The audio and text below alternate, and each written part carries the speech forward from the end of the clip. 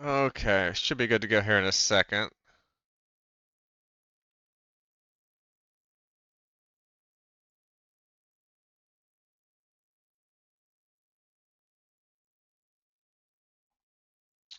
Probably bring down the music just slightly, just balance with my voice a bit.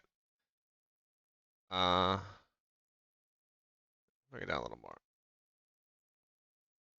Nice little background music, and hello, welcome. It is 2026. Happy New Year's. Uh, Welcome in everybody. Let's see. Yeah, I'm gonna rank all the movies I saw this year. Uh, Dame Nemo asked how many movies are the Olympics? I need to know. And my guess is 22. I'm not gonna lie, when we get to the Olympic movies, I don't have like a ton of nuance in ranking them, and they weren't all that fun. So if there are bad movies, they'll rank less than the Olympics.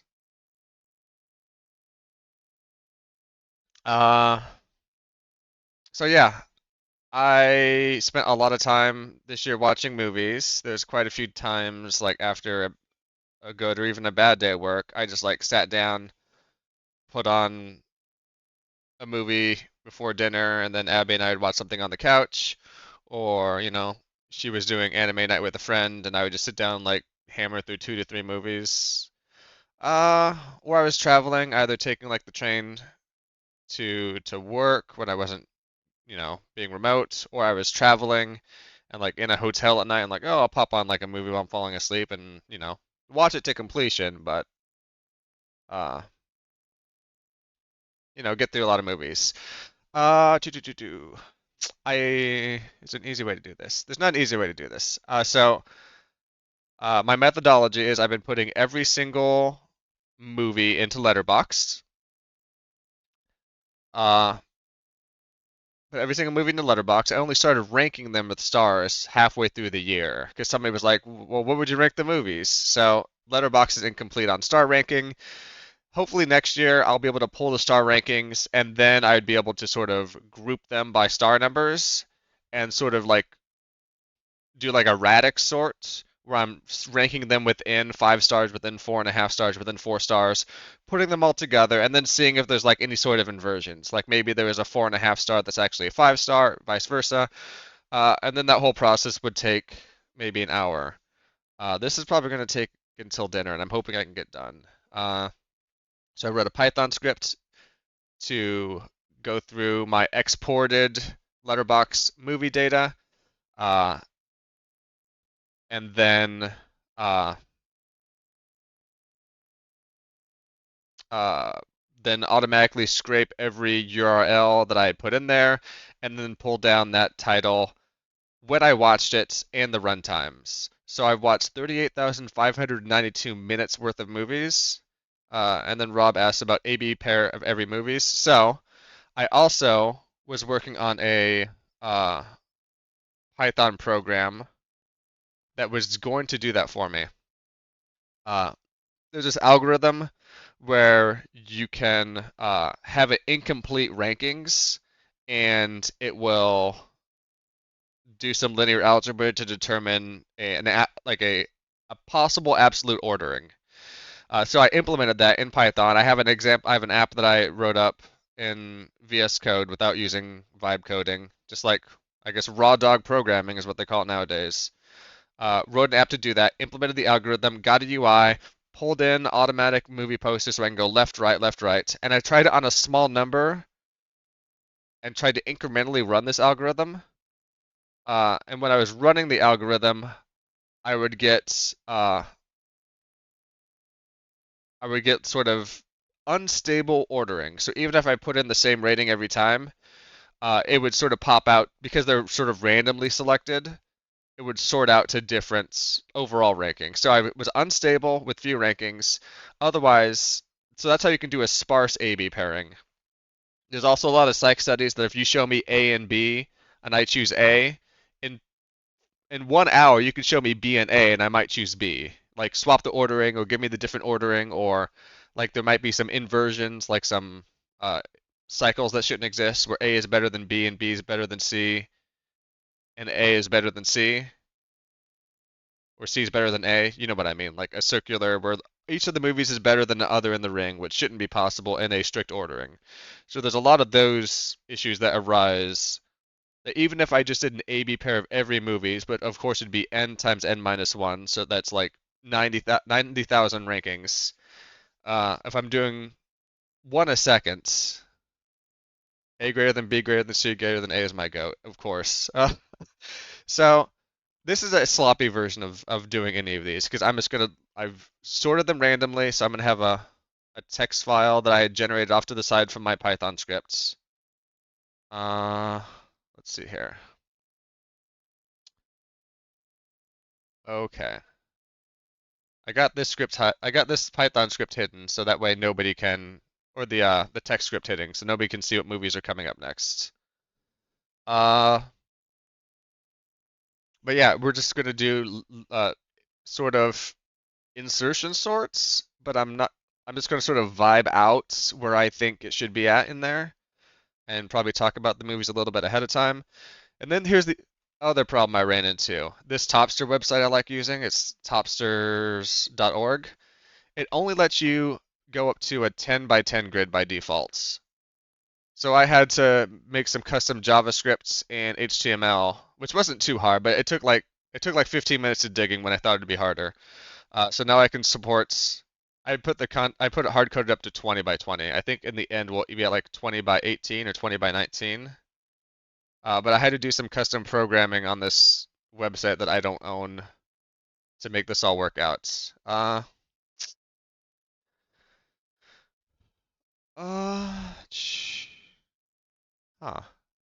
Okay, it does switch. I'm just a little delayed on my left, on my stream view.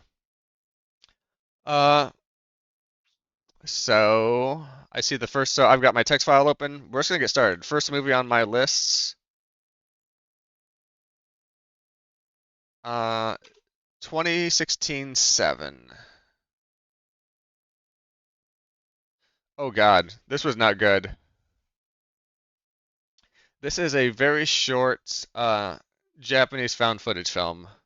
Six individuals arrive on set to take part in an upcoming film production. Once they arrive on the set, the rest of the cast and crew are nowhere to be found. Puzzled, confused, these six individuals quickly learn they aren't what they seem. A simple call time turns into a fight for survival.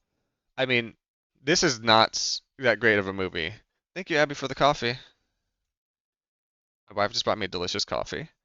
Uh, as you can see, this is when I started rating them. So 1 star. This is going to be down below. You're going to see some Olympic movies that are better than this. Uh, so we're just going to type add item 7.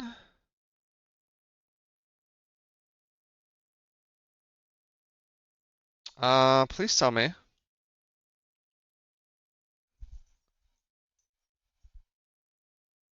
Does this go by a different name? Oh God. Maybe just 7. Okay. 7 so far the best movie. This isn't.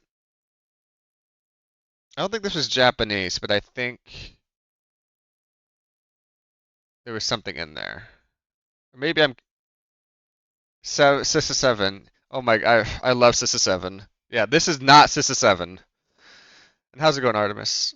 We are just getting warmed up here, so 7 by being the first movie on this list is the best movie on this list.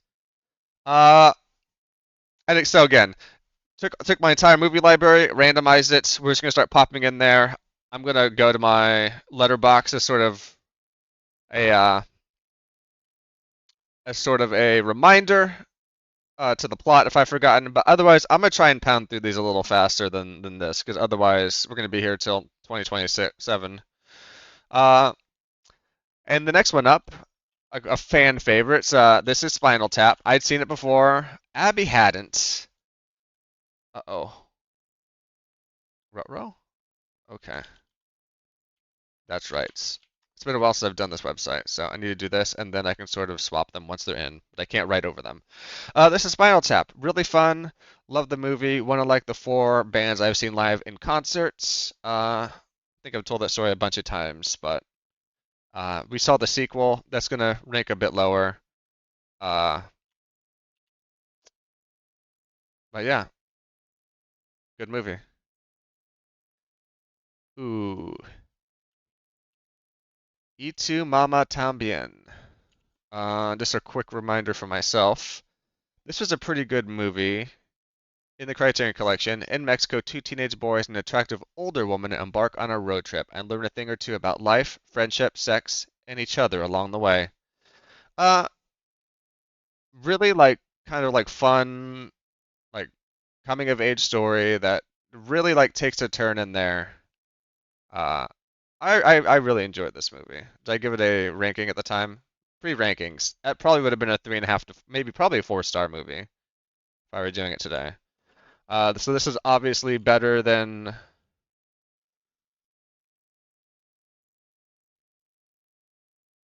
like that poster better. This is definitely better than 7.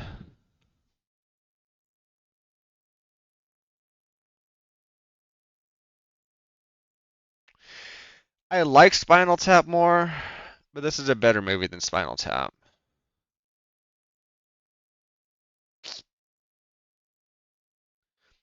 Spinal Tap.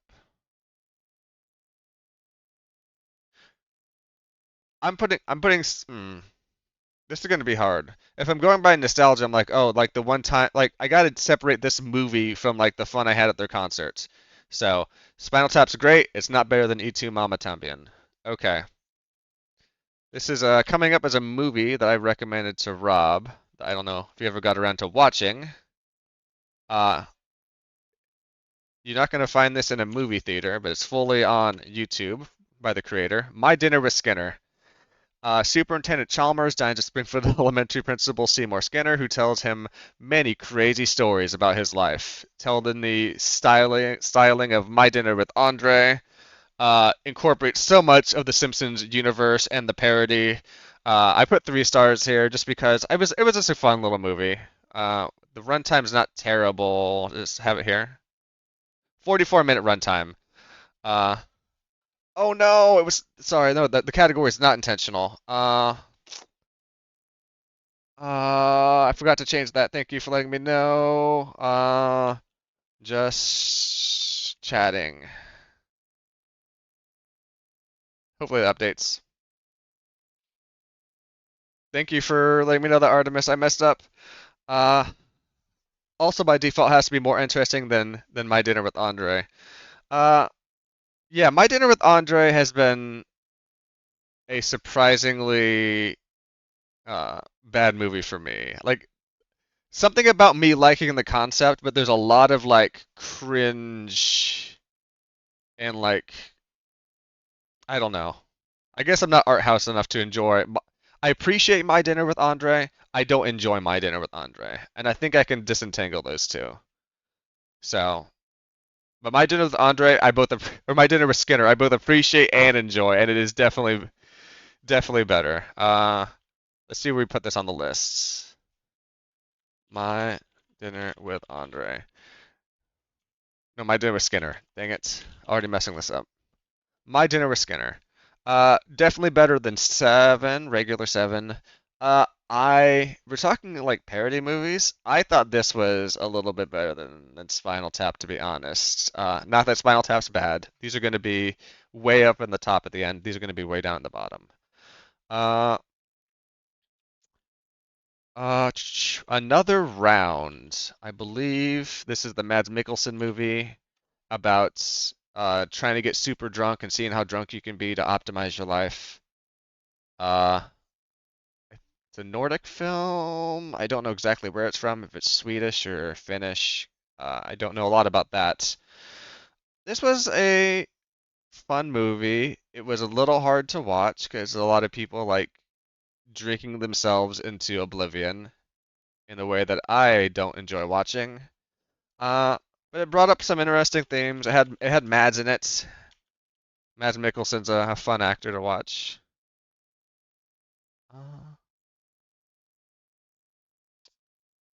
this grid's gonna get pretty crazy before too long, so I apologize. There's only so many pixels. Uh, so another round.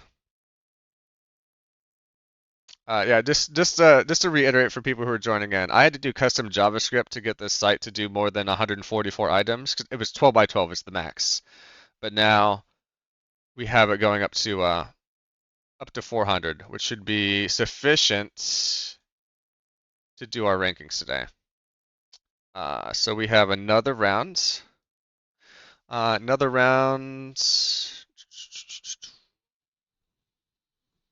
I'm gonna put it better than 7. Not a bad movie, but yeah, just didn't do it for me. Ooh, now we got a good one. We got a good one here. Uh, Grand Budapest Hotel. This is a Wes Anderson film uh, that tells a story about a rich guy who used to work at this previously prestigious hotel. This was the first Wes Anderson movie you saw. What was the first one I saw? I think I saw Royal Tenenbaums on TV. Uh, this is just an amazing movie. Yeah. There are some Wes Anderson duds. There's some stuff I don't like as much, but I think Grand Budapest, Royal Tenenbaums, uh, actually a lot of stuff. I really like Asteroid City.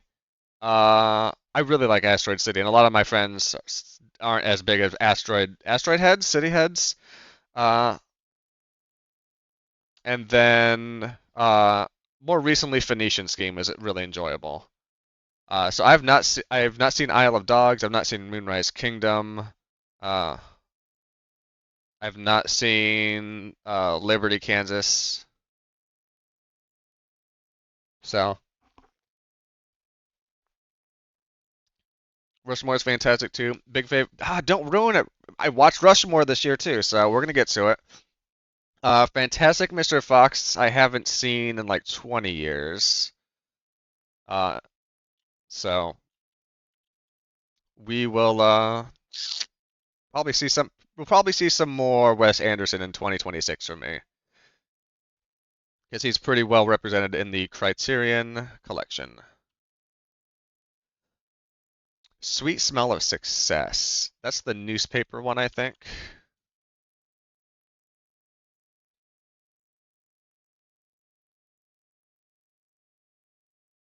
Sweet Smell of Success. New York City newspaper writer J.J. Hunsucker holds considerable sway over public opinion with his Broadway column. But one thing he can't control is his younger sister Susan, who's in a relationship with an aspiring jazz guitarist Steve Dallas. Hunsucker strongly approves of the romance and recruits publicist Sidney Falco to find a way to split the couple, no matter how ruthless the method. There's like a lot of these like newspaper man stories. Thank you, Ash and Vanilla for the follows too. Uh, there's a lot of these like old-timey newspaper ones. This is kind of my least favorites. I didn't really feel like sympathy for anybody in the movie. Uh, Well, did I give this a ranking at the time? Yeah, this was pre-ranking. This probably would have been a 3. Like 3 is like where I say, I'm glad I watched this once. I could be talked into watching it a second time. 2 to 2.5 is like, okay, I saw it once. 2.5 is I'm glad, I saw it once, I'm glad to have seen it. 2 is like, I saw it once, and if somebody asked me if I should see this, I'd probably say, do you want to watch it? Isle of Dogs? So where should we put this? Uh, I think I like it a little better than another rounds. So I think it's going to go there for now. 6. Uh, we have Do the Right Thing. A story about race relations in New York City. Let's see if we can just read a better synopsis of it than what I just said.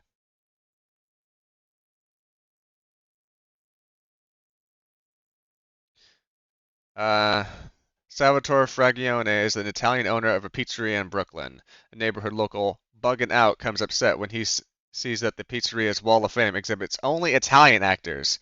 Buggin' Out believes a pizzeria in a black neighborhood should showcase black actors, but Sal disagrees. This wall becomes a symbol of racism and hate to Buggin' Out and to other people in the neighborhood, and tensions rise. So it's all about how a racist Italian guy couldn't like throw a few bones, like throw like Muhammad Ali or other like prominent black people up on a wall. So good movie. Has a lot of talent in this, and obviously Spike Lee is amazing. It's Spike Lee, not Spike Jones, right? No, Spike Lee. Yes, okay, it is Spike Lee.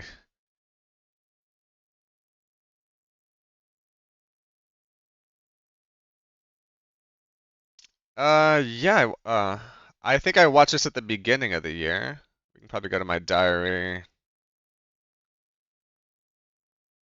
Ah, fuck. I'm never gonna. The ad blocker isn't quite working for this guy.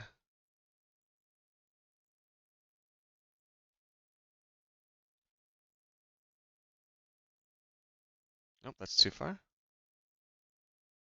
Bum, bum, bum, bum. Doodle, doodle, doodle, doodle. Hey, Miss Murder, can I?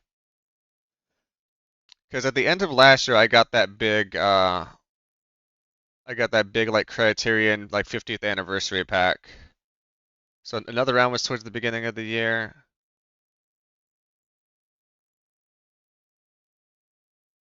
Probably easier just to go through my spreadsheet where I actually have them listed with dates. Uh,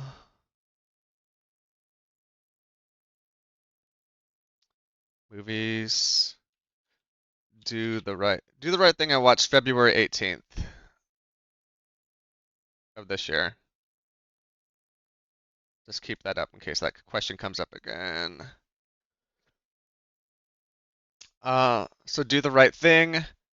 That I'm gonna put that as second. For me, Grand Budapest is pretty high up there. Do the right thing is so fucking good. It's the how it's filmed, how it's shot, just kind of a perfect movie. There's everything it needs to, and then some. Okay, this is not gonna be good. Golden Glory. 1952 Olympics.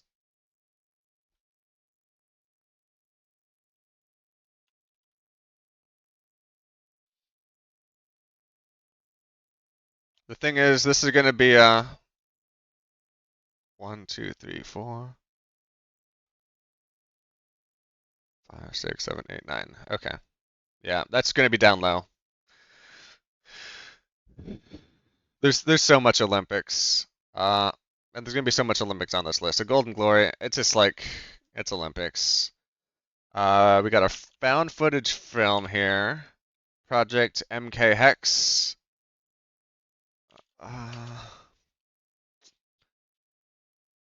Uh, Tim films his brother Sean's funeral after his suicide, then uncovers Sean's fixation with non-existent online urban legend about a failed government mind control experiment. This is really good. Well shot. Uh, I'm a huge found footage fan. Uh, the ending was just it was well worth the payoff. Uh, where better than Seven, better than Olympics, better than Another Round, better than Sweet Smell of Success,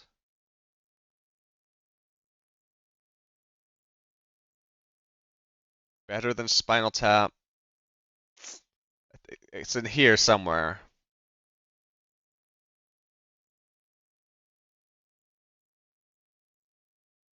I hate to say it, but I think this 40-minute My Dinner with Andre is better than MK Hex.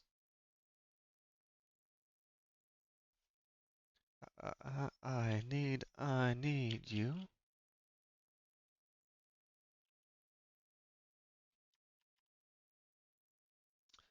Uh, I have no idea what the castration movie is. I'm not gonna look it up. RoboCop, but this is the new one. Let's see. Pretty sure it's the second. Yeah.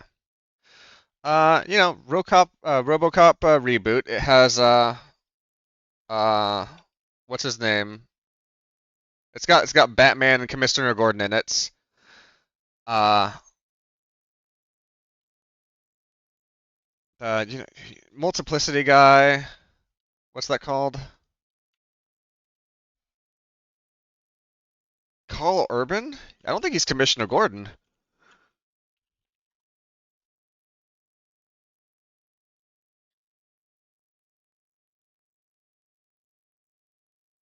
It's got Gary Oldman and Michael Keaton. That's who I'm thinking of. Uh, Michael Keaton as sort of as Raymond Sellers, the bad tech trillionaire, and Gary Oldman as the doctor that's working on repairing RoboCop. Uh, I like this as a reboot. I know a lot of people don't like the RoboCop reboots. I thought it was fine on its own.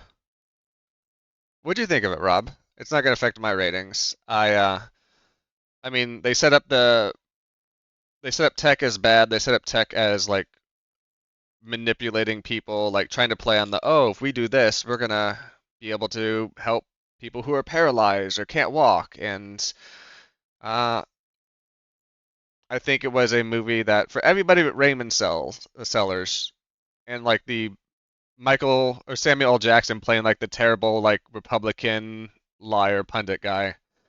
Uh, I think it showed how a lot of good people can get manipulated by the system. Uh, I'm trying to think. Eh, Even though I liked it a lot, I would probably watch Sweet Smell Like Success before that. And you're right, it could have been a lot worse.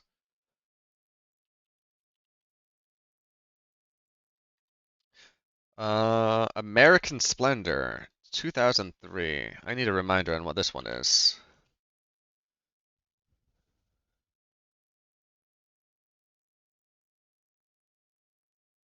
It does not have a Clarence Boddicker. And it was not as good as the Dread reboot. I saw the Dread reboot in IMAX 3D, and that was wild. That was a lot of fun. 50% Dread. American Splendor, an original mix of fiction and reality, illuminates the life of comic hero everyman Harvey Pecker, uh, played by, of course, Paul Giamatti, who I believe is in the last few seasons of Stranger Things. And Judah Friedlander, yeah, he was in there too. uh, this was a weird movie because I didn't know what they were doing in it, but this is a real life guy who did comics, and then they do a comic movie about him. And even though Paul Giamatti's in there, they have Paul Giamatti in character talking to the person who he's portraying as himself. So it was kind of meta for me, but I thought it was a solid movie. I don't think I rated it, but that'd be like a solid 3 stars. Yeah, I did rate it. Solid 3 stars. American Splendor. Uh, Definitely I'd watch that again over RoboCop. I'd probably still watch Sweet Small Success again. 1, 2, 3, 4, 5, 6, 7, 8, 9, 10, 11. Just trying to make sure I don't lose a film in here.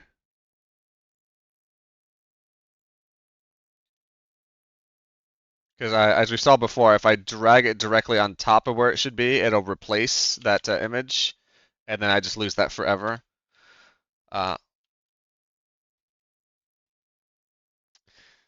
Uh, we have a classic sci-fi movie, The Blob. Uh, oh no, that's not it. The Blob, 1958.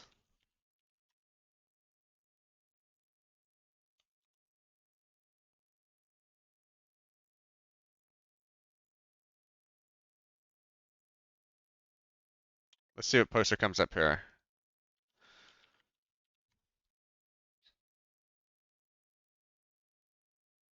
The Blob, 1958.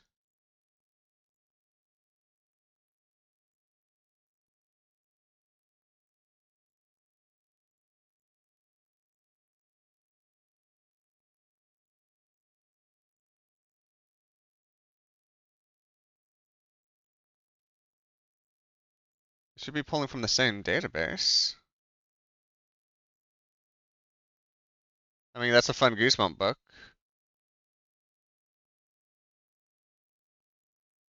Oh no, here we go. That's the one. Sorry, I just want to make sure I get the right movie in there. Drive-in theater favorites. Uh, Johnson's life, alien life engulfs everything it touches. Uh, I don't know, classic sci-fi movie. If you don't know it, I'm not gonna spoil it because I think it's worth a watch.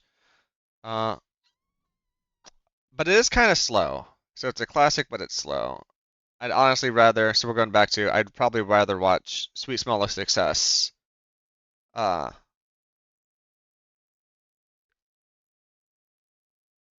and I'm gonna put it here. I feel like I could maybe swap those two, but oh boy, I forgot that was this year. These are gonna be a little tough because I don't fully remember everything about the plots. Uh, but what did I say about Zatoichi's Revenge?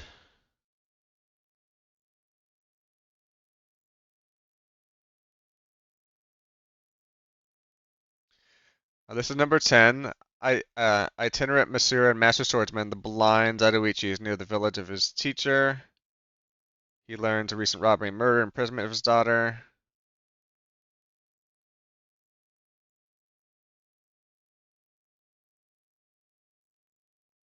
Okay, didn't add a review to it. That's fine.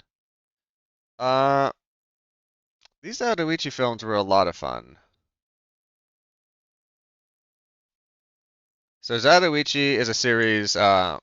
It's a blind swordsman who was disgraced and also like does like massage to earn money.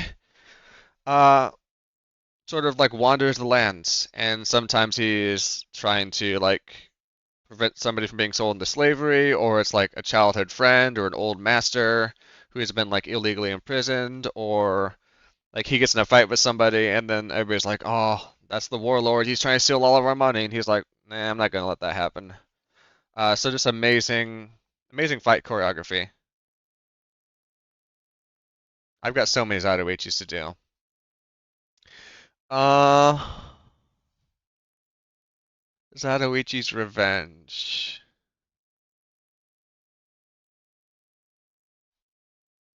I'm gonna cheat a little bit.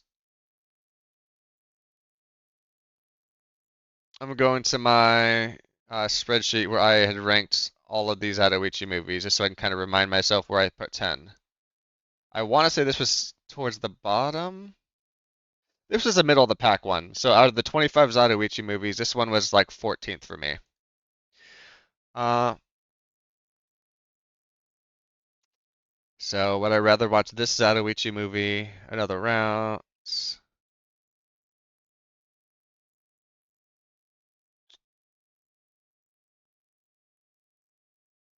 I'm gonna pop that around here. Yeah, that seems like a good space. A good sort of ranking.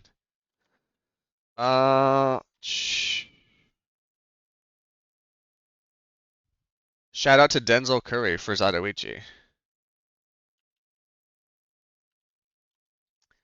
Then we have All That Jazz, which is just an amazing movie. Cinematography, use of color, everything in here is great. Gideon is at the top of the heap. One of the most successful directors in choreographies and musical theater, but he can feel his world slowly collapsing around him. His obsession with work has almost destroyed his personal life, and only his bottle of pills keep it going. Yeah, this is amazing. I loved about every minute of this movie, and this is going to be high up here. Uh,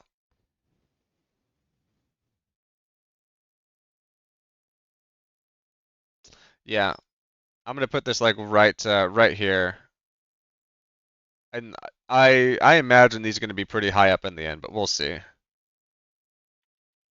All that jazz, also in the Criterion Collection. Uh, let's see. This one was not ranked as high, but it is Zatoichi's Pilgrimage.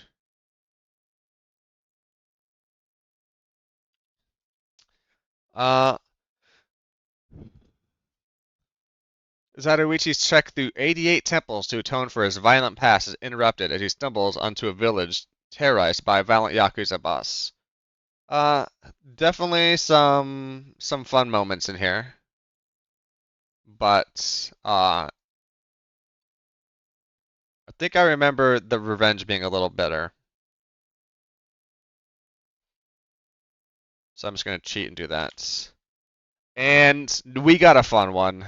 I don't think this one rated super high, but this is Zatoichi. Uh,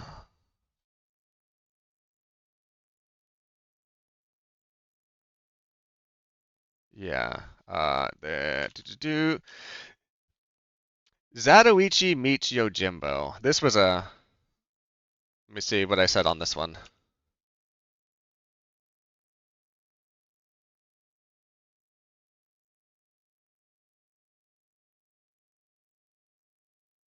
A compromise. Oh yeah, this was because I called it compromise. It's because this felt like a little bit of the this felt a little bit like the Fast and Furious movies where like Dwayne the Rock Johnson and Vin Diesel like had to, or was it them two? Was it's Hobbs and Shaw? Some combination of the actors were like, "Oh, I can't be hit any more than this other person, or I have to hit you as many times as I get hit." That's what Zatoichi Meets Yojimbo felt like. It felt like not quite a yeah, a Zatoichi movie, not quite a Yojimbo movie. It was fine. It's just it could have not been a it could have been not been a it could have been Yojimbo meets Zatoichi, and it would have played exactly the same. Uh, I had fun with it though. I think somewhere in the middle of those two makes sense. And I think I think this is my favorite uh shit. Who did Twin Peaks? Gwen's not here, otherwise she'd be yelling at me. Uh Twin Peaks director. David Lynch. Thank you. Uh this is my favorite David Lynch film. Oh God, she is here and she's yelling at me. Hi, Gwen. I didn't forget David Lynch. Uh, it's kind of like it's like Beetlejuice or Bloody Mary. If you say David Lynch 3 times, Gwen will appear in your streams. Happy New Year's. Blue Velvet. This is probably my favorite David Lynch movie. I really loved it. The only uh I don't think what's her name was in this. Laura Dern is in this. Yeah, she is. I forgot.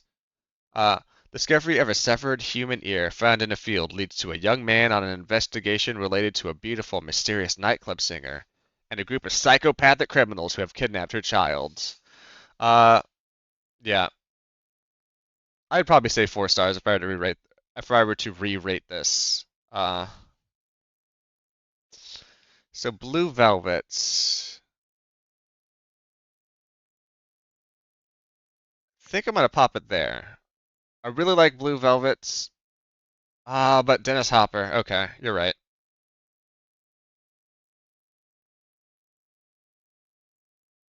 Is Blue Velvet better than Do the Right Thing in my eyes? I don't think so. And that's okay. Because I'm doing everything on one-dimensional axes. It's better in other ways. Yeah, I'm okay with this. Blue Velvet's currently at number three. Some perfect Dennis Hopper in there.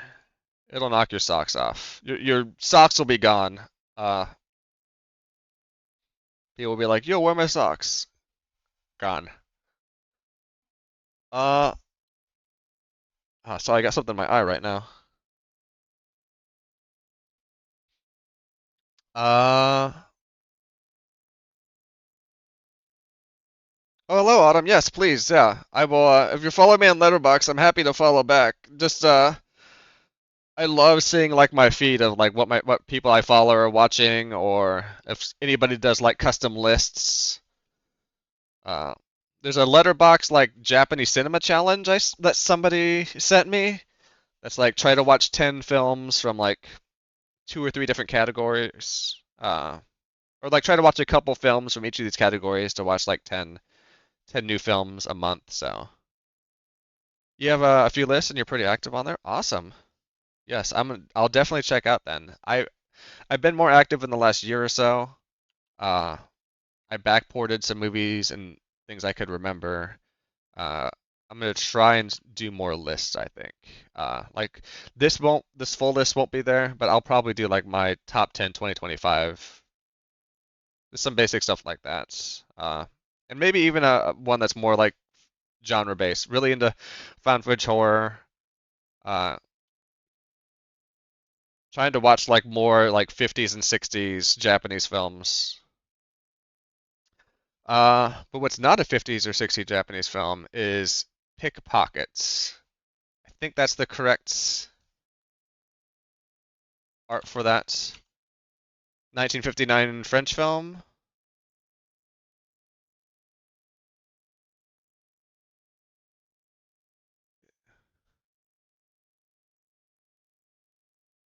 Is that not it? If you're looking for stuff, you really can't go wrong with Kurosawa. Well, I hope this is Pickpocket. It looks like a different picture.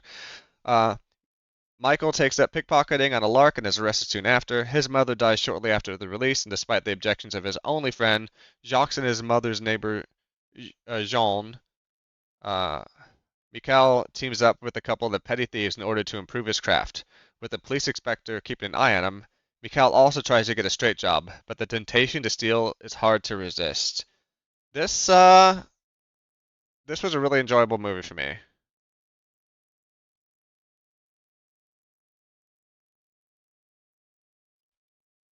Oh, this was this not the French one?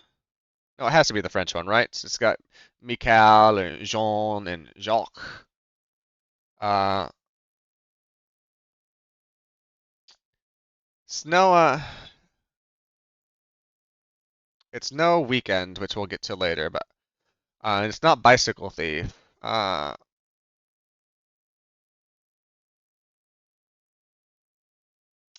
uh,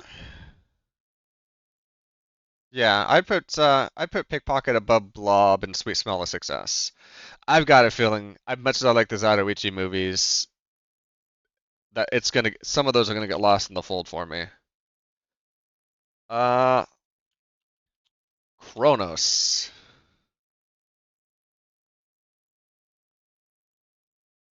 Moving out.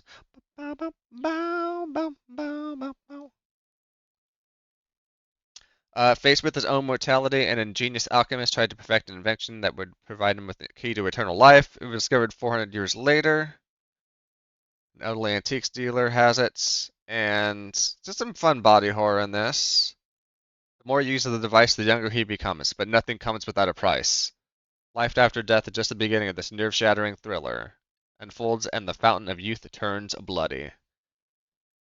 Ah, do, do. Where should Kronos go?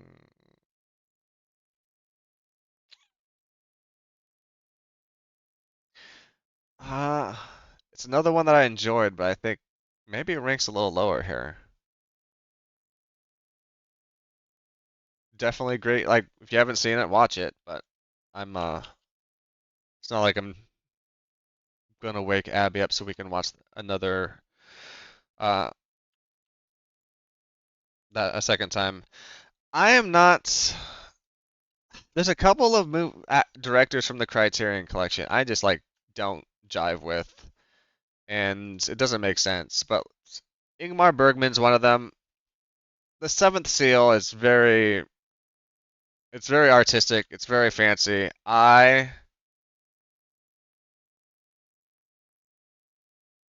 did not really enjoy the movie though. I enjoyed them slightly more than Olympic movies. Okay, now I have to ask myself, would I rather watch this again or another round? I'd rather watch this again than another round, but I'd definitely rather watch RoboCop than that. And I think this kind of holds.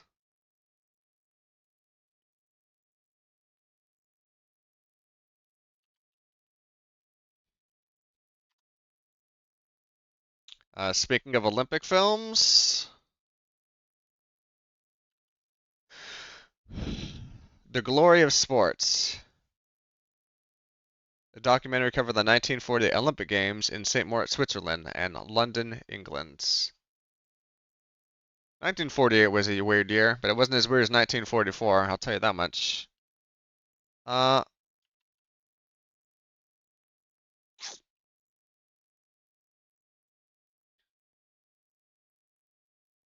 I think that's probably a little worse than that other Olympic movie. This is the like 20, the 20, what is it? 14 RoboCop? Uh,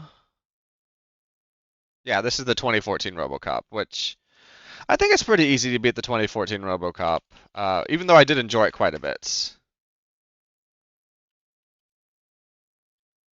Uh, bum, bum, bum, bum.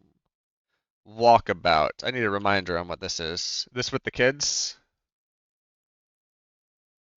Oh yeah, this was fucked up. Under the pretense of having a picnic, a geologist takes his teenage daughter and 6-year-old son into the Australian outback and attempts to shoot them. When he fails, he turns the gun on himself, and the two city-bred children must contend with harsh wilderness alone. They stay by a chance encounter with an Aboriginal boy who shows them how to survive, and in the process underscores the disharmony between nature and modern life.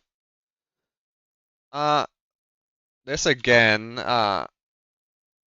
fine movie. I don't think I fully appreciated it, and that's okay. Uh, but it's gonna rank a little low for me. I'm sorry, Walkabout. Oh yeah, now we have a classic. This is a classic here.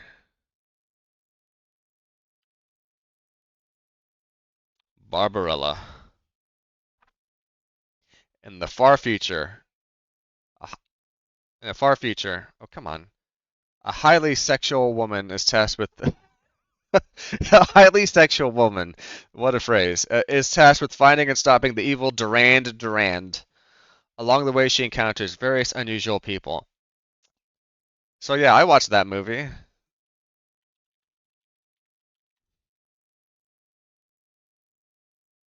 Jane Fonda, that's who was in it.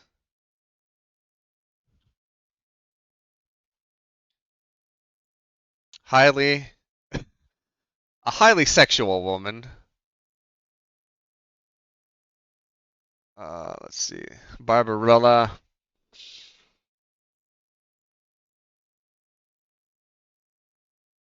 Shout out to Hanoi Jane. Was she in there too?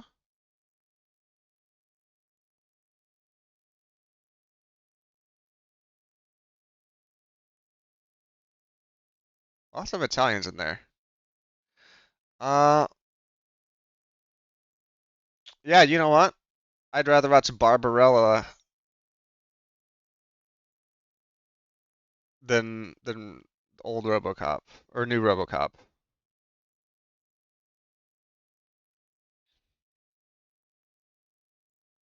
Oh, that's the derogatory name for Jane Fonda because she was against the war. Well, I'm gonna try not to say that again, ever. Uh, let's see.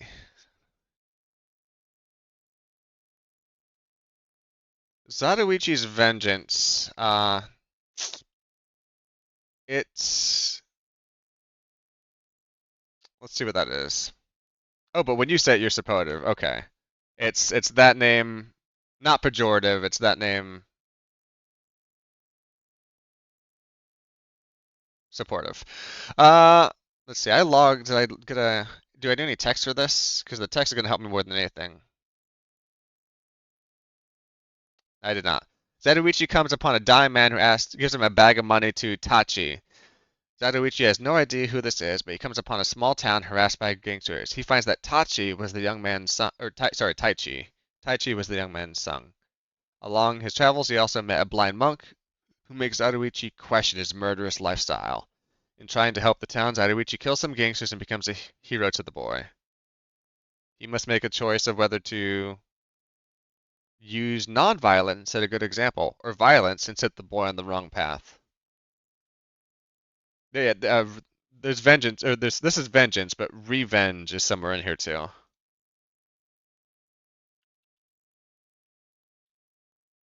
The Zulus got back again. I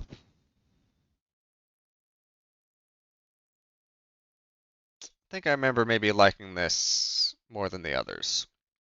Very, this is not repeatable movie science here. If it was repeatable movie science, I would be doing what Robert originally said: A/B testing, left and right, two movies, and going through them at least 3 times total to make sure that I have some sort of consensus. Uh, VHS 2. I was watching some VHS 23. What the fuck is VHS 23?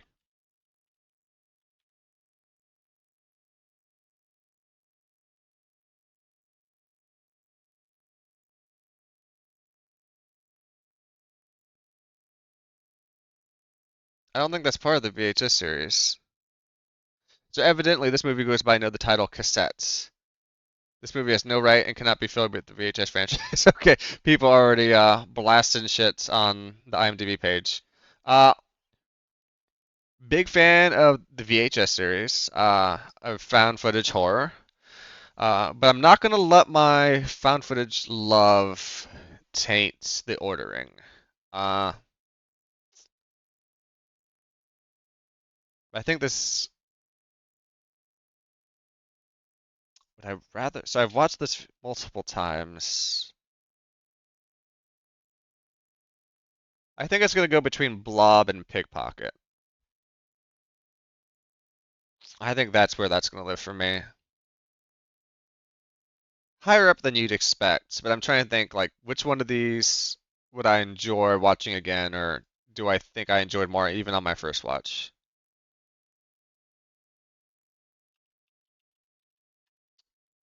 Uh, Truth or Dare. This is one I definitely saw on a plane. Pretty sure it's that first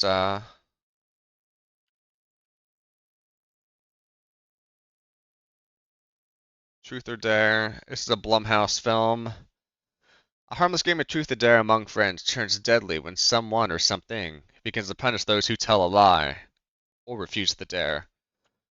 Uh, 2.5 seems about what I remember there. Uh, Truth or Dare. Poor Seventh Seal. You're gonna get buried here, buddy.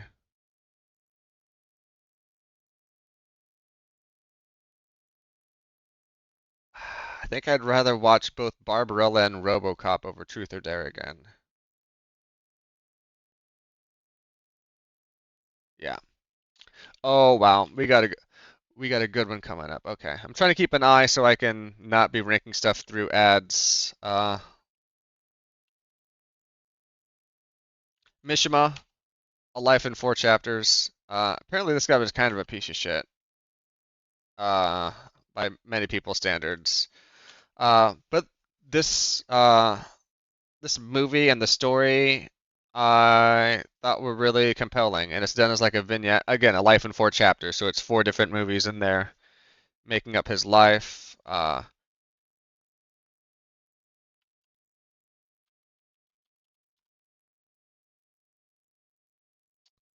Uh, fictional account of the life of Japanese author Yukio Mishima, combining dramatization of three of his novels and a depiction of the events of November 25th, 1970. And I don't have time to go through those events, but if you want to Wikipedia this guy and look at what happened there, that's the ending of the movie.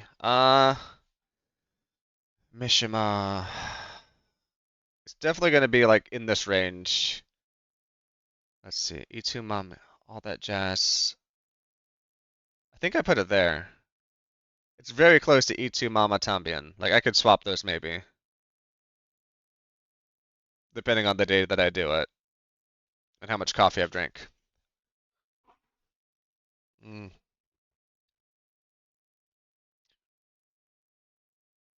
I just spent a lot of the first hour like setup and preamble, and I'll use this time to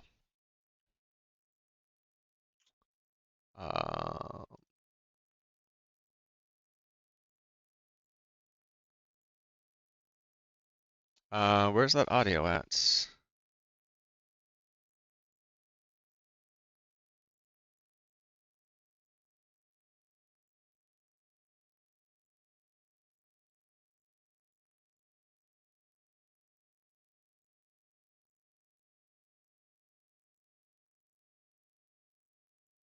Okay, got the music going. Be back in a couple if you don't see ads.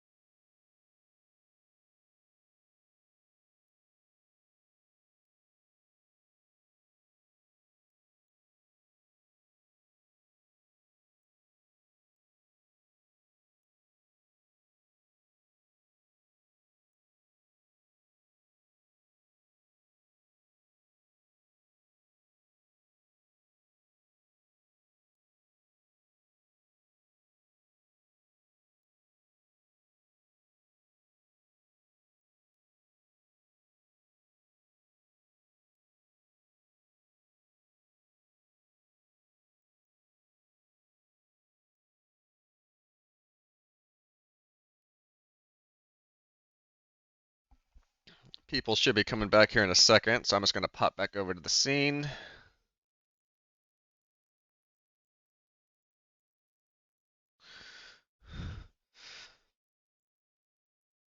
Let's see.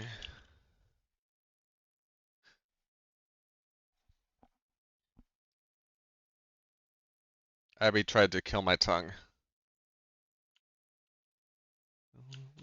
And friend of mine, Alain Mimon. This is another Olympic movie. It's a short about the French runner. Pretty inspiring story, but you know, Olympic movies are not going to do well.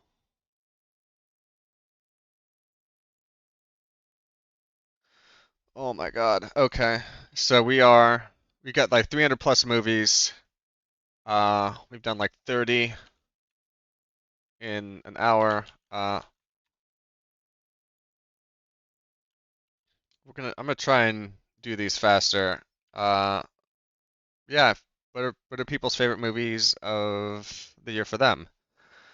In the Mood for War is a it's a Kong War Kai. I'm terrible at names. Wong Kar-wai. Uh, Two neighbors form a strong bond after both suspected extramarital affairs with their spouses. However, they agree to keep their bond platonic so as not to commit similar wrongs. Really enjoyed this one. Uh, this is probably another E2 Mama. This is a Mishima pusher, yeah. I think this guy does great work. Big fan. Chimes at Midnight. Your favorite that was also your overall favorite was The Meetings of Anna by Chantal Ackerman. I have not heard of that one. Let's see. Chimes at Midnight. This is the Orson Welles movie based on Henry the Fourth. This was not my favorite. It's, good Orson Welles, but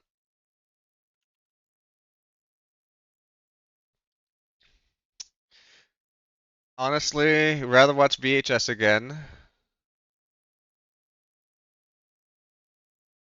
Rather watch RoboCop. Rather watch Truth or Dare. I think this is another Seven Sealer.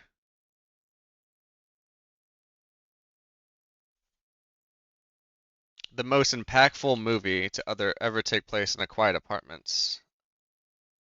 Is it like one of those movies where it's only one, uh,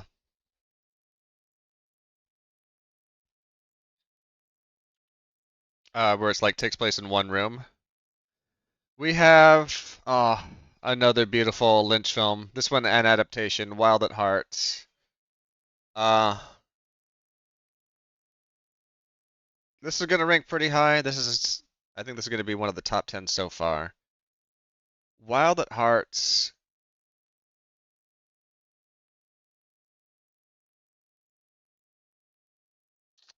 I think for Wild at Heart there. Just perfect, perfect Lynch, Cage, Laura Dern. What else do you need? You did not watch much this year, but 2018 Suspiria was really good remake of it. So I seen the 2018 Suspiria, loved it. We're gonna get to it. I've not seen the 1977. That is on my list of stuff I want to watch. I think it's on the Criterion streaming. Uh, then we have Joker, Folie à Deux. Obviously, best movie of the year. No questions there.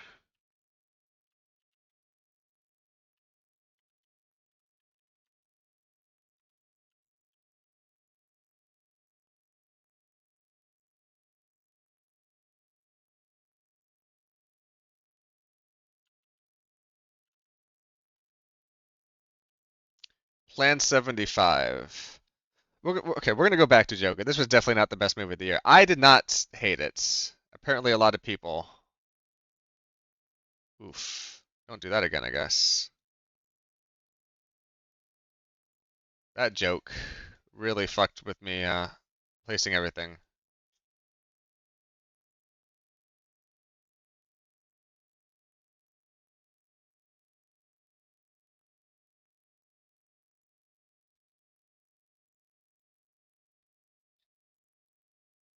Check out Phenomena as well. We watched some good Dario Argentino stuff this year. I don't think I've seen much of his.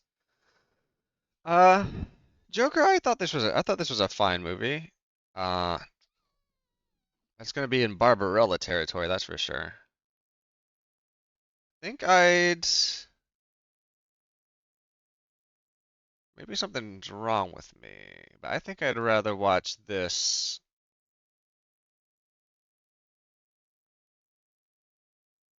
over the artist movie. I'm okay being wrong, but that's my. You're not Gaga stands here, or you are Gaga stands, but you did not watch Joker 2. I I enjoyed Joker 1 and Joker 2.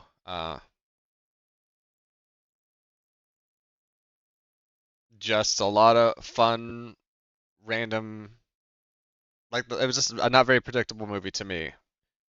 So I really appreciate that. Plan 75. This is a very depressing sci-fi movie. I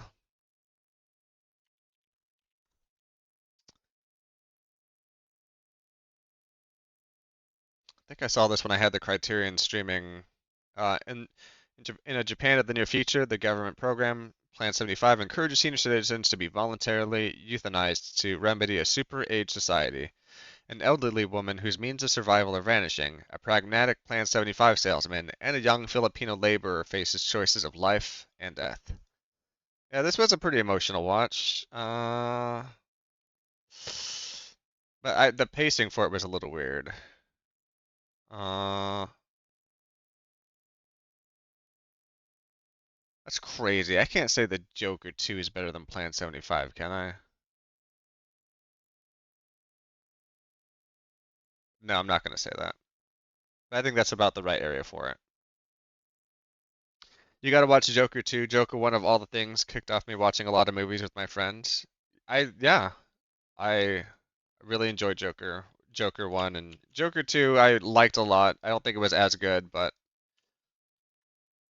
I don't watch a lot of comic book movies either. World of the Youth. I think this is the one where the Nazis are like, it's all fine because we're kids. The Nazi propaganda film covers the 1936 Winter Olympics that were held in Germany. Yeah, we're just gonna put that right at the bottom. Now, what's worse, a Nazi propaganda film or the movie Seven? Uh, yeah, you're lucky. You're so lucky that that was a Nazi propaganda film. Otherwise, you would still be bottom.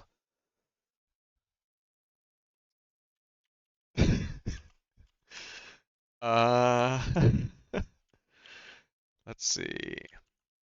Project Silence. I barely. Was this a found footage one too? Oh no, this is the Korean film. I saw this on the airplane. Due to sudden deteriorating weather conditions, pretty much a truckload of remote controlled killer dogs are let loose.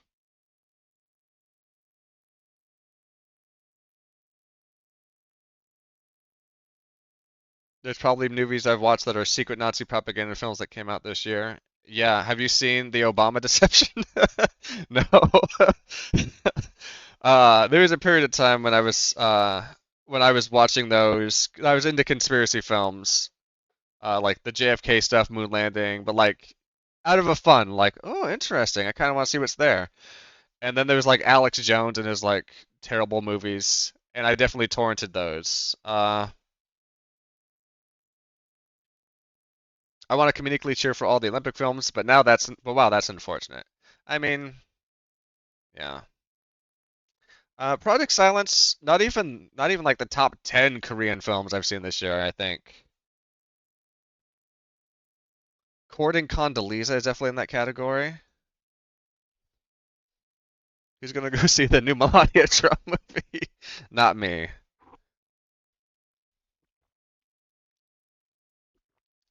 I almost spit out my coffee when they played the trailer for that on the Majority Report because I'm like, there's no way. This is like, is it April Fool's in December? Because that can't be a real movie. Will never be on this list. Project Silence. Uh, I have a feeling Project Silence is in this realm. It's fine. So the question is, the cartoonist or Project Silence? Barbarella, Project Silence. I Okay, it's official. Project Silence is slightly better than Chimes at Midnight by Orson Welles. Uh, Goodbye. 2012?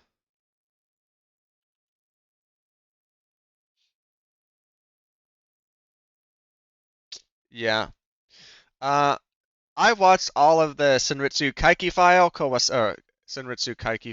Kawasugi series. This is just like these are like a little short that's in there. I think these shorts are probably going to rank a little lower just because they don't really bring much to it for me. This series is great. Please, I'm not going to say where you can find it, but I'm sure if you Google around, uh, you're gonna find it, and oh wow, it's found footage, Japanese horror, just done perfectly. Great, great pacing, great audio effects.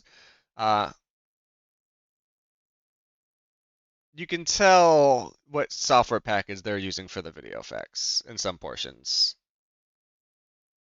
Uh, so goodbye. It's gonna. I mean, obviously, it's better than a Nazi movie. uh, there we go. Uh,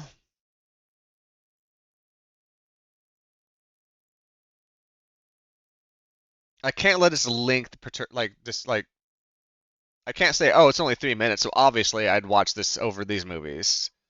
So take it in its entirety. What movie do I get more out of?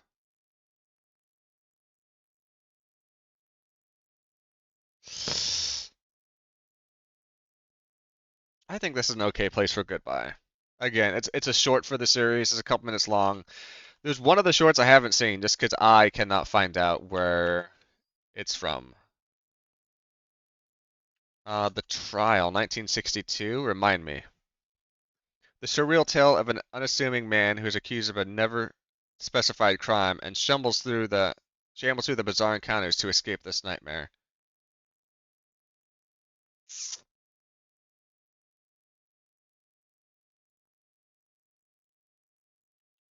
The Trial. I mean, if you can tell a concise story in 3 minutes that beats a 2 hour movie, it deserves to be on the list. Uh, no, that's true. Like, I was, a lot of the questions I ask myself when I put on the list is, would I rather watch X or Y? And I want to make sure that when I'm choosing X over Y, it's not because X has a much lower threshold to watching. Did I spell it right? The Trial, 1962. Does that help?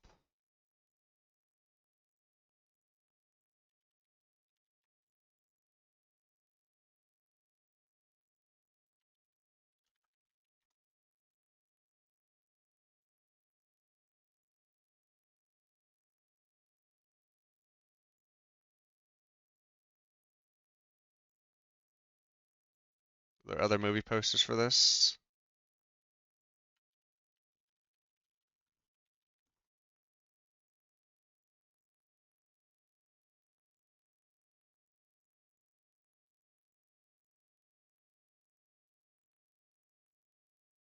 Oh, that's a good one.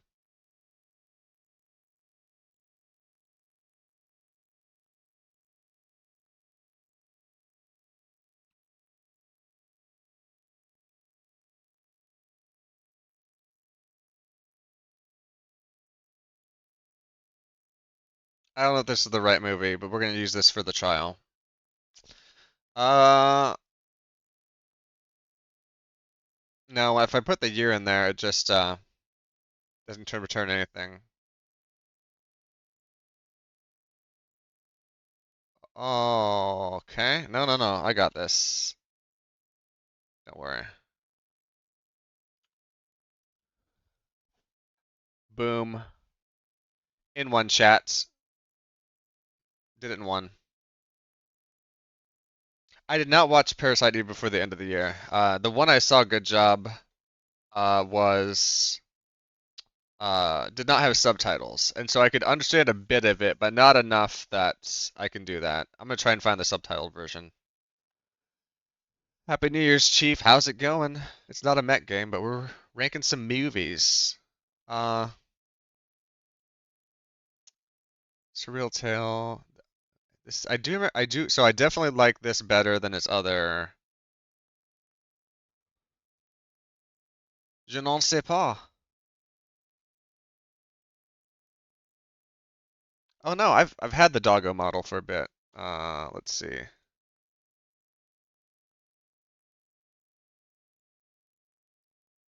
So we got ear up. We got ear up. We got glasses off. We got sad. Why does nobody like my movie? Then we're back to normal. Couple toggles. I'm gonna try and use the model more this year. I'm still don't love my whole like setup visually, but I'll work on that too. Toggos for the doggos. Yeah, the trial. Better than Midnight here. Actually, I kind of think it's up here. I think it's like in Sweet Small Success territory.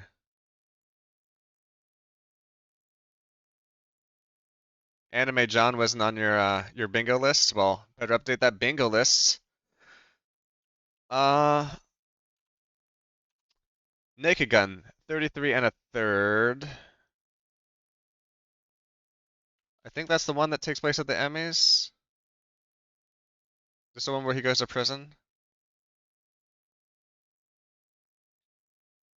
Yep, with Rocco.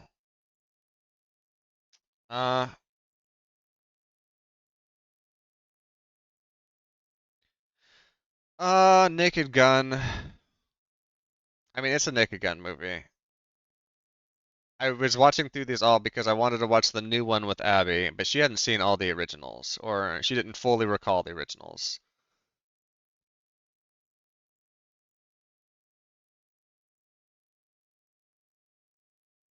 It doesn't rank highly for me, and that's fine. I think the Naked Guns are probably gonna live in that universe down there. Uh,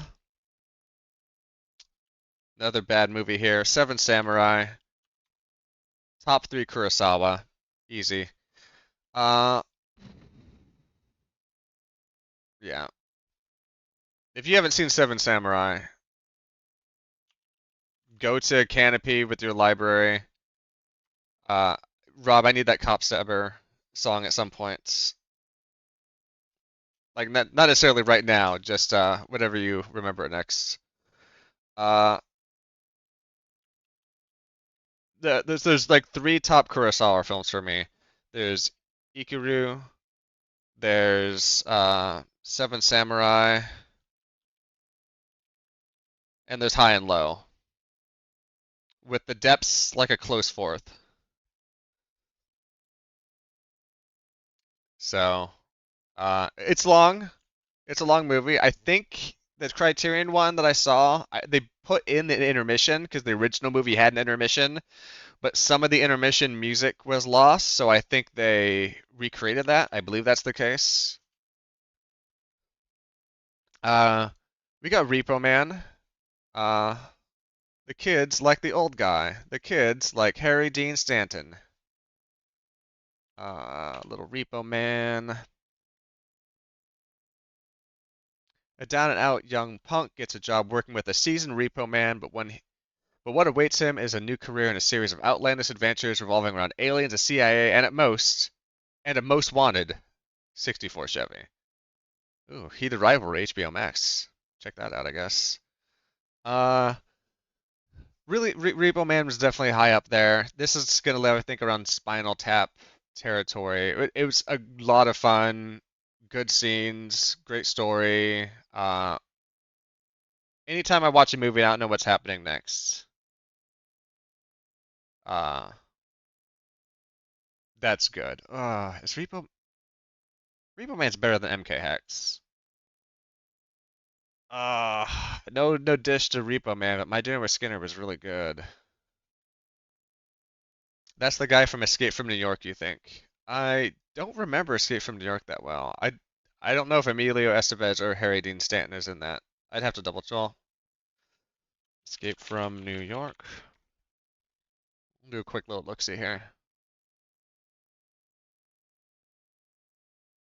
Harry Dean Stanton. Yes, he's in Escape from New York. Okay. It's been last time I saw that it was like a TV version on TNT when I was a kid, so it's been a while.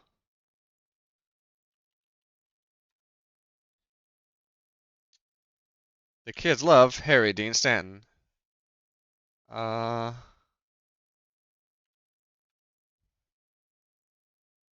this is another of the uh, Senritsu Kaiki files.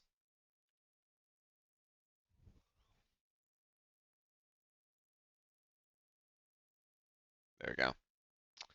Uh, I think this one was a little better than Goodbye from the 3 minutes I remember of it. Night of the Living Dead. I'm not into zombie movies, uh, and that's fine. I think they do a lot. I think they do a lot right in this movie that likes me like it more than I would just like a general movie. When am I ranking the Senran Kagura movies? We'll have to see. Uh, Night of the Living Dead.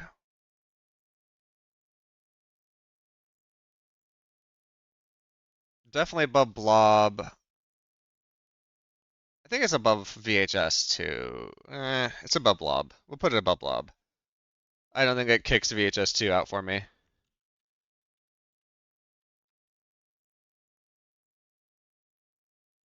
Florence from the Machine just did a Criterion Closet video. I haven't seen. I've missed out on a lot of the ones from the last couple weeks, so I need to check that out too.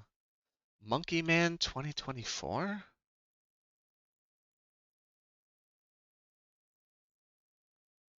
Oh, an anonymous young man ekes out a meager living in an underground fight club.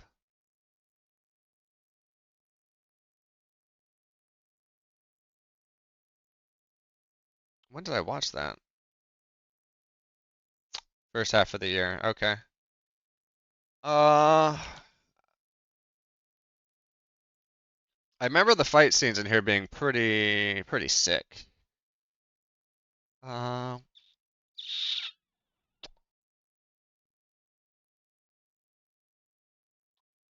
where do I put you at?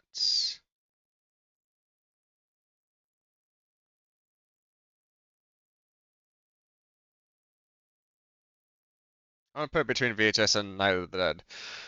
Why does my sorry ass still not have a hydrate regime? This is Fetty behavior. I know. I have not. I've really not messed with my redeems a lot. I'm gonna try and get back to streaming a couple, 2 times a week. Coming up this year. I'm actually perpetually dehydrated. You're not wrong. Abby's trying to fill me up with liquids, I guess. Uh, Part of what I want to do next year is uh, start building out some of the redeems and maybe add in like some more bots. Uh, Maybe even the throwable system. I just want to make sure when I build stuff out, I can maintain it in a way where it just doesn't break one day and then, oopsie, nothing works.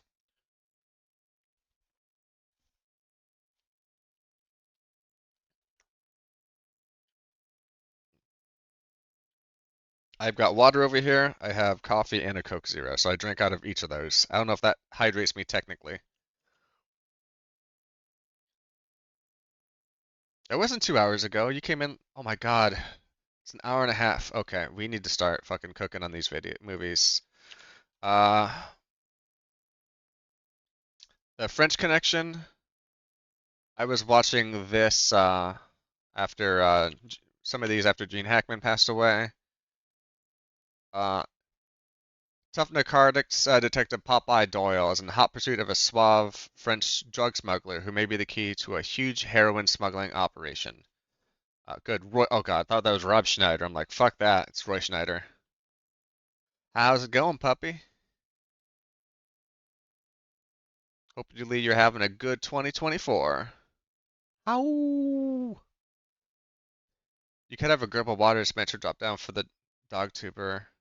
No, if I was gonna do that, I just put like a little bowl next to me. Little bowl of Monster Energy. You've seen how much I sip? I'm always dehydrated. Yeah, okay. You know what? Not wrong. You're so eepy. If you're eepy, then go be sleepy. You don't have to, unless you're at work, in which case don't fall asleep at work. Unless you can get away with it. French Connection, pretty good Gene Hackman. I felt like it was a bit slow, so I'm gonna kind of put it with these other slower movies. Not the Monkey Man Snow. Just I feel like Night of the Living Dead, Blob, all have like a pace to them. Like it's hard for me to get back into a second time. Her brother.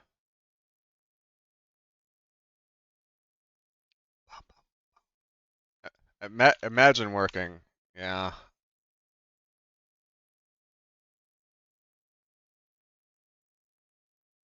Set in 1926 when Japanese tradition was much stronger. This drama looks at the inner working of a small family.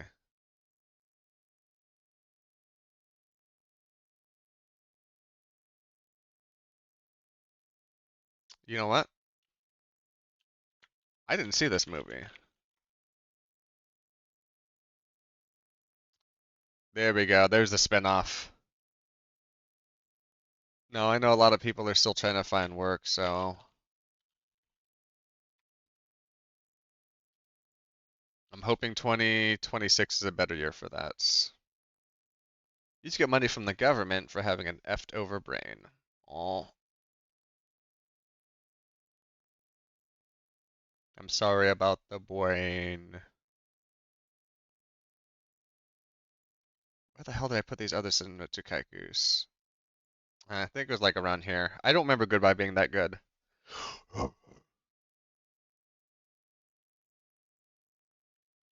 Knock, knock, knock at the door of the trio. Remember you went on a plane to meet her brother. What the fuck was Wanda? 1970.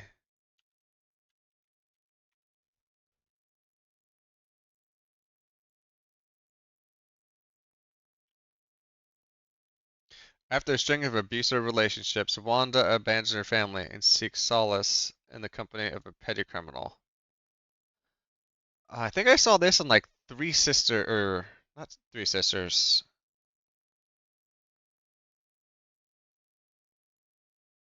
I saw this in like another similar movie, all related. No, we actually do have a fish called Wanda later on. You guys know what I've watched? Because everybody's mentioning movies. Like, it's not this one. It's like, well, actually, actually. That will be up soon. Okay, Wanda. Uh,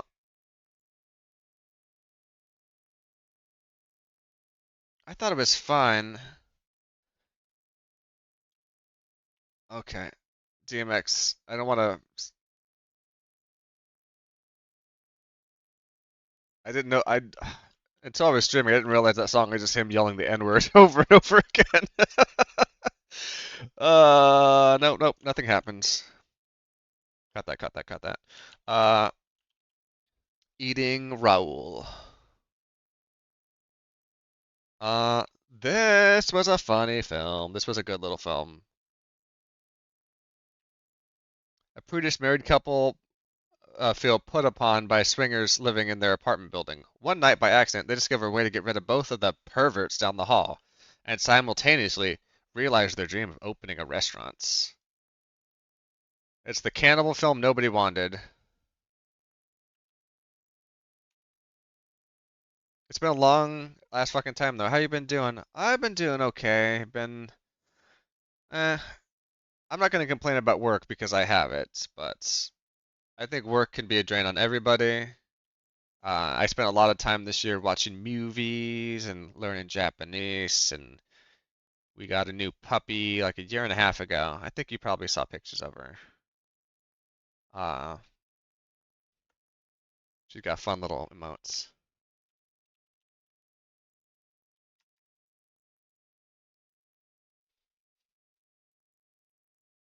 If everything goes well, I'd have to work for another 25 years. If everything goes poorly, I will be dead. No time after I work. Uh, Eating Raoul. This is the fun cannibal movie. I thought it was well done. Oh God.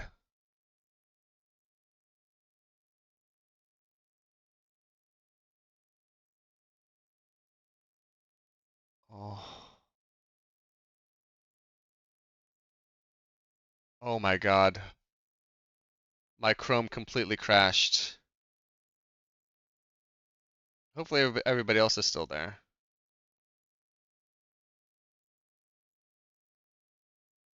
Okay, Chrome crashed. It still kept the state of everything here. You referenced this song 2, 3 years ago, and none of you got it. That's on me then, because I love the song. I'm always listening to Joe Walsh.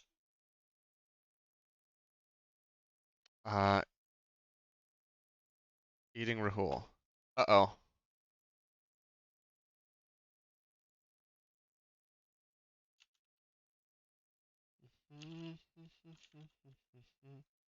It's been good to me so far.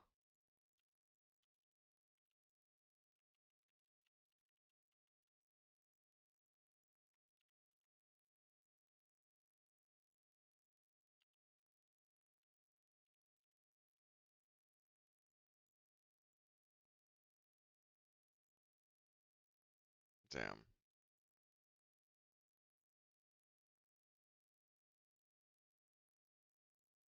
Please tell me this didn't break everything.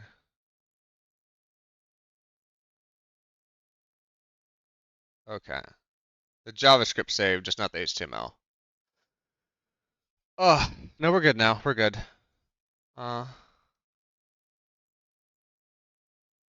uh, just to be sure, 48 is eating Raoul. Yep. Okay. At least the stream didn't crash too, just the Chrome. Eating Raoul, Cannibal Movie. We'll put that.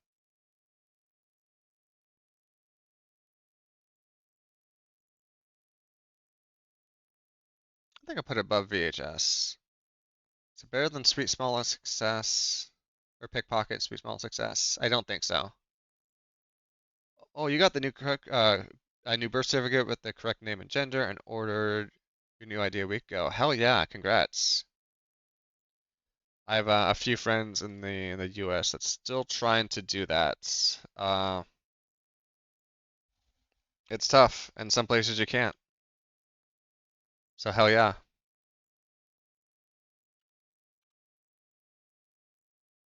Noises off. What the fuck just happened here?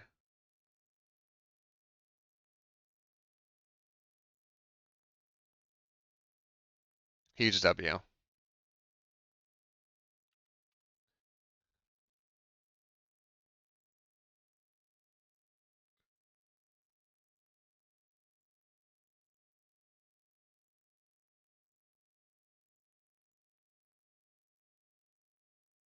Okay, I guess we'll take this then. Uh, Hired a Hellman Americanized take on a British play. Director Lloyd Fellows does his best to control an eccentric group of stage actors. This was a fun little comedy. You got Michael Caine, you got Carol Burnett, you got Denholm Elliott, you got Christopher Reeve, you've got John Ritter. Uh, just a good, solid old comedy. Uh,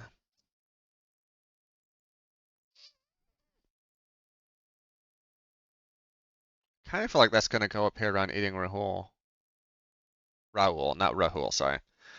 Uh,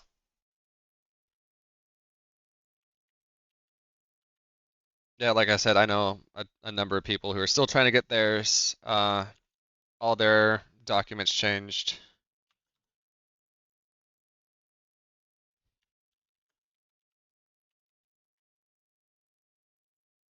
Okay, it's gonna want a Japanese name in here. Watashi no Ie no Waka through.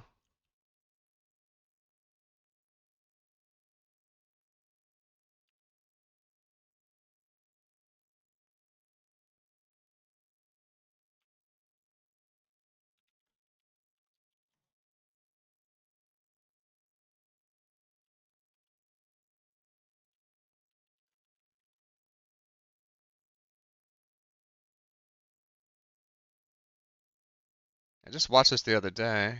Please, is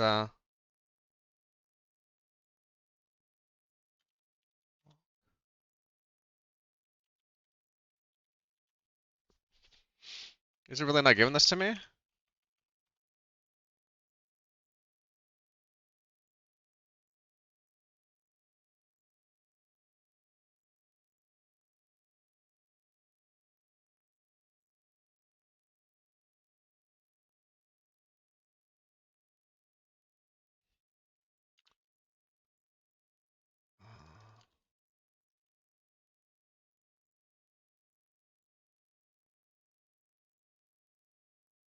Don't think it's doing that. Oh God, I might not be able to.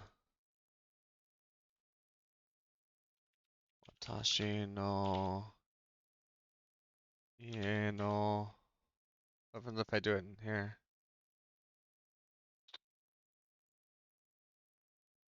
Yeah, it says house walkthrough short. I'm just gonna use a placeholder, I guess, for it.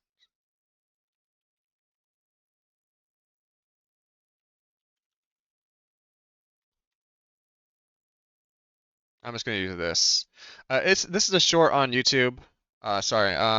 Surgery is still like a year out, but like shit's actually happening now. Hell yeah, congrats. I know, I also know a few people who are working on getting that done, and it's a long process, but when it happens, hopefully it's everything you wanted. It's just a long time to get there, you know? My house walkthrough is a short on YouTube. I saw this last week. There's gonna be some recency bias here. This is a shorter movie, but it is, oh my God.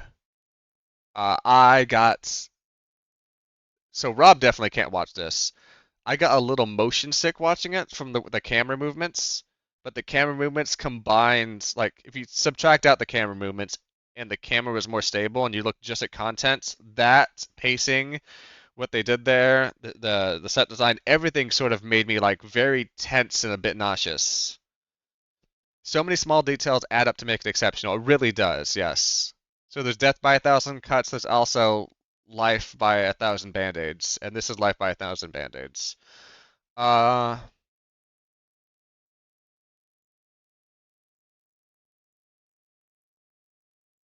we're gonna put it right below Repo Man. It's really high up there. It's on YouTube legally. The person put it up there. Uh, please, yeah, big recommend on that.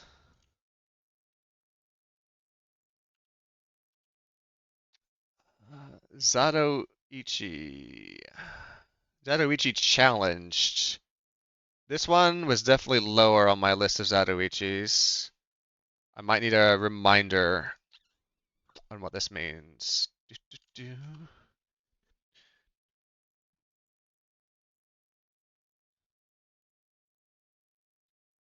No review, lower stars. Ichi staying at an inn where a woman dies. Her dying wishes that Ichi takes her son to her father, an artist living in a nearby town. After arriving, he finds out the father has been forced by a local boss to create illegal pornography to pay off his gambling debts. Ichi makes his mission to save the man and reunite the family, even though it brings him to conflict with the samurai he sort of defriended on his way to town. Only sort of. Yeah, that's kind of like a lower criterion, and that's fine. Uh, okay, here we go.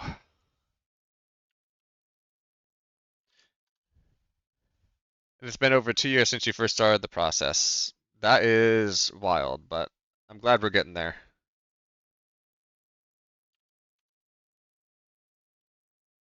Senritsu Kaiki File, oh, 2. Three journalists specialized in the supernatural will follow in the footsteps of a ghost, woken by four friends exploring an abandoned school.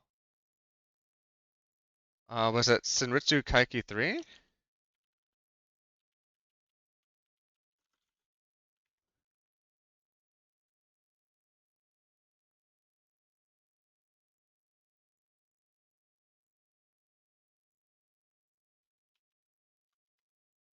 Am I forgetting this?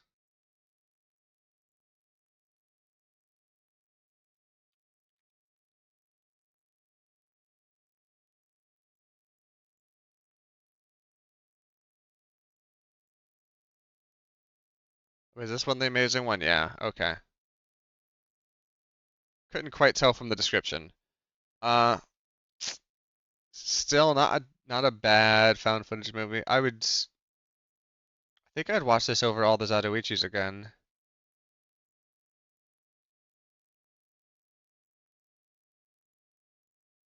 We're gonna plop it over, I think, VHS before eating Rahul. I think that makes sense. Let's see, we're at 52, 52. Perfect. Matched up on my side too.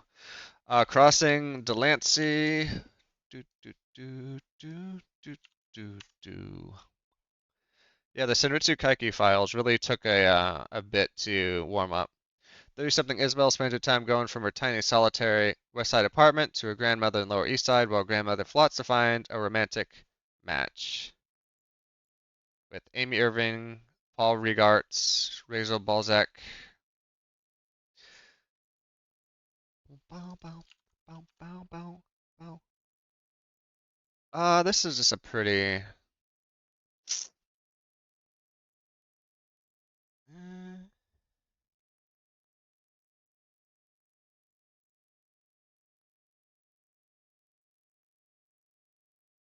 I'm putting it down here, but sort of the mediocre, the mediocre movies. Sorry, Crossing Delancey. It's a long time, but it's all free. You don't have to pay for anything except for the hotel, down in a van. You get the surgery done. Even the hair removal is all paid for. That's great.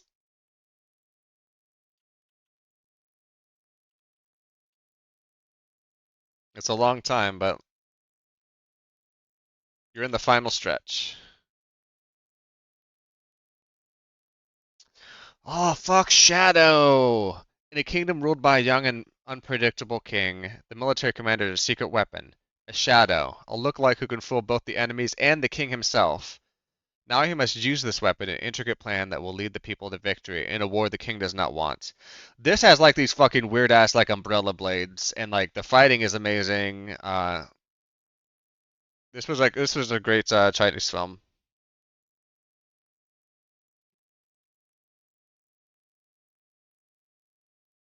That's Kage in Japanese. I don't know what it is in Chinese.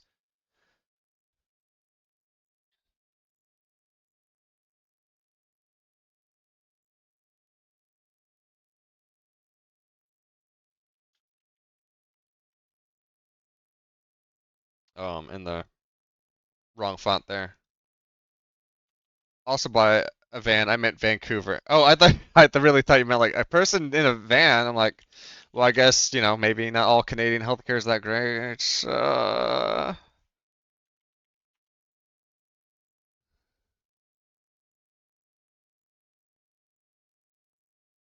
I'm having a hell of a time with Tops here today.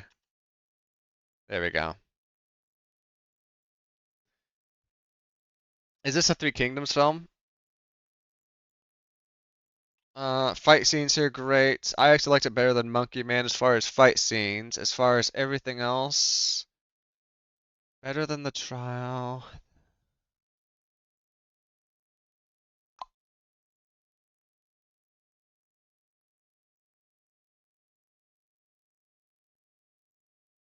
I'm just thinking about the movie. Die. I'm gonna put this right before the house walkthrough. I remember this really kicking ass. Uh, as we know here, we hate cats. No, I'm kidding. Kuroneko, not my favorite Japanese horror movie by any stretch. There's a couple of good bits in there. Uh,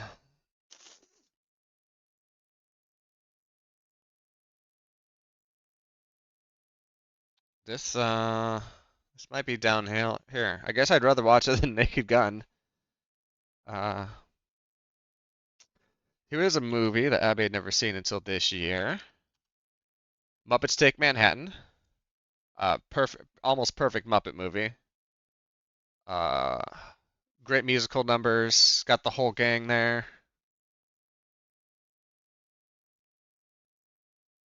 Now rolling down in the deep. Mental freeze. Oh, motion. Where do I put a Muppet movie at in here?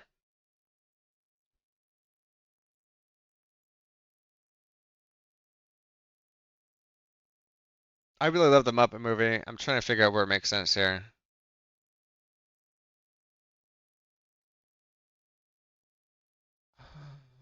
Yeah,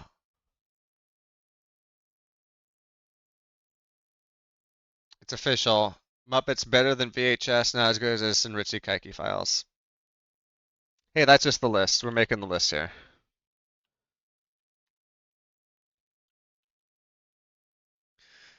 Remind me on Haxon, please. It's been a bit. Grave robbing, torture, possessed nuns, and a satanic Sabbath. Legendary film uses a series of dramatic vignettes to explore the scientific hypothesis that the witches of the Middle Ages suffered the same hysteria as a turn of the century psychiatric patients. But the film itself is far from serious, instead of a witch's brew of the scary, gross, and darkly humorous. Yeah, this was made in 1922, and they do a lot of interesting techniques here with those vignettes, like some puppets, some scenes that look like Mr. Rogers' Neighborhood, like with the backgrounds and the puppets and the trains and locomotion, but done in 1922. So 104-year-old movie. It was a little tough to watch. I think I'm eyeing this area again, and not just because it's in the center of my screen. I think I'd rather watch this again slightly more than Kuroneko, but kind of everything else more than that. Okay, we have a period piece that I just did not enjoy at all. Uh, just so I can remind myself of a portrait of a lady on fire. Not, this is so, just to be clear, this is not the On Fire series. So this is not related to a city on fire or uh, Prison on Fire 1 and 2 or School on Fire, the Ringo Lam films. Portrait of a Lady on Fire is not a Ringo Lam film. Isolated island in Brittany at the end of the 18th century, a female painter is obliged to paint a wedding portrait of a young woman. And it's a little gay in like a good way. It just wasn't doing it for me.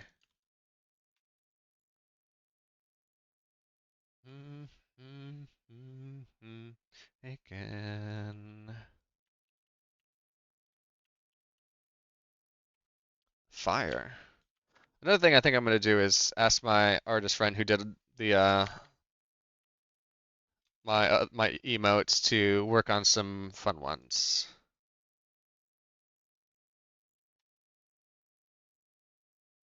Because right now I just have the three puppies. It'd be fun to get some other ones in there.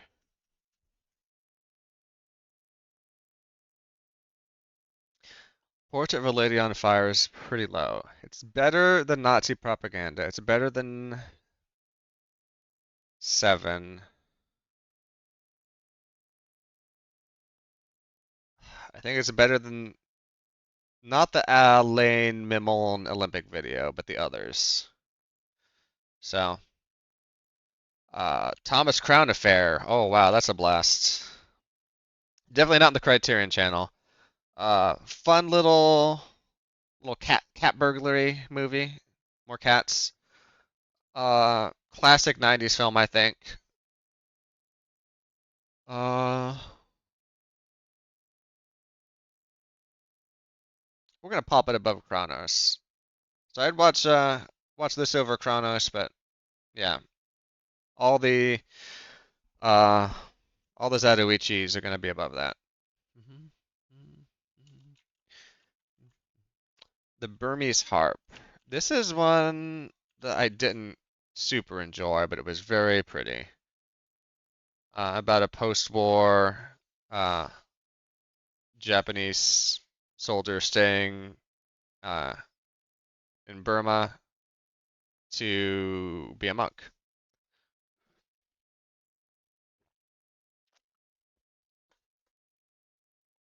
It would just pace a little slow.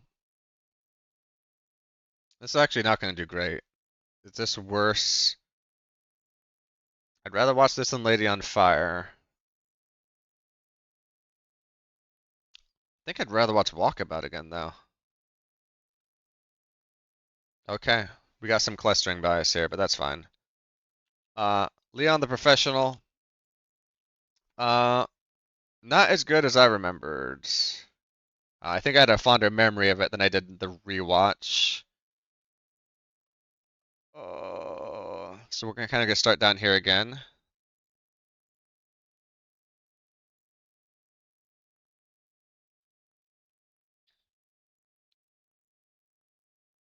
Uh, whether I'd rather watch Leon the Professional or Naked Gun 33 and a third. It has some good Gary Oldman in this. That's what Leon the Professional had. Uh,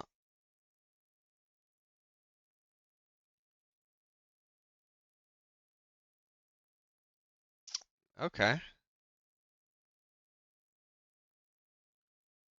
This is VHS. This is Monkey Man. This is French Connection. Uh oh, is the director bad? I don't know who the director is.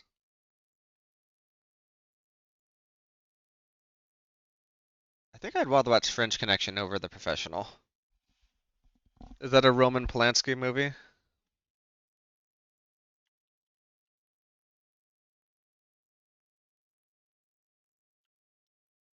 Not Leon from Resident Evil. Zatoichi. Oh, not Polanski, but another creep. Zatoichi and the Chest of Gold. Ichi travels to the village of Itakura to pay his respects to the grave of Kuchi Izo, a man who he killed 2 years ago. When some tax money is stolen while in transit, the governor sees a keys and sets out to find and to clear his name. This one did pretty good, right? This is kind of mid for me too, as far as the Zatoichi films did. Oh shit.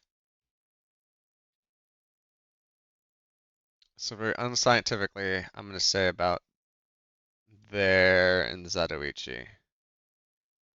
The Zatoichis is just kind of like we have to just squint when we look at those. How come everyone we come around my London Bridge? Wanna go down, take London. Mickey 17, beautiful sci-fi movie.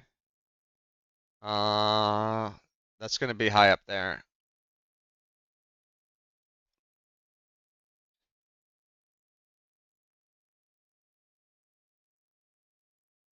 Is it better than?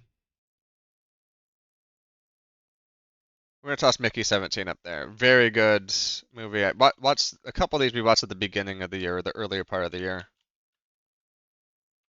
63. Juror number two.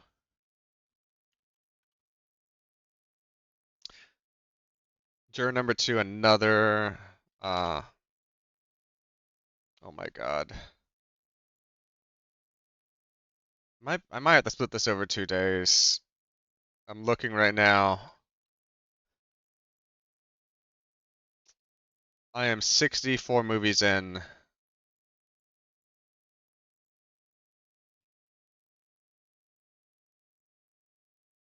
Oh my God. Okay, juror number two. This was a good little mystery.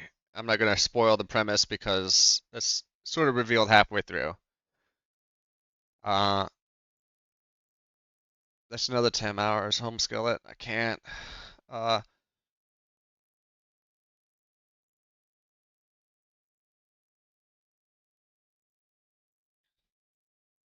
kind of put that up there with uh the trial, I think, in my brain space. What did you do in the war, Daddy? Quick reminder on this movie.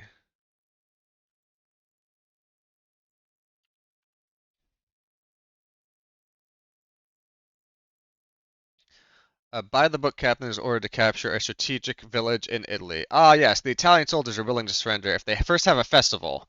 The lieutenant convinces the captain that's the only way because of aerial reconnaissance. They must look like they are fighting. So to sort this out, an intelligence officer is sent in. Meanwhile, the festival gets complicated with the mayor's daughter. This is a pretty funny movie. Uh, yeah, I really enjoyed this one. This is gonna be, I think. This is gonna be a little better than Repo Man. What did you do in the war, Daddy? It's a fun war movie.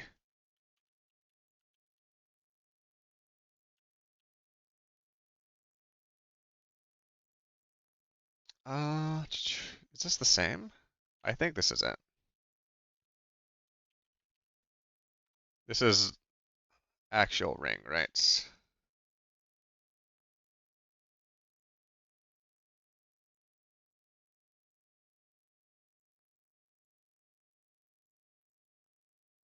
Yeah, I watched it like at the beginning of the year. London, London, London. Ooh.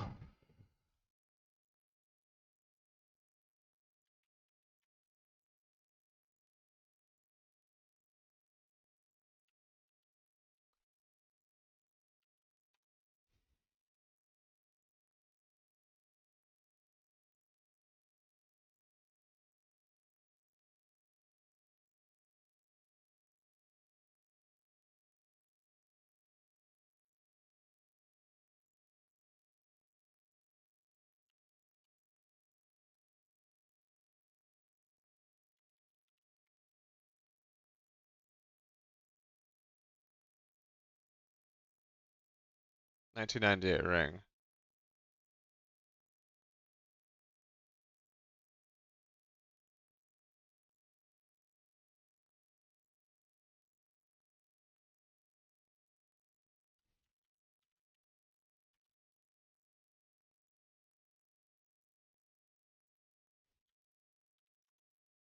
What do you got? Ring. Nakata? This is so frustrating.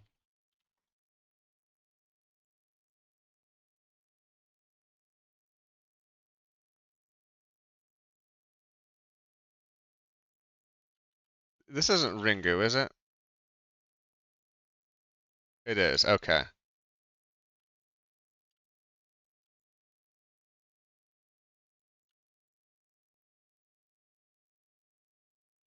The Ring. Sometimes a lot of these like things have the same names associated with them.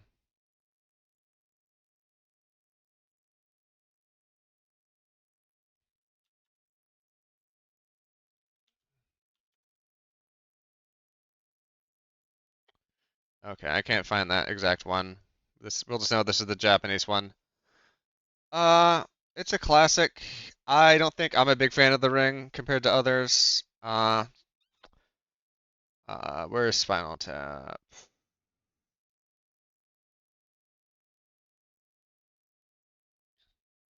Honestly, I'd rather watch VHS 2 than The Ring. Please,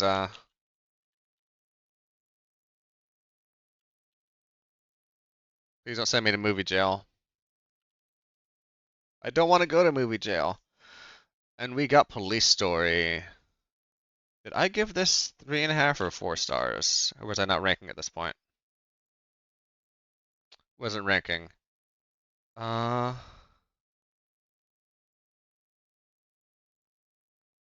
a Hong Kong super cop must stop a group of blackmailing bombers at the same time the villains of the first Police Story out for revenge. Yeah, this was a banger. Some good Jackie Chan. Um, Jackie Chan movies are always going to rate high, I feel like, because they're just a lot of fun to watch. I feel like the story is actually pretty well written for it too.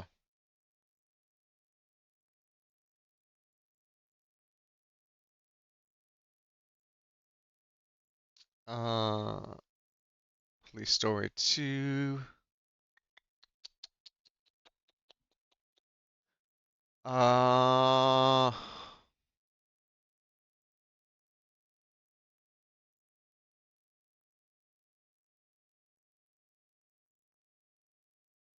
Kind of getting lost in the music here too. We're going to put it up here. Police Story 2. Police Story 1 is a little better, so it's going to be up higher than that. La Ciénaga. I think I remember like that being by a pool. And like this is like a super like rich family in South America just being drunk all the time. Here in northern Argentina, two middle-class families retreat to a crumbling country estate at a modest townhouse, where strained relationships and tensions in the presence of children and servants quietly expose the factors of family life. Yeah, this not a top one for me, dog. La Ciénaga. Uh,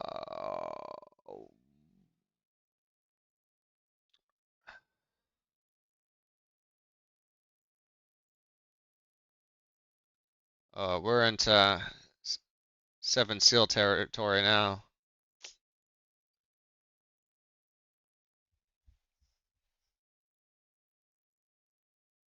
Yeah, it's gonna go all the way down there.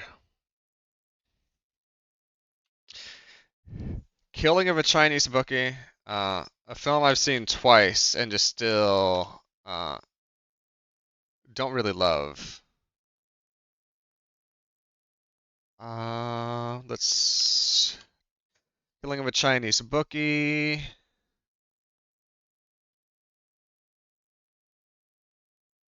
and we'll give everybody a couple minutes to come back.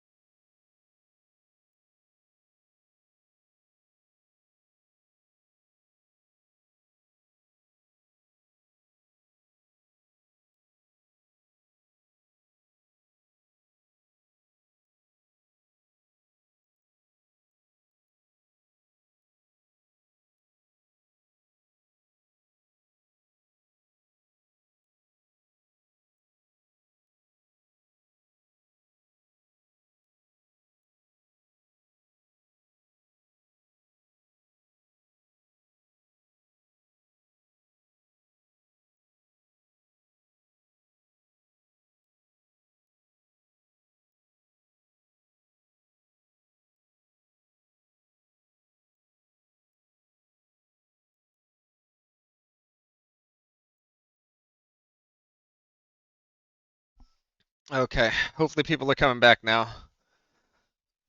Okay, Killing of a Chinese Bookie.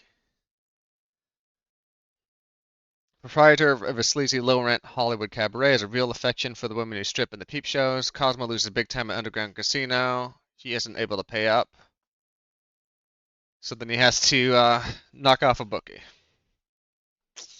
I feel like I've seen these type of movies, and I feel like there's others.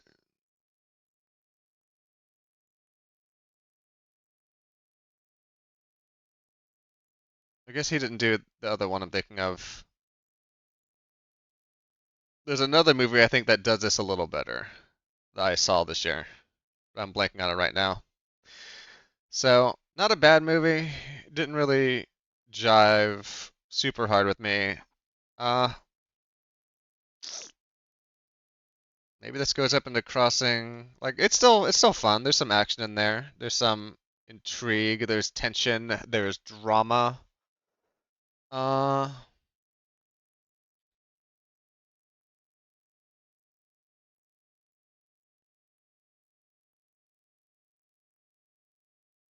this is gonna get big soon.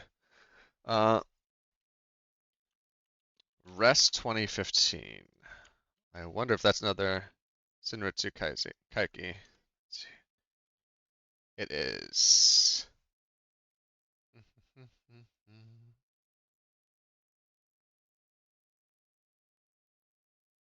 Pop it around there. Oh, earlier, I forgot what happened. Uh,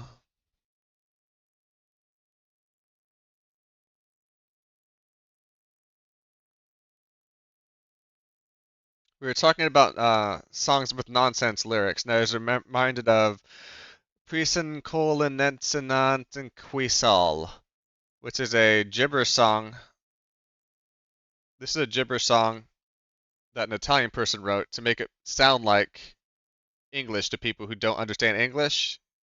I don't know exactly how to describe it.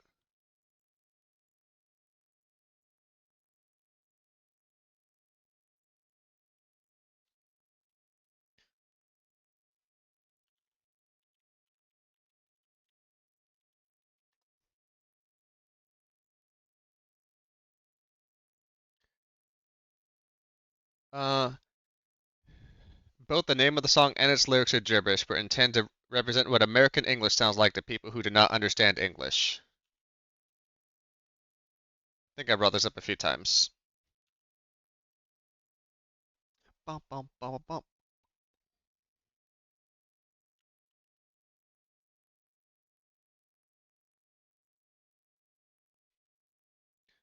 Uh, a new Zatoichi song movie, not song. Chess expert. That one was a high one for me, or was that a low one? This rate's relatively high.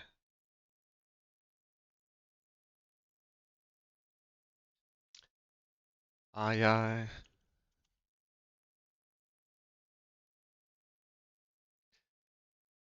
Zatoichi makes friends with a dangerous chess player while fending off angry yakuza and bloodthirsty relatives out for revenge and trying to save a sick child. Meanwhile, his luck with dice is turning.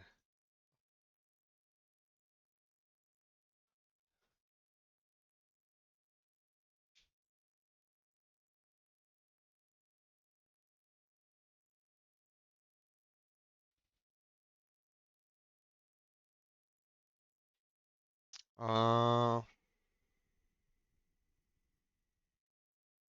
sure. Uh, oh God, here's a classic. This right here is a classic. Real Genius. A favorite 80s movie of mine. It's not that I'm not a chess fan, it's just the movie there. Zatoichi and the Revenge on the Chess Expert, yeah. Real Genius. Classic Val Kilmer 80s movie with Walter Peck. Uh,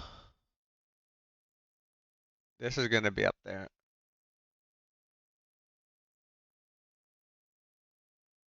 This is better than definitely better with My Dimmer Skinner. Better than E2 Mambian. Real Genius should be in the Criterion Collection, to be honest. I don't remember this particular Macross movie. Macross Frontier, The False Songstress. I need a quick refresh on that.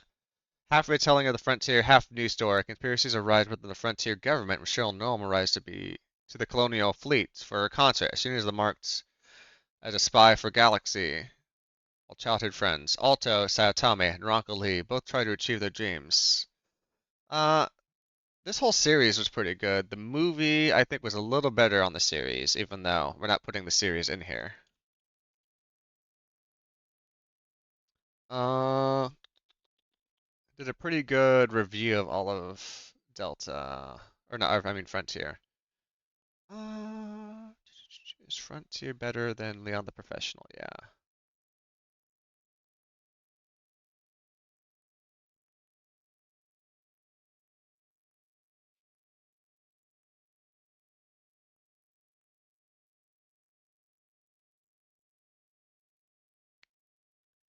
Forgot. Did we watch Beetlejuice this year? Because we might have some Beetlejuices coming up. Completely related to the song.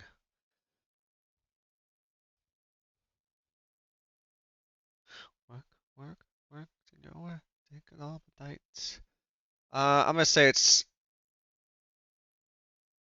better than Leon the Professional. I might have to resize the screen.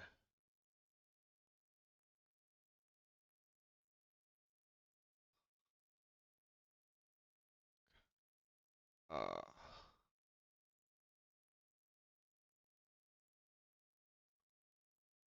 I need to make this bigger for me, and then I'll resize this on screen.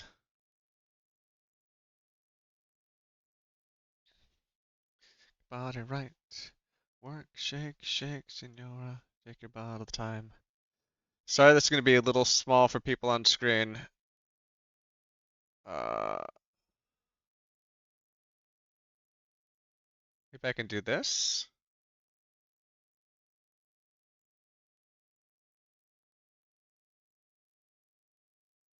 Looks a little shitty, but at least you can see more.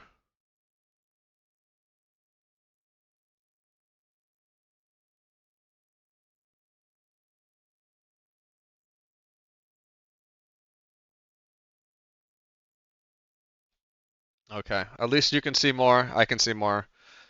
Again, sorry, we're very much limited by everything. Resolution,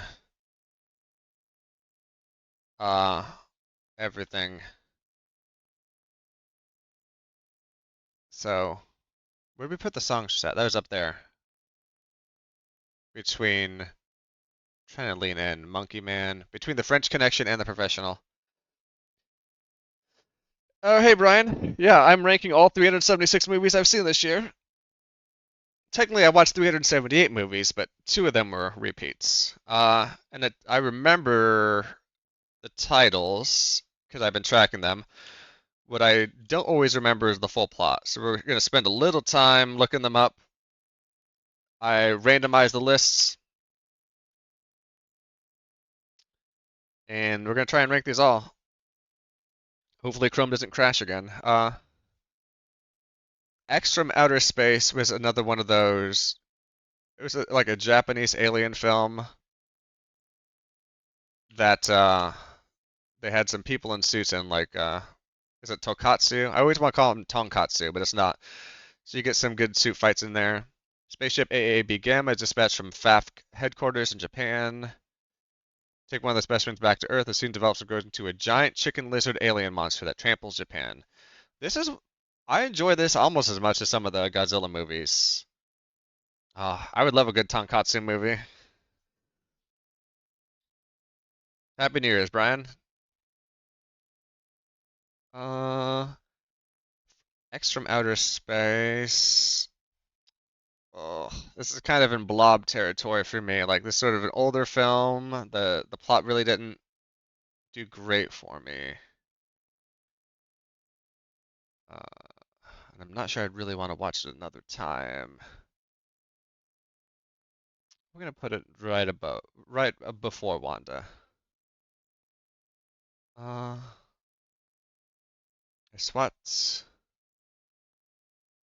swapped my music, and now I'm on a completely different playlist.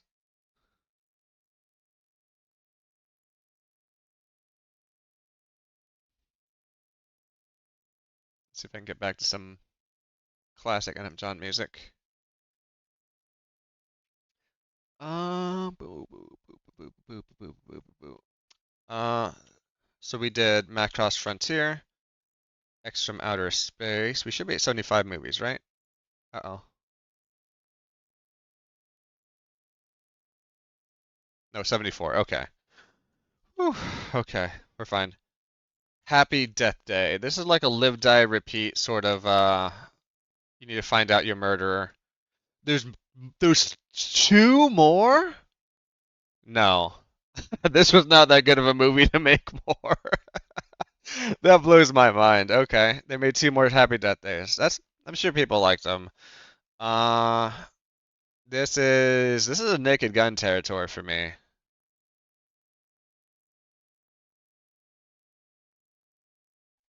Like, I think I'd rather watch Naked Gun more than Happy Death Day, and Project Silence more than that. Uh, Original Naked Gun from the Files of Police Squad. Perfect. Probably the best baseball movie ever made, to be honest. Really no notes. Because of the baseball scenes in there, this is gonna get kicked up quite a bit. We're talking Thomas Crown Affair level. Are we talking better? Is the first Naked Gun better than all the Zatoichi movies?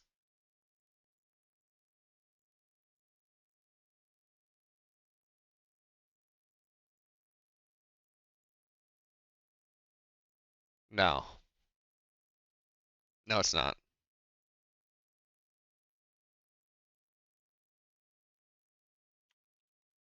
A Shot in the Dark, 1964.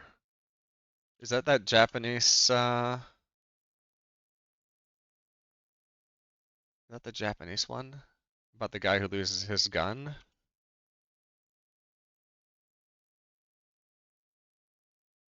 No, it's this one.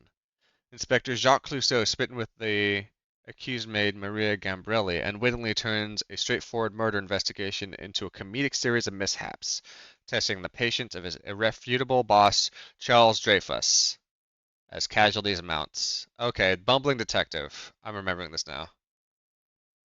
So that's a shot in the dark. Uh, it was fun. It was funny. We're gonna.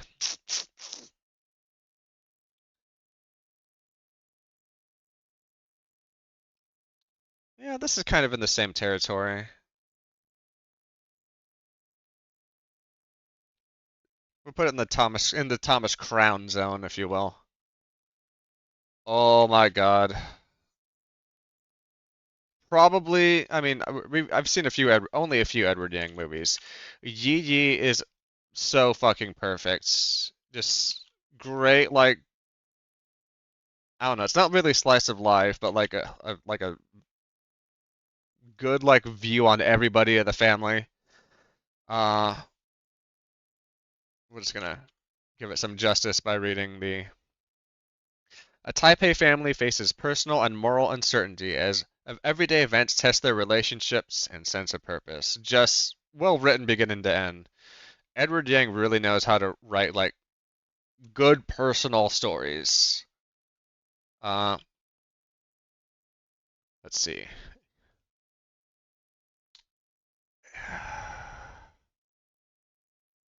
Time is it better than Time Enough for Love? Oh, we're in the mood for love, not Time Enough for Love.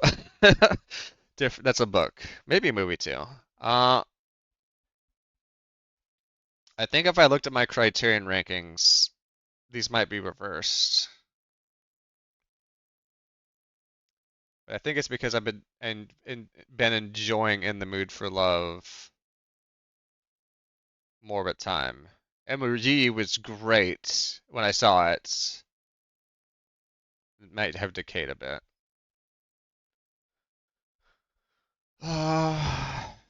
You know what? I'm okay with this range. If you haven't, I think I watched it towards the beginning of the year. If you haven't seen Yi Yi, really recommend Yi Yi. Uh, just a great Taipei film.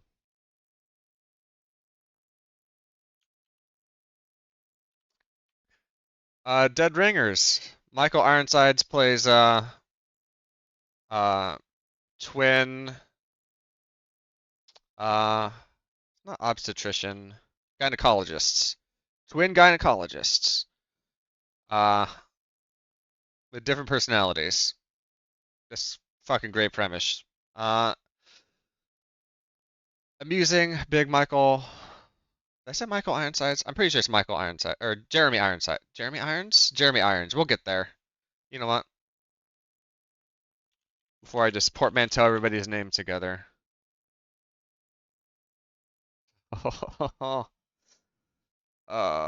Jeremy Irons. There we go. Elliot and Beverly, and then they sort of fight over a love interest, and you know,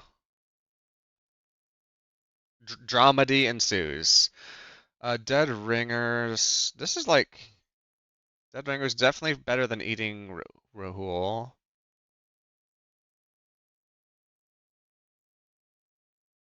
Is it better than The Trial? It's, it's not better than Pickpocket. It's like, oh my, it's like right in this area. I kind of feel like, I'm gonna put it there. It's good, right under Eating Raoul, right under Noises Off.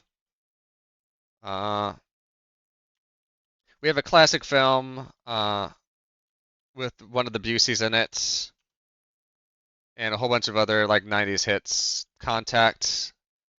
Uh, Probably seen this like 6 or 7 times, but I rewatched it because I was on a plane and it was on.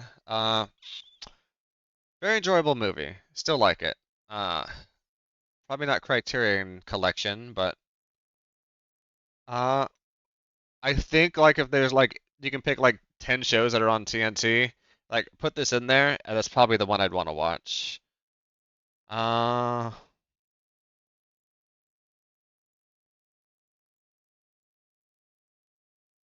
Pacing, everything about it. Is it better than Dead Ringers? Yeah. It's not better than Pickpockets. Base that up there. It's W time. Please keep all the puppies safe. Macross Frontier, Labyrinth of Time. I think this is like the really short one.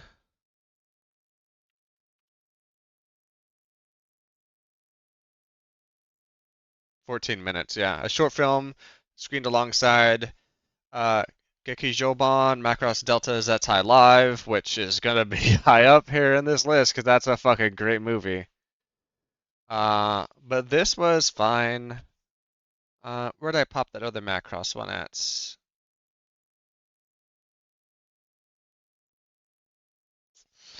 No, it's definitely not as good as that. I'm trying to think of like what it adds. Killing of a Chinese bookie. Probably down here. It's not that it was bad. I'm just like I'm trying to put in context of everything that I've seen, and that's low down there. Sullivan's Travels.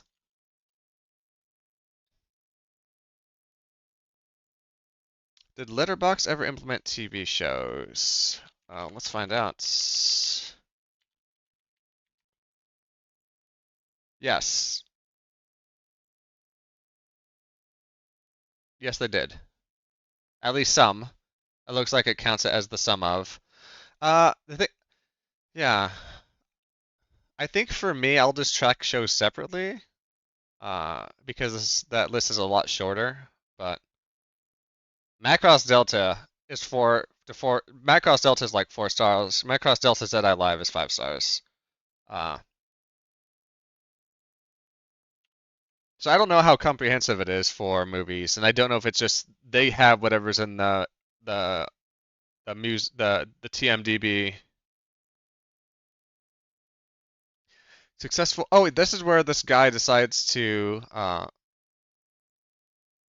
he decides he can't be a good writer until he goes out and suffers. So he wants to be a hobo, goes off on his journey, and he just like keeps getting rescued, keeps like making it back.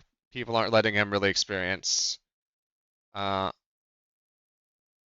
yeah, this is a good one. This is going to be up there. I really enjoyed this. We're talking, I think the trial. I think this is better than the trial. Very, very surprised by Sullivan's Travels. And I heard we had some Wes Anderson heads in chats, so we were gonna get to Rushmore. Uh, Very, very fun movie.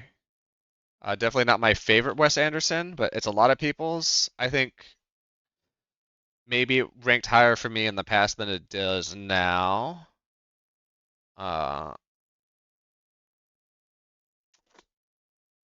but yeah, where would we put Rushmore on this?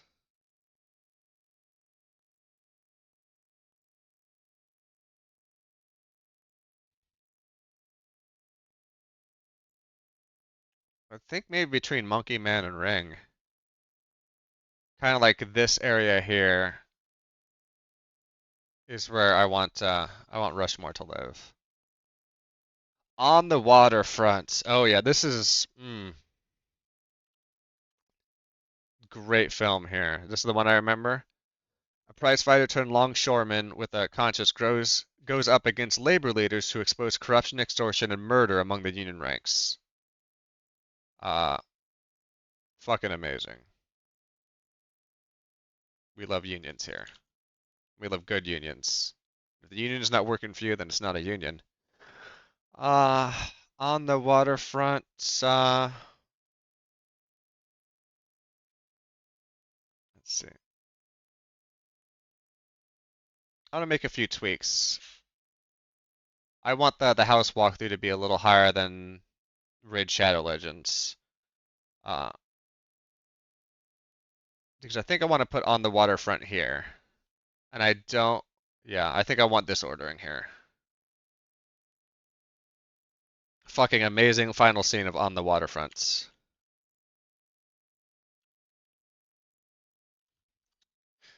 The Naked Kiss.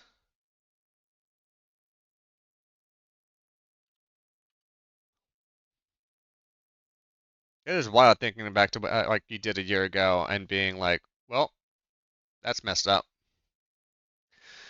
A former prostitute works to create a new life for herself in a small town, but a shocking discovery could threaten everything. Yeah, this wasn't bad. This was it's not something that really grabbed me. Uh, so we're gonna put in like truth or dare territory, I think. Uh, Detour. 1945's Detour.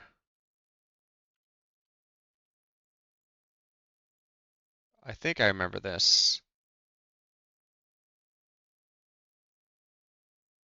The life of Al Roberts, a pianist in a New York nightclub, turned into a nightmare when he decides to hitchhike to Los Angeles to visit his girlfriend. Yeah, this was a pretty good. I think I got that and whatchamacallit mixed up in my head for a second. I think I got Sullivan's Travels and Detour mixed up in my head for a little bit. A penis New York nightclub. I might have said that.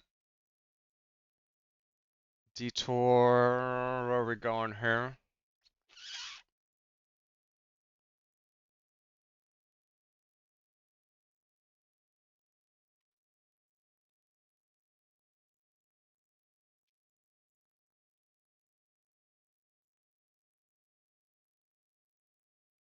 Thinking between Rushmore and Monkey Man here.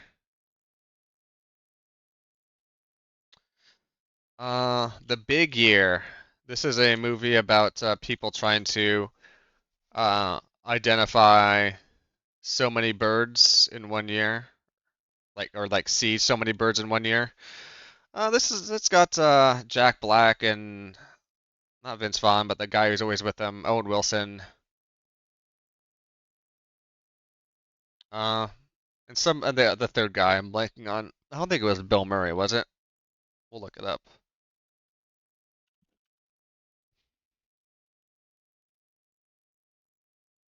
Steve Martin, that's who it is. Uh, yeah,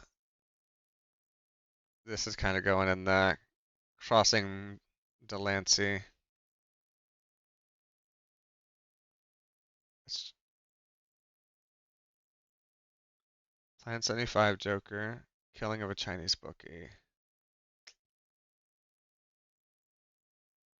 Yeah, I think Big Ear is better than Chinese Bookie.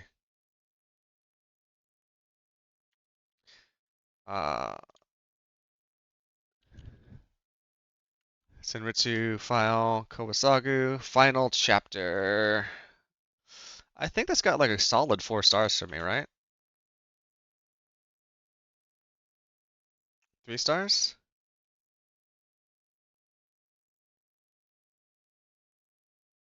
Oh no, I don't remember this one. This was a little messed up for me. Some parts of this were hard to watch because of what the camera guy had to endure. Still decent. Uh,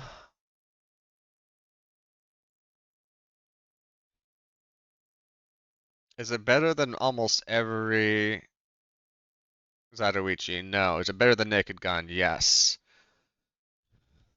That's easy. Uh,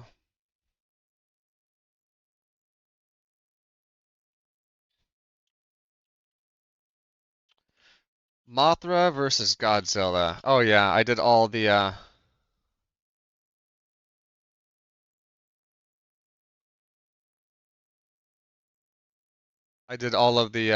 whatchamacallits, the early Godzilla series. Why am I blanking on that? It's nuts.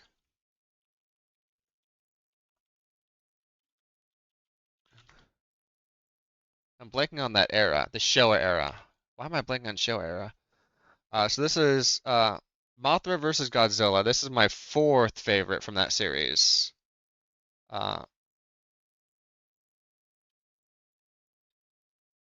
and again, so kind of like thinking, what's better for me, the Zatoichi films or the Godzilla films? And it's probably the Zatoichi films.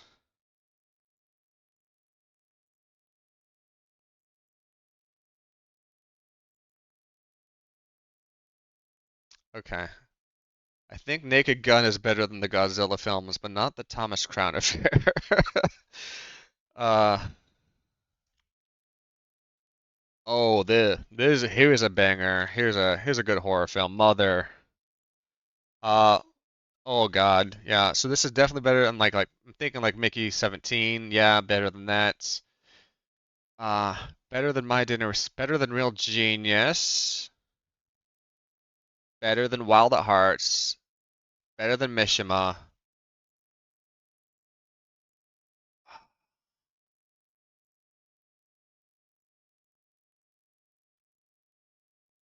Is it better than In the Mood for Love? Oh my God, this is tough. I think Mother might be better than Yi Yi to me. I think my love of horror really kicks that up.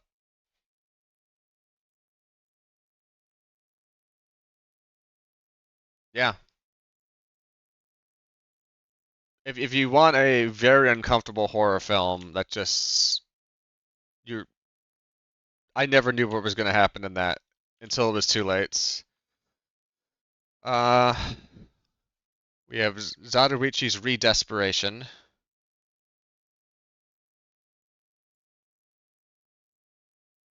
This this I remember just being sort of lower in the Zatoichi listings.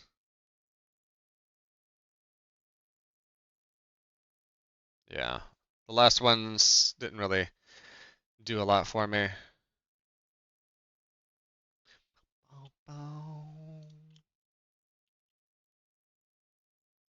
New Tale of Zatoichi. Is this another? Is that New Tale of Zatoichi?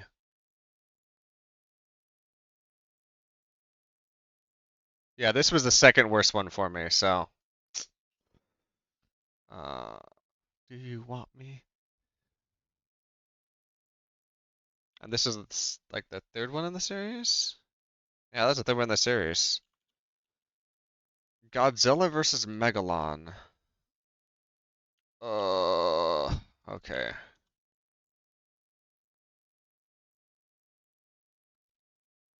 Godzilla versus Megalon?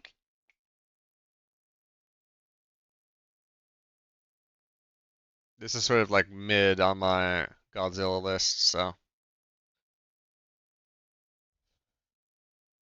Uh, The Long Good Friday. Now we're talking about that movie from earlier, Killing of a Chinese Bookie.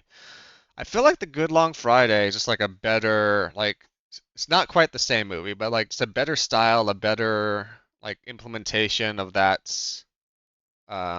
scenario. Uh, it's got Mario in there from the Mario movies. Not not Charles Martinet. Forget his name.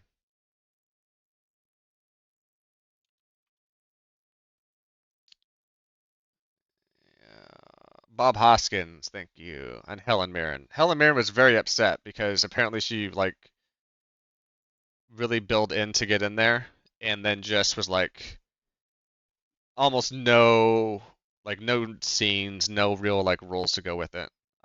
Saw this movie twice. There we go.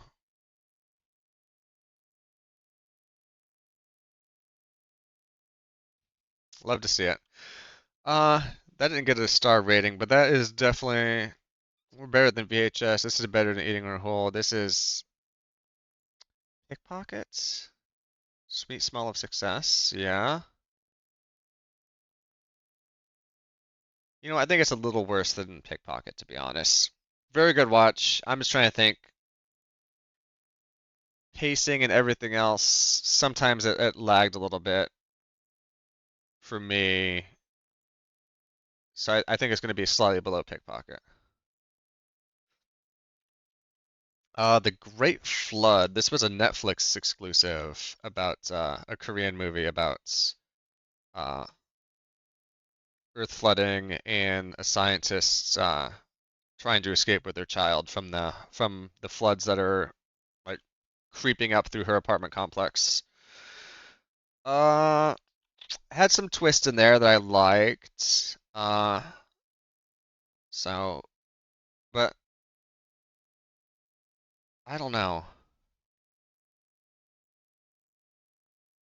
I really don't know where that is. I don't think it ranks super high for me. It's better than Joker. It's better than Naked Gun. No, it's not. I don't think. Is this better than the Godzilla films? No.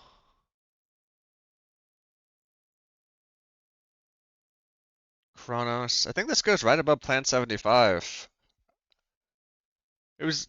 I mean, it ranks low. I think it was worth a watch. I think that would have been a great movie if I was like doing anything else on my computer.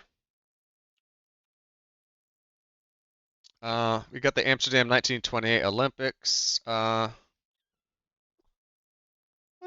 remember this being pretty enjoyable.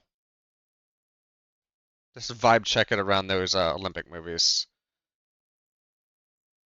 Uh, Mahjong. I loved Yi Yi. Uh, Edward Yang has another similar like slice of life movie, Mahjong. This is gonna be up there.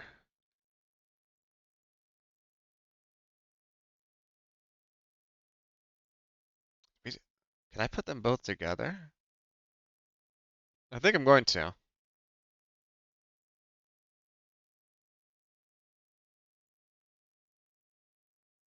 Yeah, I think I'm gonna put Mahjong all the way up there. Just let's see, 97 so far. 97,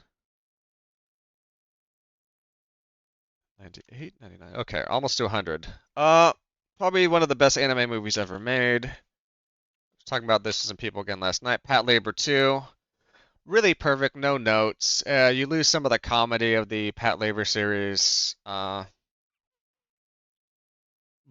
they keep it fun while bringing in politics, and uh, it's really more of a political show with mechs than a mech show with politics. So it's sort of an inverse Gundam, I feel like. Um,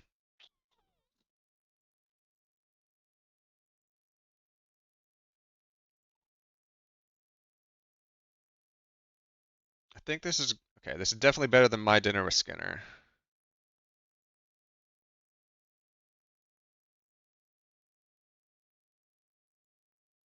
Is it better than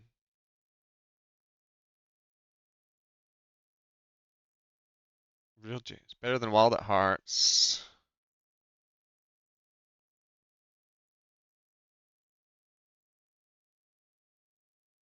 Better than these two?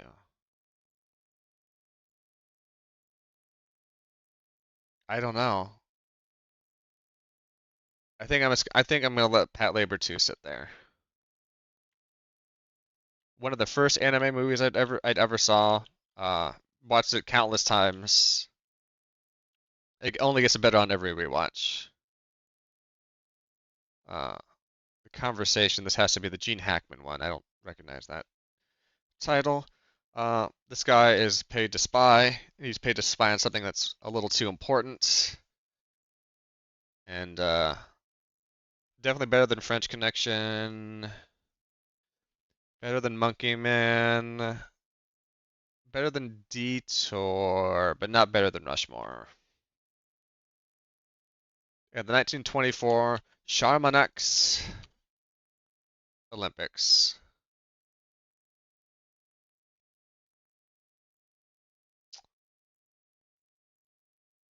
You can go your own way. Okay, we're about a quarter of the way done. My Private Idaho. I believe this is the gay movie with Keanu Reeves and what's his name? Uh, or I don't think they're not gay together, but one of them is. In loose adaptation of Shakespeare's Henry IV, much better than than Chime at Midnights. Scott favors the rebellious son of a mayor to gather the two travel from Portland, Oregon to Idaho and finally to the coast of Italy in a quest to find Mike's estranged mother. Along the way, they turn tricks for money, drugs, and eventually attracting the attention of a wealthy benefactor and sexual deviants. Pretty emotional movie. Uh,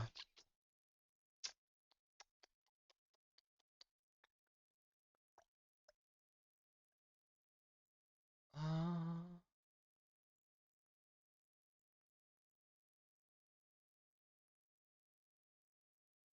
Trying to think of where I want to put this.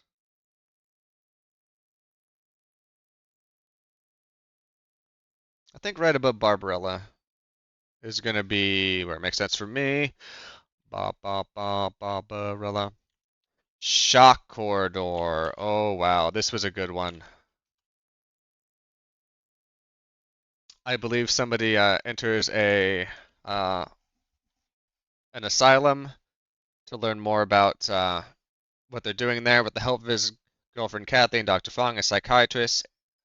Ambitious journalist Johnny Barrett poses as a madman in order to be admitted to a mental institution where a bloody murder has been committed. Uh, yeah, so a murder's committed there, and he wants to go there to write the story, but he can only go in there, if he's committed. So he gets committed, and yeah, never get in the system, I guess. Uh,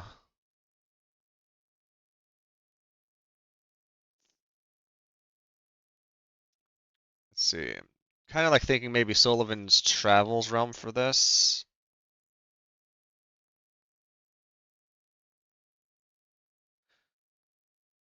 Really like the pickpocket. Between pickpocket and the Long Good Friday.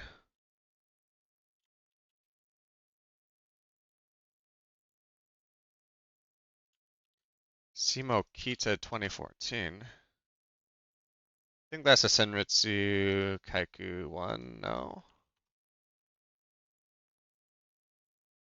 Spin-off, yeah. We'll just slap that. Remember Goodbye but not being great, so we'll just slap that down there. Uh, Cleo from 5 to 7. Uh, Beautiful use of time in this movie.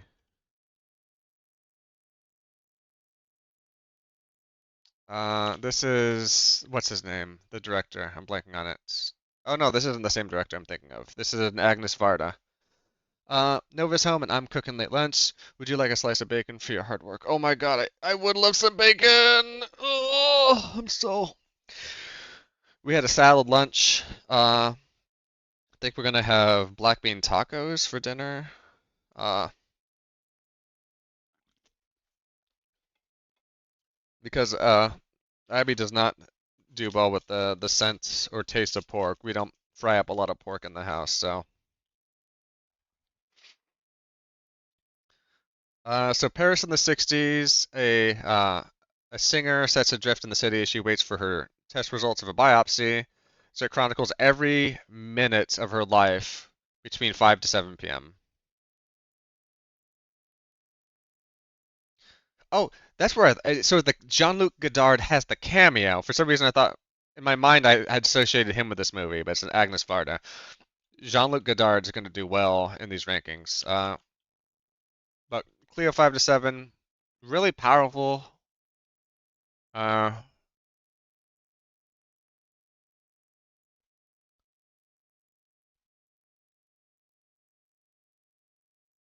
I think around here for me.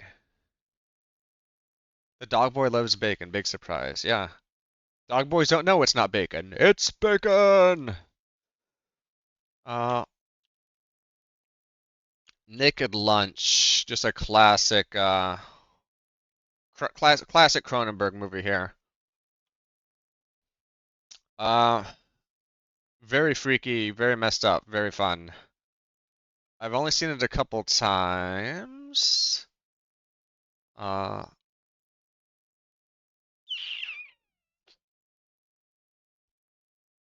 I feel like it's maybe a little less the noise is off for me, but better than eating Rahul.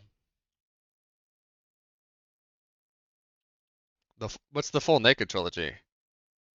Naked Lunch, Naked Gun, Naked Kiss. Yeah. I wonder if they're not all by the same.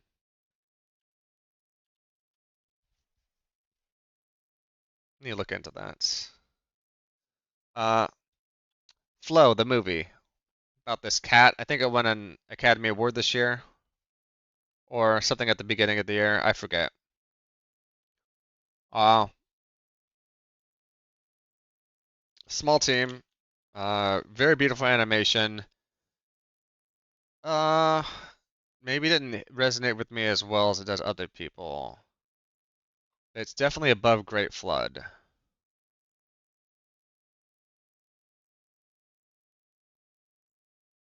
I think it's just above Great Flood, and that's fine. Love and basketball.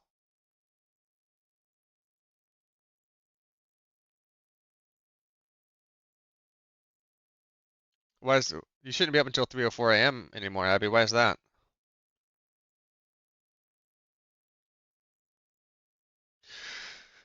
Monica and Quincy grew up in the same neighborhood. Uh, they fall in love. They also share another all-consuming passion, basketball. Quincy and Monica struggle to make the relationship work. They follow separate career paths through high school and college basketball, and they hope into a stardom in big league professional ball. Are you eepy Abby when you get a lot of sleep? Love and basketball just didn't really, and it's another one that's didn't rank super high for me, but it was a pretty well made movie. The Naked Kiss. There's the Naked Kiss. Yeah, the whole Naked series. Mm,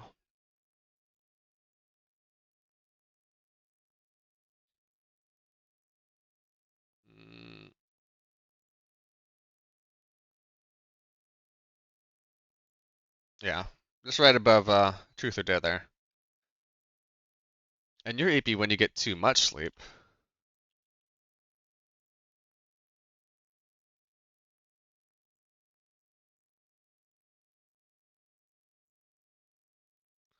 Uh-oh, did I skip one?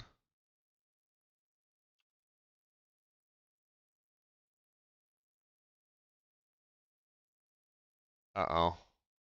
Did I lose a movie?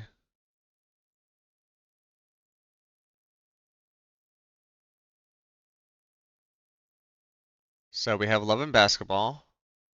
Oh God, we have Flow. I think I'm gonna be sick to my stomach. Where did Flow go?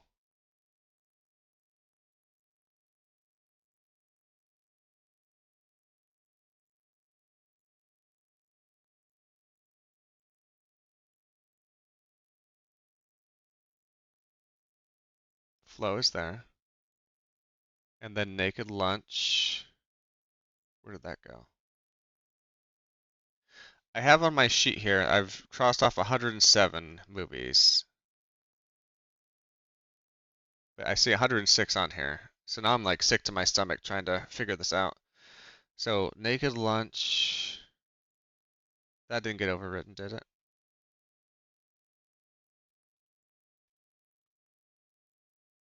Oh God.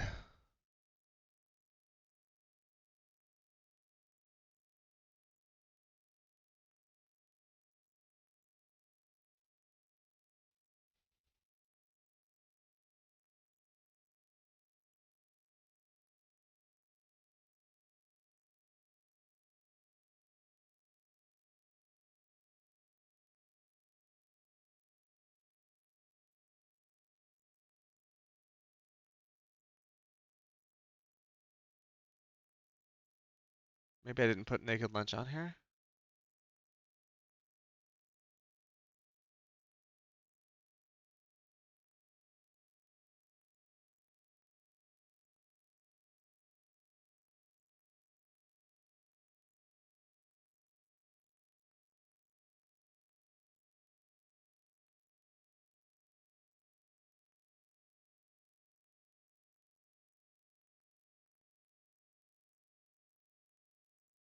Let's see if I pull up the thing. Naked Lunch.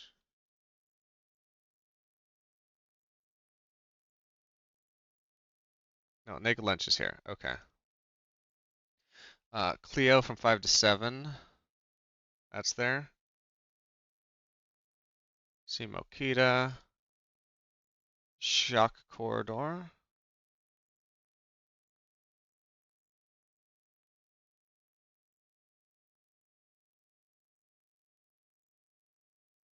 That's there. My Own Private Idaho.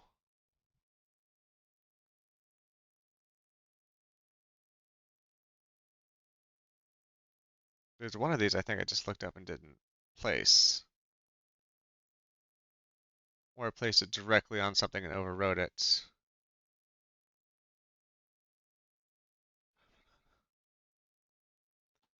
Oh, this is bad chat.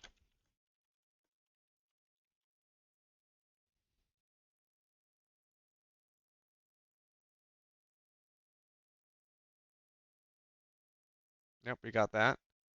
The 1924 Charmin X Games. Yep. The Conversation. Yep. Pat Labor to the movie. Yep. Mahjong. Yep. Olympic Games 1928. Amsterdam. Yep. The Great Flood. Yep. The Long Good Friday. Yep.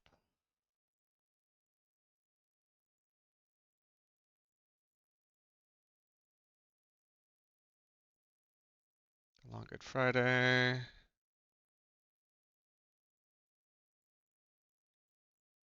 Godzilla versus Megalon. Should have a couple Godzilla movies here.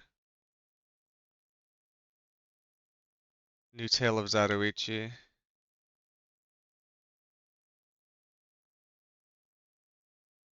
Yep. Zatoichi and pretty sure none of the Zatoichis got deleted. We still have Mother up there.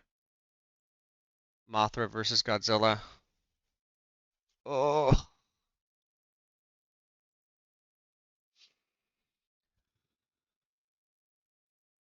Uh, Shinritsu, Kaiki, Shivering Ghost.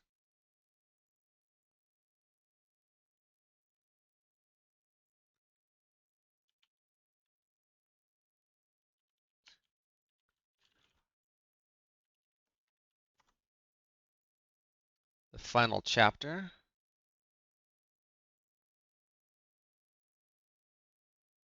Okay, we got that.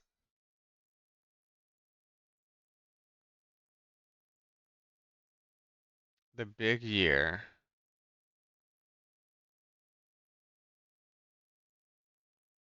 The Big Year. Detour. What bug did you encounter, Abby?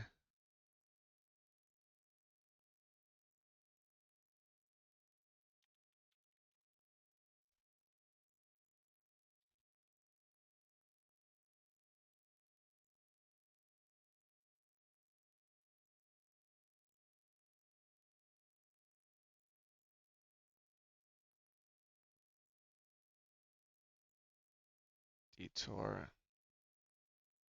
Naked Kisses here. On the waterfront.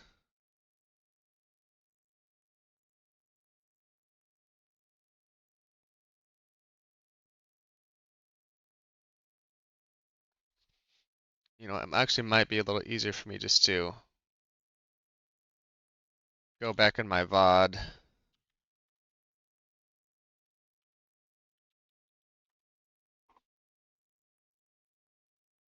Let's see if I can figure out where this got messed up. Oof. We were going good too.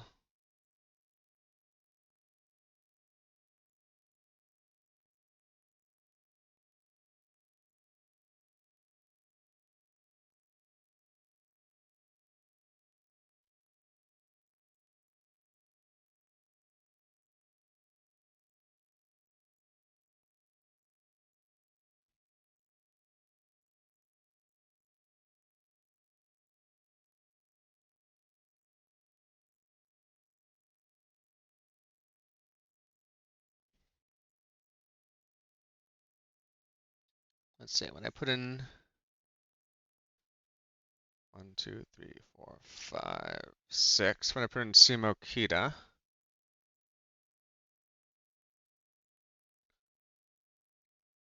200, 300, 300, 400, 500, 6.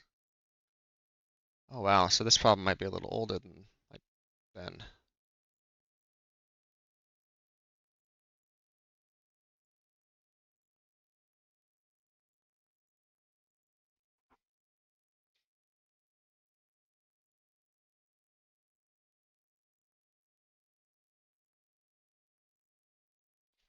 Amsterdam 1928 was all the way up here. So it's good at 1928 Amsterdam. Because 96 matches 96. Okay.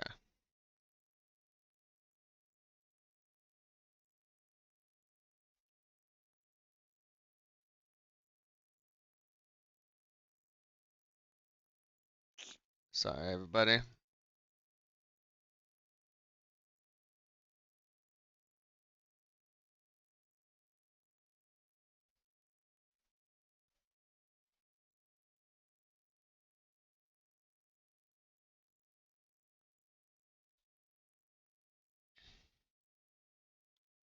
So Mahjong.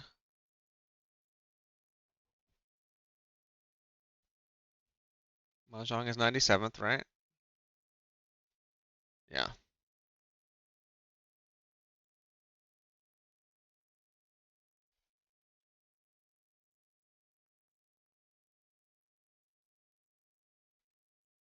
Pat Labor is 98.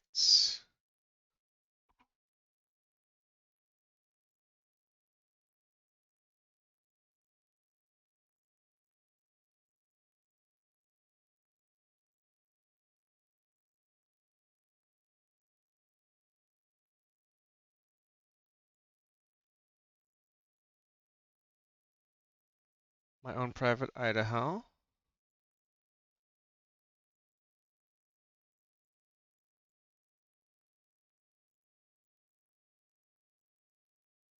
is 101.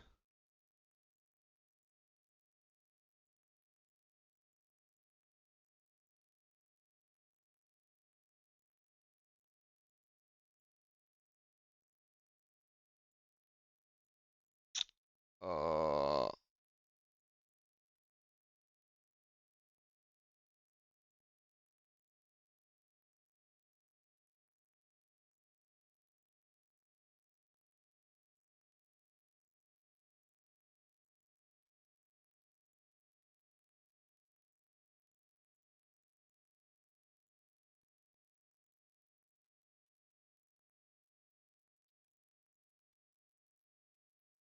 okay, yeah, deleted over an Olympic film.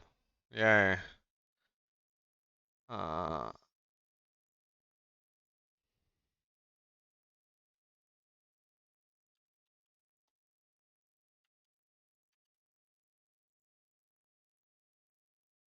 I just did it again. You gotta be kidding me.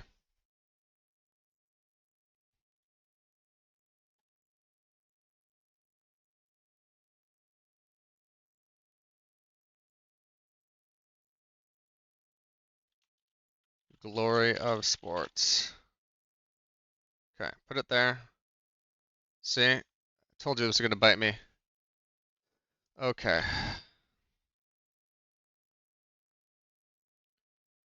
Sorry.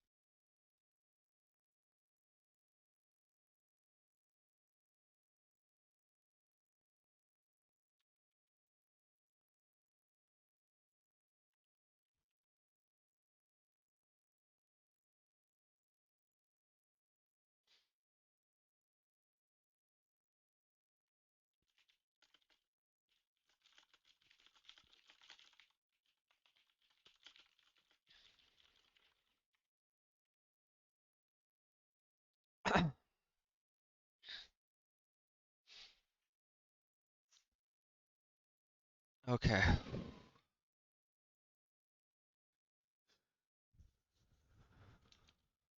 We'll back to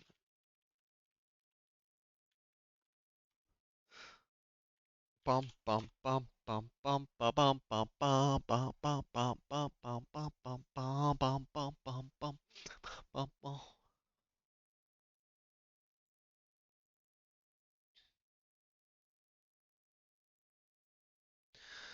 Oh, I was hoping I could do this all in one stream, but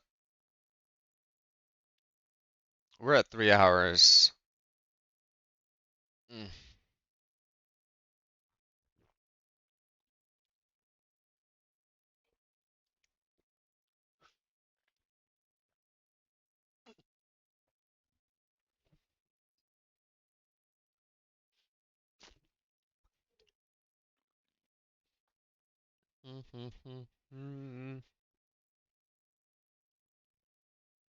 You've got what it takes.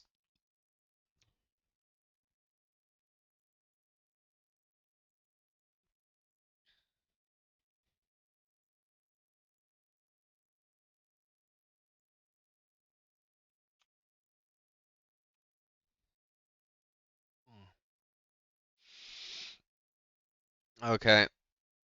Hopefully people are going to be filtering back in soon. I traced back my error to overwriting an Olympic film with another Olympic film, something I would never care about or miss. Uh, I just got to be more intentional about dragging it down, and I saved a backup uh, at 107. And yeah, we're not quite to 144 yet. We're at 108 now. The bridge curse. Yeah, this was found footage 4 years after five students mysteriously committed suicide after taking part in a current test on the Ghost Bridge in Donga University. A reporter and cinematographer are back to the place and try to get everything clear. This was a fun little found footage, something a little different. Uh, like the way it was shot.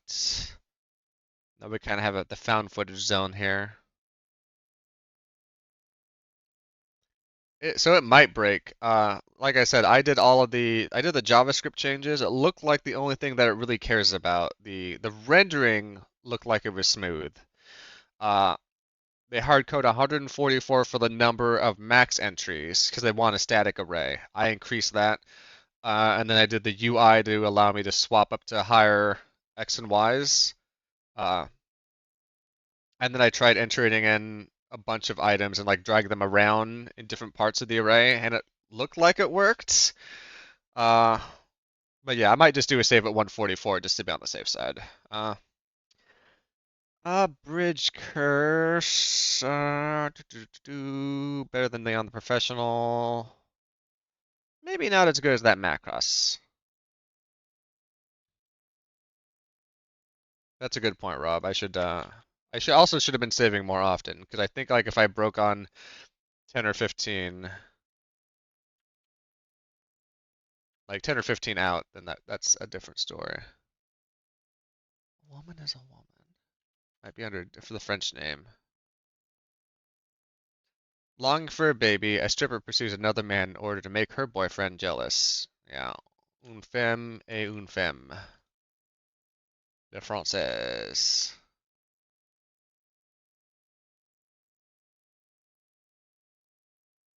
Une femme et une panthère. There's our cat girls there. But we'll take a woman as a woman there. Uh, yeah, this is. I feel like this is like. hmm, It's not better than the conversation. It's not better than Wanda. It's not better than a shot in the dark. I think I'd rather watch The Great Flood more than that, but not Plan 75.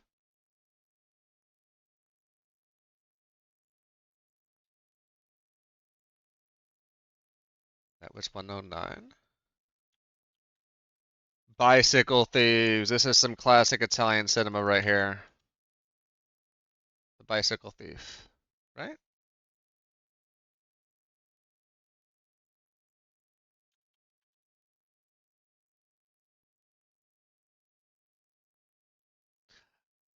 La Dready di Bicyclettes. To get a job to get a job somewhere in the city. Okay, that is the correct one. Pretty much sells off a bunch of his assets, able to get a bicycle, goes into town, does some sign painting, bicycle gets stolen, and he tries to turn into a thief to survive after what was stolen from him prevented him from surviving. Uh, Real fucked up story, but amazing. That being said, is Bicycle Thief better than Pat Labor 2?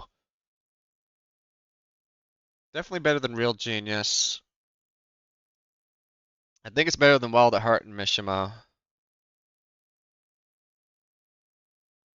I don't think it beats Pat Labor 2. Very good movie.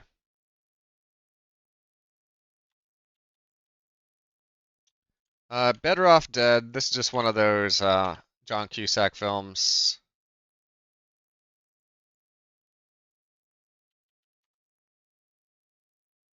But I don't recognize any of those.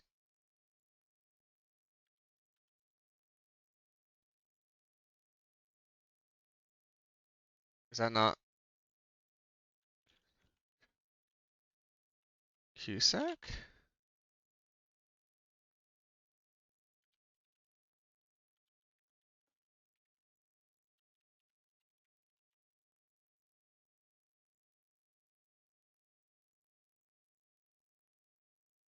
Okay. Maybe that's one of the movie posters there. Okay, there we go. Just have never seen that before.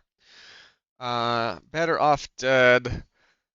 Just a sort of weird teen comedy that has an amazing skiing component of it. Uh,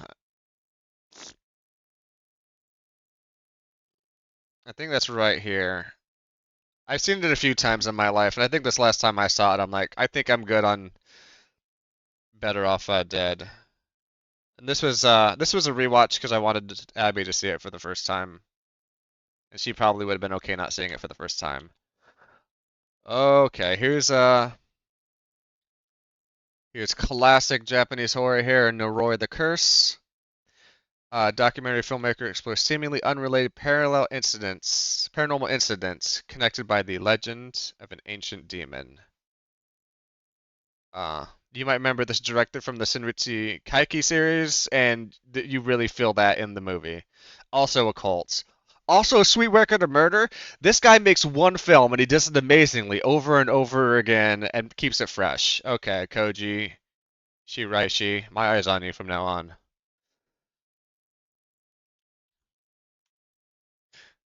Look to the truth, tell no lies. Naroi the Curse, this is like up there with like The Signal for like really good Japanese horror. Uh,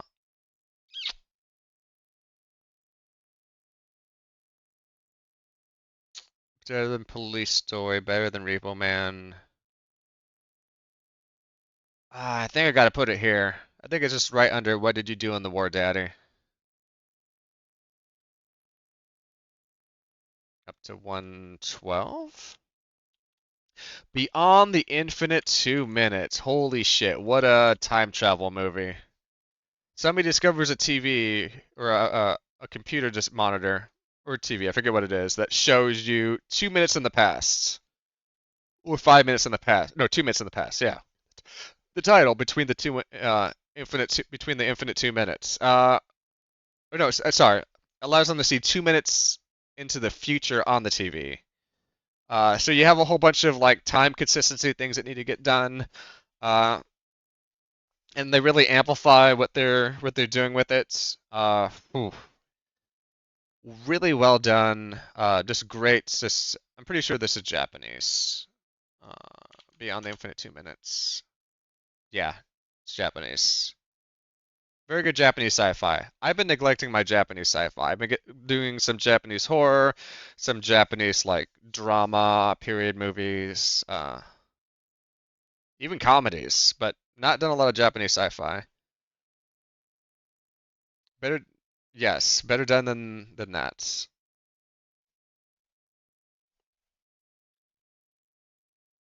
Much better done. I mean this. So like, Beyond the Infinite Two Machines is like Japanese Primer. It's like a slightly funny Japanese Primer. If you've seen the movie Primer, I keep saying Primer. So where do we put this in here? This is definitely above VHS. This is, I think, above Dead Ringers.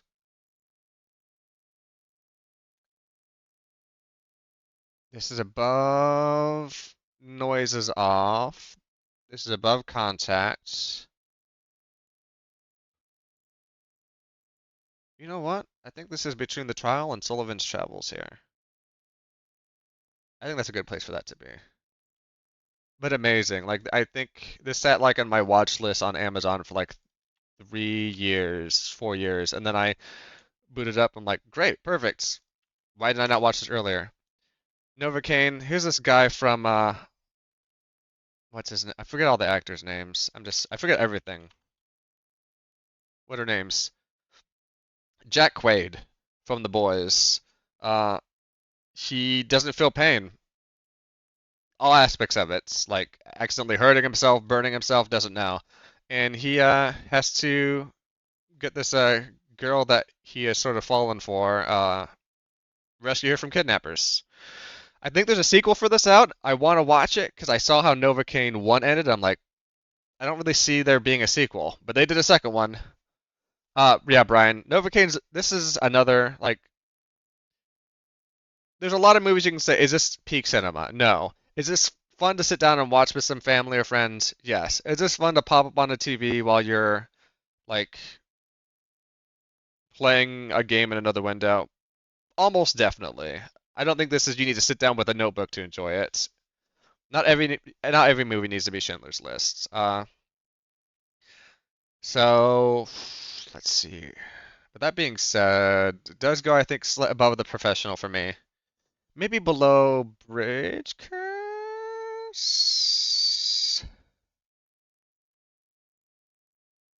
Yeah, again, a lot of fun. Definitely recommend watching it. I don't see myself rewatching this for a few decades, so. Bum bum bum bum. Mr. Blue Sky, Mr. Me Fly, it's tough to find a way to go along. Nope, don't wanna add that to my list. Just wanna search. Mr. Blue. A prominent politician is murdered during a demonstration. The government army are trying to suppress the truth, but a tenacious magistrate is determined to not let them get away with it. This every movie has to be Schindler's List. How about Schindler's Fists? Uh, so Z was a this was a decent movie as well. A little hard to watch just because I don't feel like it really dragged me in as well as it could have. So we're looking at like maybe Flow range. Maybe between Flow and Chronos. Movies can have a little Schindler's List as a treat.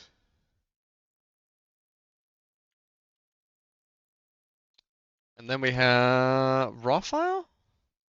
Here's another. Uh-oh. By the way, I forgot to save, but we're at 116 and everything is still okay. I'll try to save every 10 to 20 just to limit the damage and if something fucks up or I fuck up.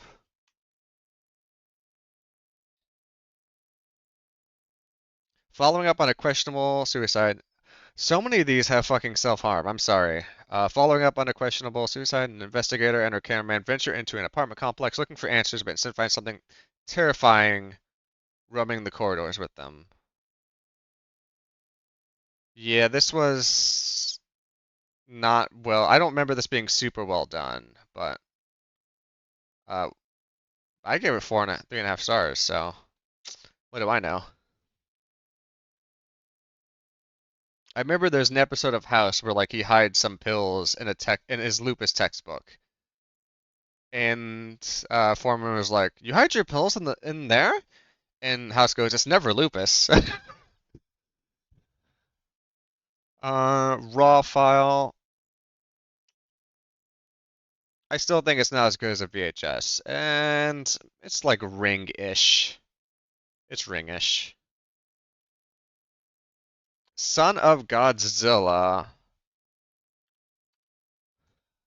What do I remember about this daddy drama? Ranked 5th on my 15 for the Showa era.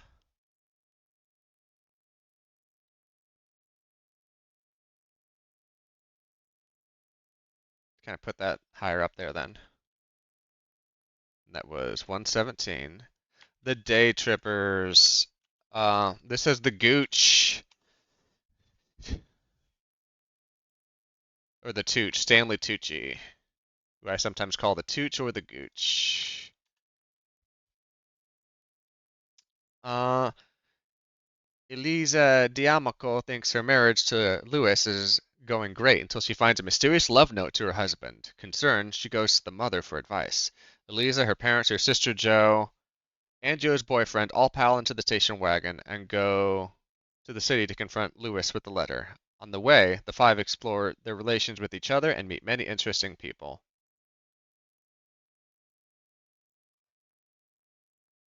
Not her. I'm trying to. The sister there. She's in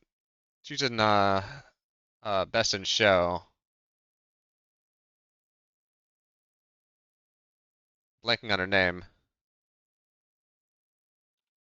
Best in Show.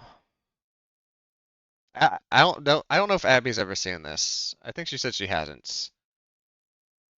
But that girl on Best in Show, that woman. Uh, but yeah, this was just it was plotting, it was well written. Like it had like a real asshole in there. Uh, I don't know. I have a hard time watching movies about infidelity because it just doesn't they don't make sense to me. Why you would like marry with somebody and like not be honest with them or like sneak around on them or like do some of the stuff that is implied in the movie. And then like how that drives everybody so crazy rather than just bringing it up and saying, "Hey, like what the fuck is this?" Like I feel like half of those movies are just if you talked for 5 minutes or talked more. So 50 years ago you couldn't get divorced, yeah, but I think like in 1999 you could. I think women could even have bank accounts then. Uh, so the Day Trippers is going to be kind of down here, as much as I love Stanley Tucci. Quel horror! Yes. I watched this at the this is going up there, okay? This is going up there. The Beast. This. Oh no no, where's it at? Where's it at? What's it? La Bette.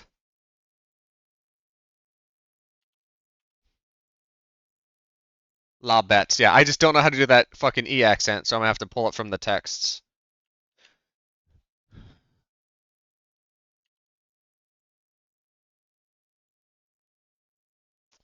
This may be one of the best sci-fi movies I saw this year. That's like almost every movie out there. Lazy writing. This could all be solved with the conversation, but there's no sign. Proceed to drive 2 hours to their destination.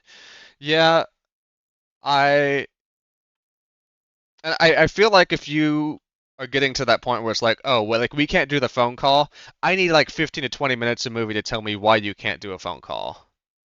Are you somebody like who is uh, like in Better Call Saul, where you think you get sick of, or you think you get sick, or you actually get sick around radio signals, so you can't like pick up a phone, or you live like more off the grid. Did you have some phone related trauma that you can't be around a phone? Uh, can you not talk? Can you not hear?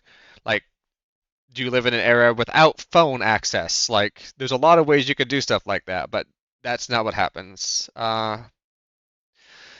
Starting every show, I write with a guy in an RV blowing up the cell tower so I can write pre-90s plots that were disintegrated people had phones. Yes. I would love to see Rob do a series of films, and like in the first 5 minutes is always a cell phone tower blowing up, and then some guy like mid phone call like hello, hello, and boom, then title card. Let's workshop that. Uh, The Beast is a beautiful movie about somebody following their love through reincarnations through time. Uh, yeah, I saw this on the Criterion channel for streaming, but you might be able to get it elsewhere. I very highly recommend this. This is above all that jazz for me. This is above Blue Velvet for me. Oh God. But not high enough above Blue Velvet that it does not crash my. Okay, it crashed my Chrome. Let's hopefully save everything. Okay, my mistake. I tried to put this above Blue Velvet and it crashed Chrome. Uh,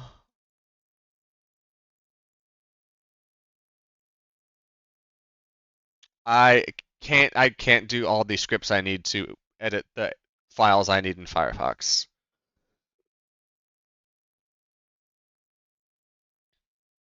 The cell phone stuff reminds me of a vampire clan in VTM that their curse is all modern technology breaks for them. That's also the conceit in the Dresden Files, is that people who have like strong magical energy, it fries electronics or anything electrical. Like it doesn't even have to be electronic. So he can't use cell phones to contact people because he just has so much like innate magic in him that when he interacts with like electronics, they invariably break. And that's like any magic user, not just Harry Dresden himself. Uh, that's 119. Let's see if I can get my text file. 119 the Beast. Yeah, I maybe in the next the next book's coming out like any week now.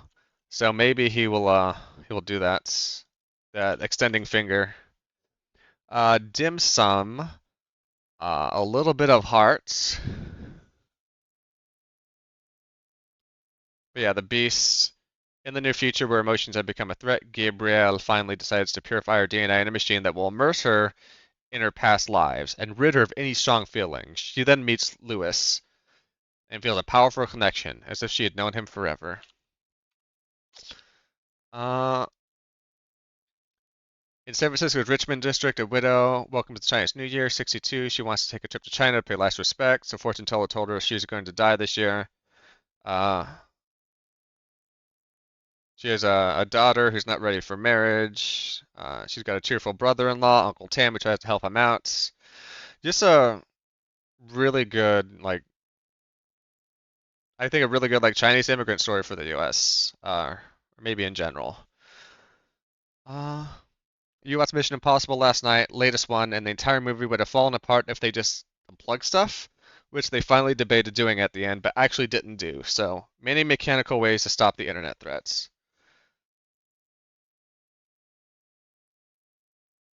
I think sometimes you can have like a great idea for a story or a script, but not a great way to implement it. Or you're really stuck on an implementation, so you force that idea into the implementation. Like some stories just don't work. It's why I think a lot of post-apocalyptic and zombie movies just work, because you can sort of degrade down infrastructure as much as you want to get to the type of storytelling that you want to do. Uh, Dim Sum, that's gonna be up there. It's not my, it's a little less than My Dinner with Skinner, little more than Repo Man, I think. So now we're at 120? Okay. Zombie movies work so much better now that they see how people dealt with COVID. What seemed dumb in the past, infection passing, makes so much sense now. Yeah, yeah. Yeah, you think if there's a zombie apocalypse, there'd be a certain group of people outside. It's like, you can't tell me to stay inside and wear a mask, and then they just get bit in the neck. Blood flies. Maybe. Oh,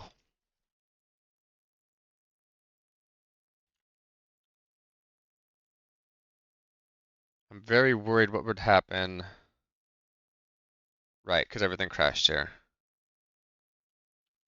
Max.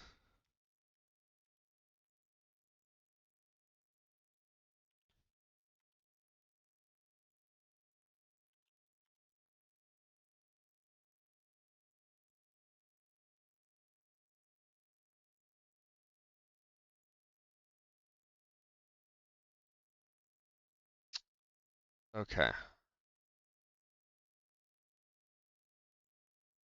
Stretch that out. Just do another export at 120.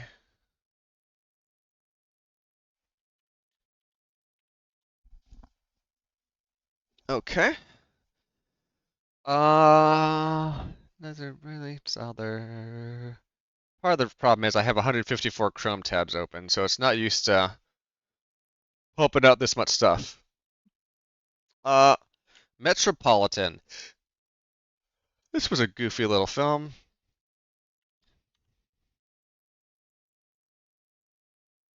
Radical student is adopted by a group of young New Yorkers, serves as a catalyst to alter his and their lives. Gathering in a Manhattan apartment, the group of friends discuss to meet social mobility, Fourier socialism, and play bridge in their cocoon of upper-class society until they are joined by a man with a critical view of their way of life. Just, I don't know, like rich 20-year-old sit in a house thinking, oh yes, maybe things could be different. They had a different name. Metropolitan 1990? Okay.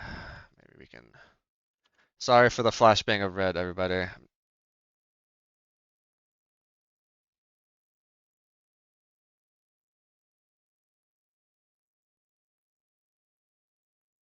Okay, so I was looking for something that looks like this, but we could have a couple other options here for movie posters.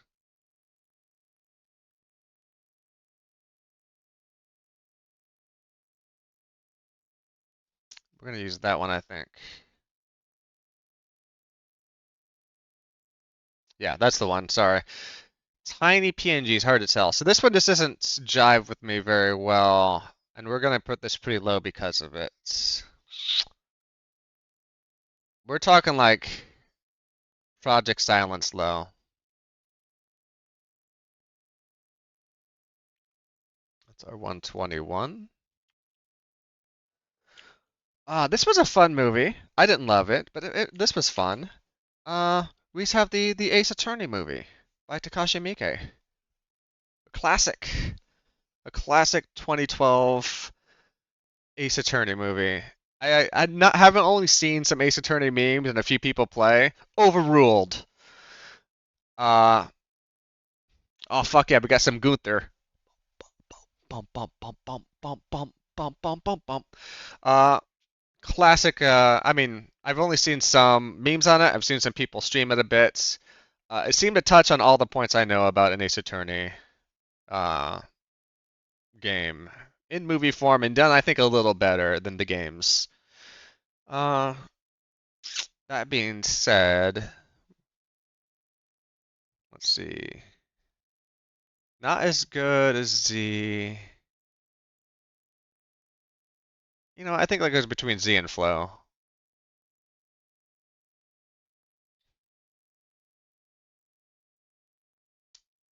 Uh, okay. This was a rewatch, but I had to watch it.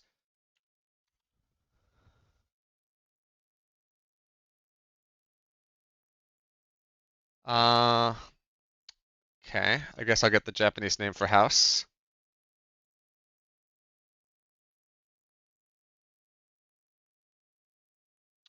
This is just a real goofy, fun uh Japanese horror movie. It has all the aspects of a Japanese horror movie. Let's double check.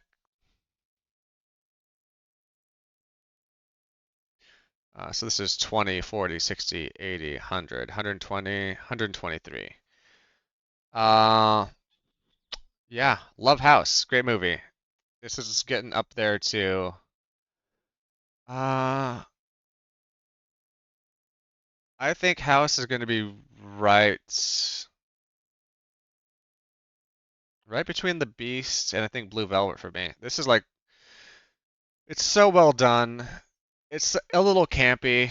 Some parts are played for some laughs, but the writing, the scenery, the sets, the story, everything, they nail what they want to do there.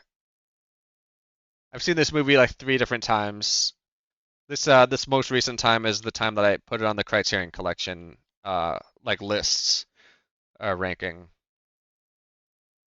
Uh yes, please.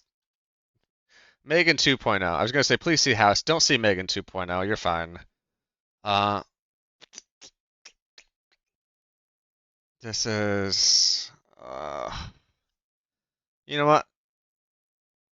I guess I'd rather see that than Metropolitan.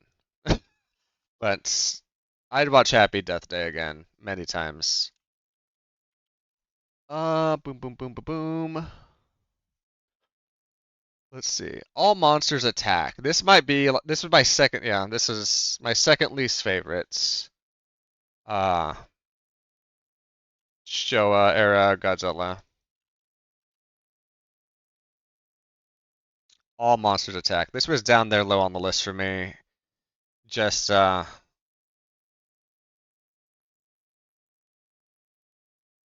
did I say about it? Was this when I was ranking them?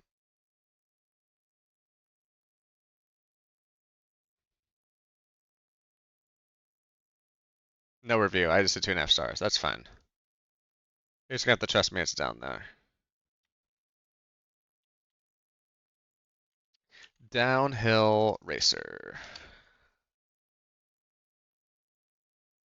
Bum bum bum bum. Hey, Miss Murder, can I? An ambitious young skier. Oh yeah, this is Robert Redford and Gene Hackman. So I was in my Gene Hackman phase when he passed. I was watching some of these.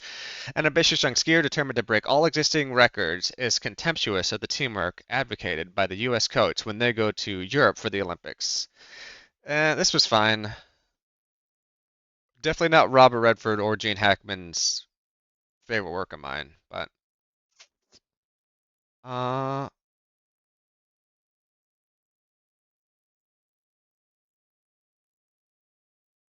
you know what? Between Joker and Better Off Dead, it's probably a decent place for Downhill Racer. Yeah. Hey, Miss Murder, can I? Hey, Miss Murder, can I? 400 blows. Just For a young Parisian boy, Antoine Douanel, life is one difficult situation after another. Surrounded by inconsiderate adults, including neglectful parents, Antoine spent his days with his best friend, Rene, trying to plan for a better life. One of their schemes goes awry, Antoine ends up getting in trouble with the law, leading to more conflicts with unsympathetic authority figures. Just super young kids getting into trouble just doesn't rate highly for me on the movies. We saw that with that rat movie last year, and 400 Blows is down pretty low on the criterion list. That being said, where does it go here? I mean, La Ciénaga is a lot of that too. Guess I'd rather watch 400 Blows than Megan. 400 Blows rather than Happy Death Day. Nah, I'd watch 400 Blows over Megan 2 again. I think it's a pretty easy sell for me. Okay, 127, looking good. Eraserhead. This is a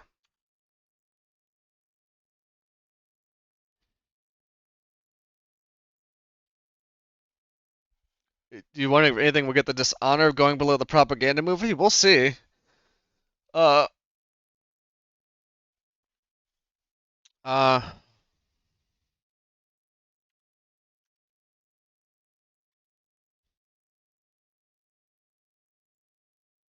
this is another David Lynch movie that I thought was like difficult for me to watch.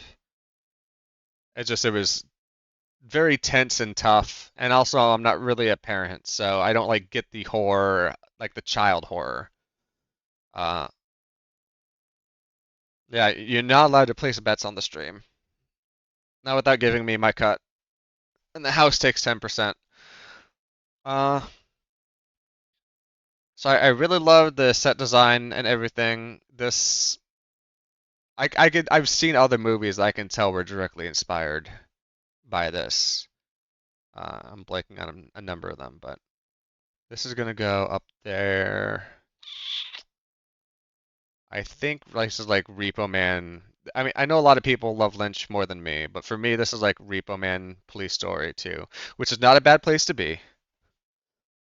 What's the no Polymarket was the one I was thinking of that you can just pretty much bet on everything.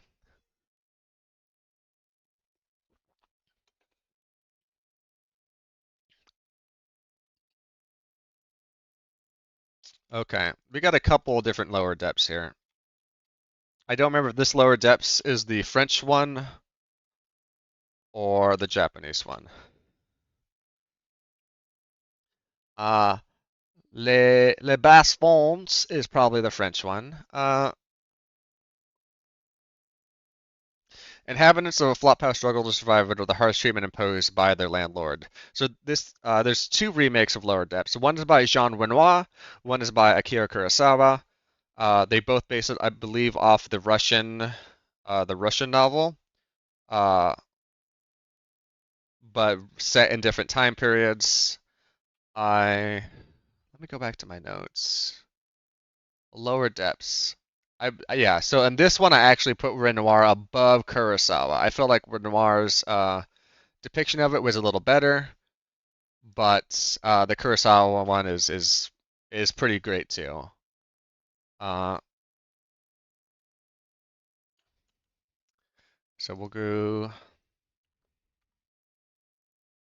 That's the French Lower Depths. That being said, I think also the time aspect helped here because I think the this one is like 92 minutes. Uh, the Lower Depths. I think the uh was that Dante? Yeah, it's a lot longer and it's I think covers a bit less the Akira Kurosawa one. We'll not rank this one until it comes up in my randomized order. Uh, but Lower Depths better than Novocaine, better than Detour, better than The Conversation, better than The Ring, better than Muppets Take Manhattan. Yeah? Okay, where am I starting to feel like it's not better than?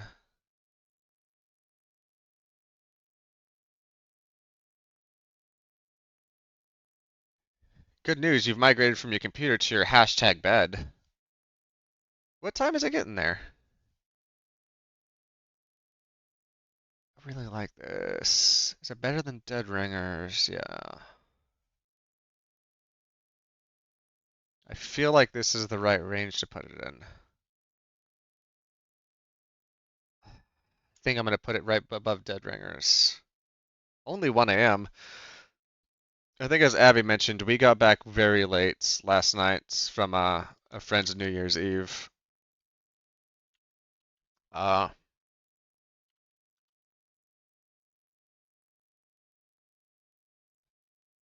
oh my God, he just has the same movie title, Confusion, Confusion, Mahjong.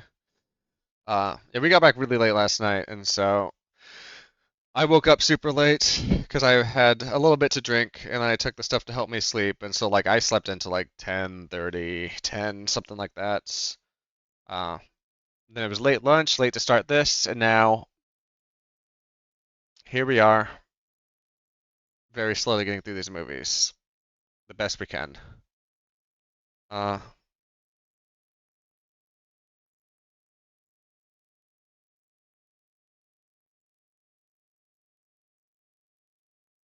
let's see, trying to get the that edge of the movies in. We're just gonna have a hot mess on the screen. I think that's okay.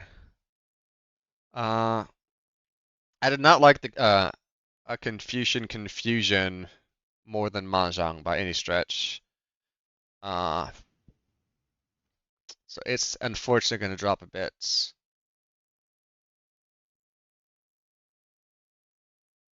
Probably around MK Hex territory.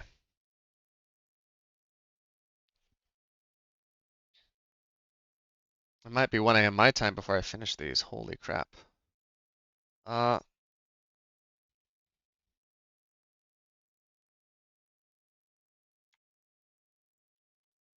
so that's a 1,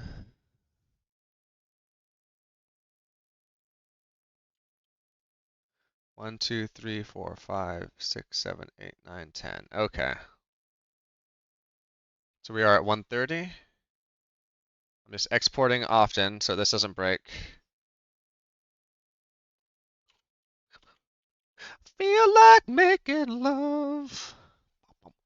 Arabian Nights. Ooh, this goes way back. This is going back to very early last year. I believe that's the Italian Arabian Nights here, 1974 version, I believe, by Pasolini. That sounds right. Yep, okay. Uh, yeah, Pasolini did Trilogy of Life where he was going over like three different sets of like short stories. And in this last one, it's 1001 Arabian Nights. I don't know. Lots of lots of nudity. I'm not saying like I'm for or against that. Just like it was a designed to be a period piece, probably pretty good for what it was trying to do. Uh, Abby probably liked this a lot. Like, because I think she watched these three with me. But for me, these are kind of below Joker territory. What's this one? Better Off Dead, Downhill Racer. We'll put that. It's gonna take over Big Year. It's kind of down there. Still a great watch. Uh, Flesh and Blood. We'll see what it's actually called, maybe. This is a classic Paul Verhoeven. A band of medieval mercenaries take revenge on a noble lord who declared not to pay them by kidnapping their betrothed, uh, uh, who decide not to pay them by kidnapping the betrothed of the noble's son. And then they use plague and warfare and just sort of fuck shit up along the way. This might not like the plus symbol.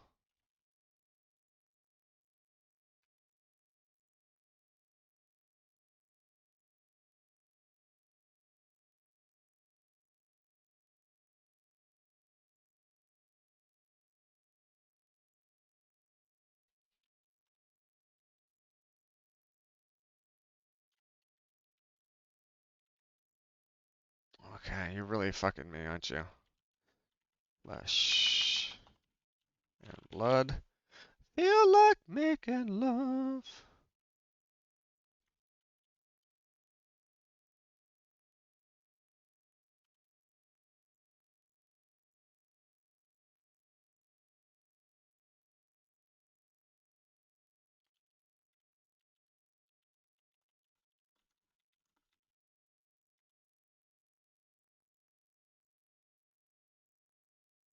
Okay, there's some potential.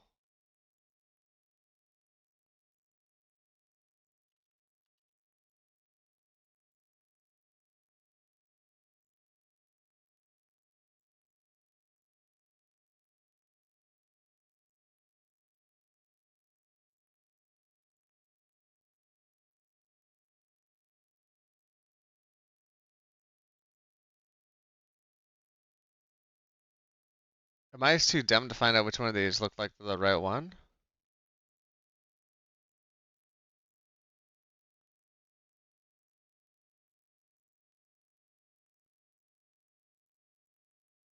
No, not. It's Rutger Hauer. Flesh and blood.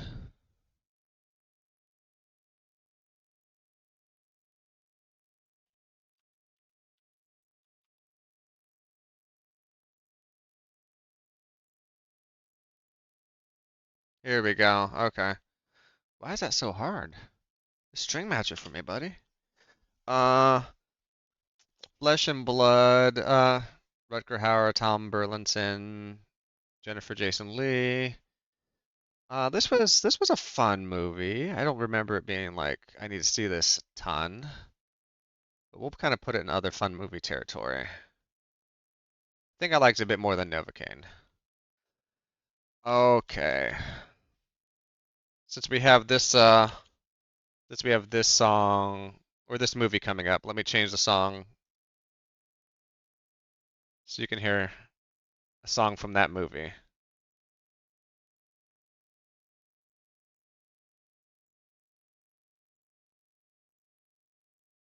Here we go.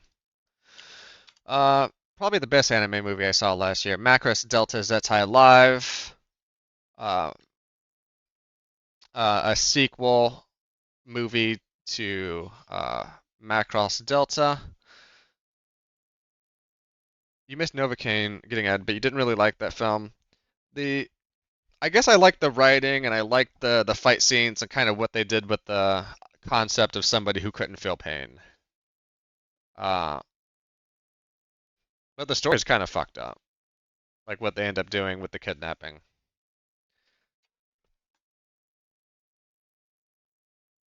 And like also the cop aspects around it, like was just all poorly. The aspect of the cops around it were poorly written. Uh,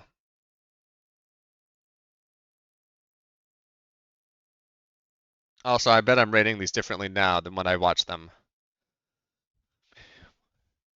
What did you get? Uh, Zedi Delta Live. This is like Mac. This is like Pat Labor 2 territory for me. So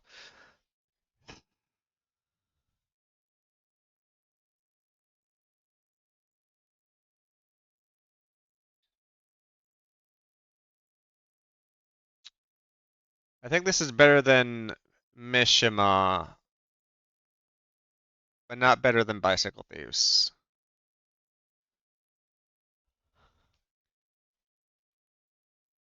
But yeah, Macross Delta, amazing series. Zedi Live, fucking fantastic. I don't know if you noticed, 6 exclamation points. That's actually plot relevance.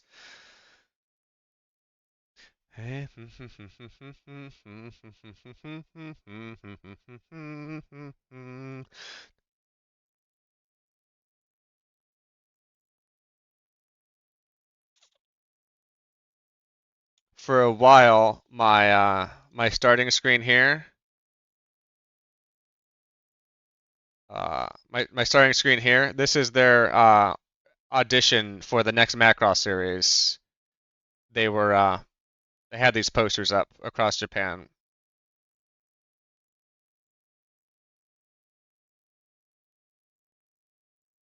So that's been my starting screen for a while.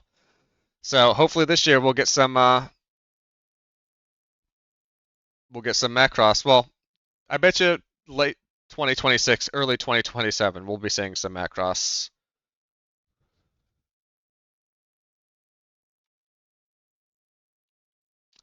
It's already passed, and they say women. So I'm not a woman. I'm too old, and I'm not in Japan. Those are three of the requirements. Zatoichi on the road. I'll be the judge of on the road.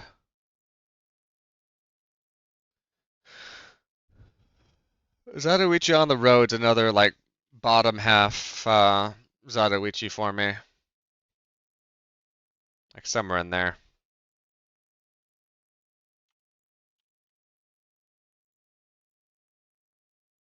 Break it down. Are you serious? Maybe, maybe. Given reality. Personal shopper. Uh, this is about is this not Kirsten Dunst with a time machine, a space machine, a translation machine? You've got a chance. Oh no, I don't want to log those.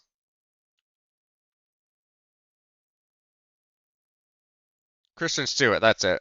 Mid-20s personal shopper for media celebrity. Job pays for her to stay in Paris, but refuses to leave until she makes contact with her twin brother who previously died there. Uh, really spooky, creepy movie. Really enjoyed it. I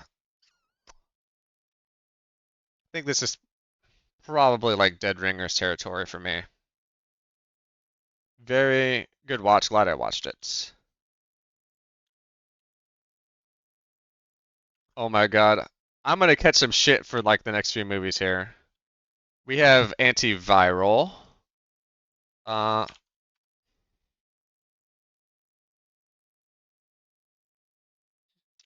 Uh, Sid March is an employee at a clinic that sells injections of live viruses harvested from sick celebrities to expose fans. When he becomes infected with the disease that kills super sensation Hannah Geist, Sid becomes a target for collectors and rabid fans. He must unravel the mystery surrounding her death before he suffers the same fate. Very, very well done. Definitely some body horror here. Definitely needles, blood, all that jazz. This is a movie that I could not even bring up watching with Abby. Uh, this is not her type of movie, and so if you don't like those things, this is not your type of movie. Uh, this is going to be like top half though. Better than Monkey Man, better than Detour, better than The Ring, better than Sweet Smell of Success, but not better than Trial. Okay, we're going to come up to some controversial movies here. Uh, so, for the first time in my life this year, in fact, not too long ago, last couple months, I saw The Godfather. Never seen The Godfather before. I've seen clips from the intro with him petting the cat. That is all I've seen of The Godfather until recently. Very, very fun mob movie. Saw it after or while we were watching Sopranos. Uh, yeah, well done. I still want to see the other ones. Maybe it doesn't pull me in as much as other Godfather heads, but I don't think it's going to be like the top 20 movies of all time. What's up here? That's Noroi the Curse. I think it's between Noroi the Curse and Dim Sum, so I don't know. Send me to Movie Hell because that's where it's going. Let's see. We have Hard Boiled. Fucking amazing Chow Yun Fat. This is obviously better than The Godfather. The question is how much? Just want to remind myself what hard-boiled is. Yeah, this is Baby in the Hospital. Perfect. Lots of notes here, all of them good. Uh,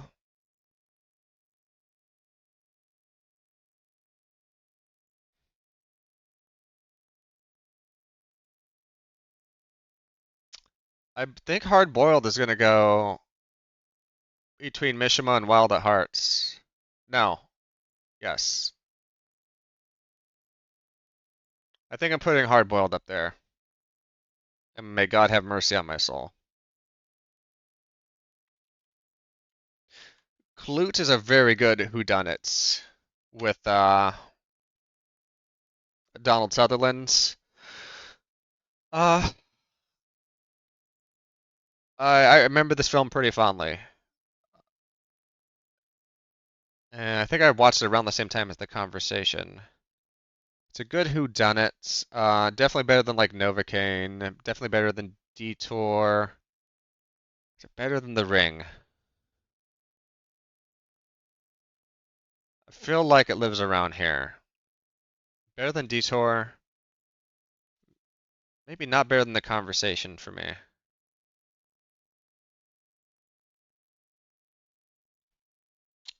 Uh,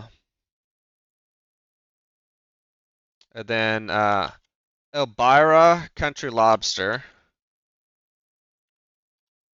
Elvira Horror of the Deep, another Showa era Godzilla.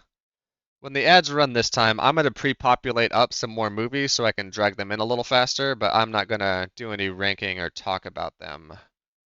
That's just so I can maybe keep this going slightly faster for another hour or so. Uh, but Abara guys just got more middle. So we're gonna put this in the middle, and then ads are probably gonna pop off. So please grab something to eat or drink or take a little breather. Uh, and we'll see most of you in like another 5 minutes. Uh, if you are here and you don't have, if you got like ads blocked or whatever, I'm just gonna keep chatting. Oof, we are at. Oh, I'm stretching. I'm stretching. Dog stretches. We are at 140 of like 300 and some movies.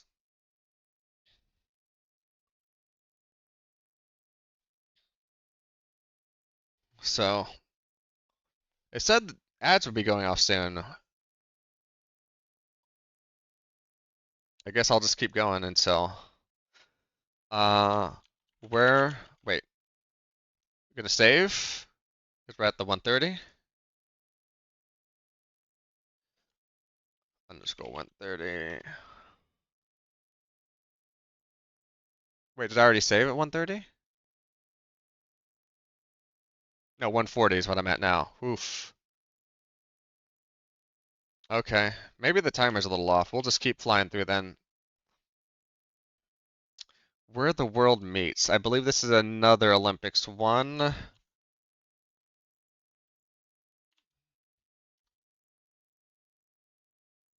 Yep. Yeah, we're just gonna throw you, I guess. Nope, put you there and then put you. Because we're not gonna screw things up. White Vertigo. More bullshit Olympics. Slap it in the Olympic zone. Uh, that seems about right. Uh, I was doing a lot of crossword puzzles with a guy named Zach a while ago. And Jason and the Argonauts came up quite a bit. So I finally got a chance to watch that. I think I watched part of it like when I was in school as a kid. Uh, yeah, I mean, it's the story of Jason and the Argonauts. Is it better than Ace Attorney?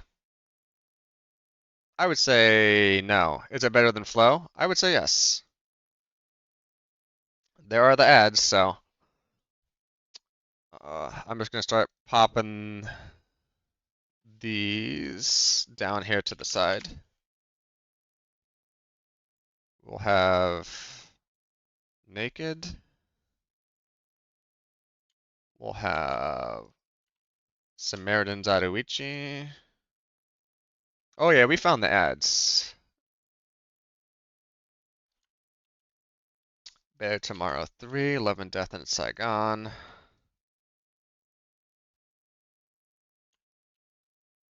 Color of Pomegranates.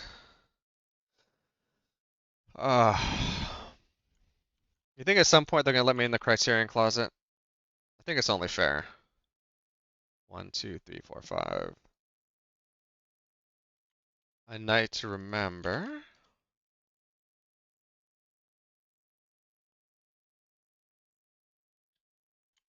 Don't Peek. Oh yeah, this was a creepy one.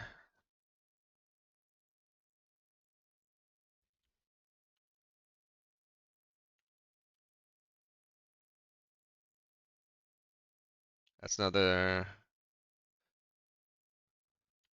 The Last Picture Show.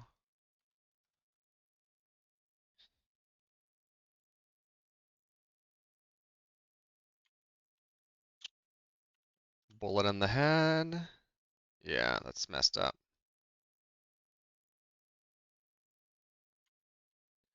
Dr. Feelgood, Down by Law.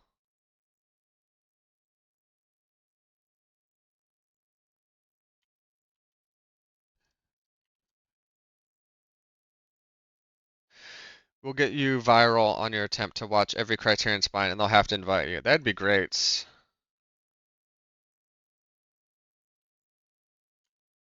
That would be great. You can tell them inviting me in is actually pretty easy because it's not like I'll be. I mean, I guess I'll just be picking the movies I love that I don't own yet. But it's not like I'll need a lot of my favorites by then, you know?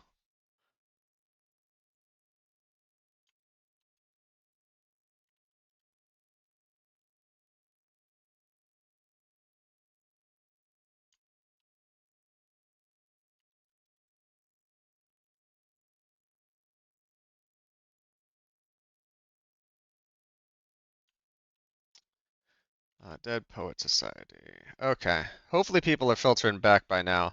Pre-populated a bunch of these up so we can drag them a bit faster. Uh, Naked. Uh, an unemployed Brit vents his rage on unsuspecting strangers as he embarks on a nocturnal London odyssey with David Thewlis, Leslie Sharp, Katrine Cartledge.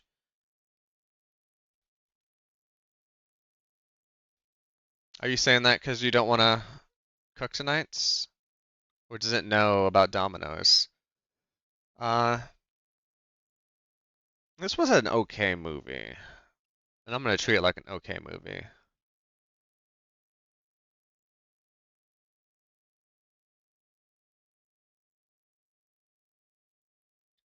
I did not get ads, but you're heading off as early tomorrow, and I'm getting pizza tomorrow. Okay. Domino's knows. Uh, yeah, some of my ad block. I got the Raspberry Pi Zeros in. I'm gonna do the Pi hole, so when Abby's watching stuff on her, if uh, if Abby wants to watch stuff on her tablet going forward, it'll at least get Pi hole blocked. I don't know how well the Pi hole works with Twitch though.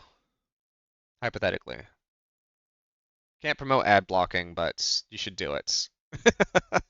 uh, Naked. I thought it was a little better than American Splendor and Delancey. We got Samaritans Adoichi. I might bug you, Gwen, if you've got a good guide for me to start off of. I found a couple, but if you have one that you know works from your experience, I will look at that. Is Adoichi the Samurai? Or no, is Adoichi the Samaritan? I think this is uh where's Samaritan? Oh, Samaritan Adoichi's another sort of mid-level Zatoichi film, so we just kind of throw that in the middle-ish there. Yeah. A Better Tomorrow 3. So I love this. So we have Naked Samurai. We have a Better Tomorrow 3 here. We also have Bullet in the Head. So there's this Better Tomorrow trilogy, and I'm glad I got these both kind of close together. There's this Better Tomorrow trilogy with Chow Yun-fat and some other big name actors. John Woo directed the first two Better Tomorrows, and they're going to rank quite high here because they're great. What I did not realize is that John Woo did not get to direct a Better Tomorrow 3. He was writing a movie that later turned into be Bullet in the Head, which it has some of the actors in there, and you can see the parallels. But somebody else went to do A Better Tomorrow 3, which is worse than the other two movies, and also worse than if Bullet in the Head was a Better Tomorrow movie. So, very related. They're both going to Vietnam, both dealing with arms, smuggling, stealing, crime, uh, profiting off of that and taking that back to China. But Better Tomorrow 3 is an inferior product, and it's going to be down here. It's less than. I really did not like this. I don't want it. So it's not a Nazi propaganda film. Let's just get that out of the way. Uh, is it better than? I really did not like Chimes at Midnight. We watched the title. You did not watch. You did not see Bullet in the Head with me, which is so much better. We're gonna get to that in a minute, but that's like here territory, like top 20 so far. Color of Pomegranates. I don't remember that well, but it was not Color of Pomegranates. You know what? In retrospect, this would have gone a lot faster if I would have pre-populated up all the movies and then dragged them around. Life of a Revered 18th Century Armenian Poet, portraying events in the life of the artist from childhood up to his death. Uh, yeah, Sergei did not really jive with the Russian movie. So much so,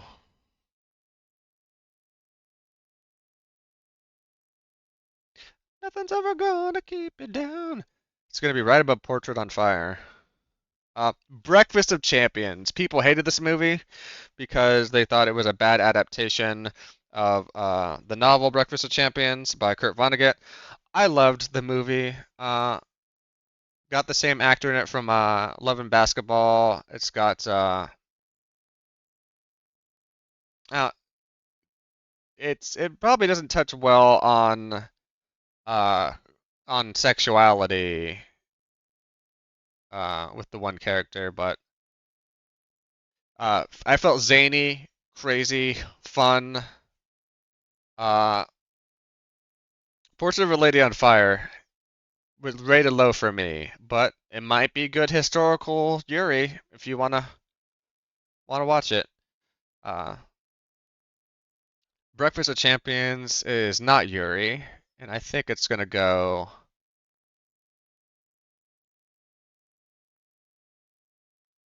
It's a little zany. It's maybe a little worse for me than Spinal Tap.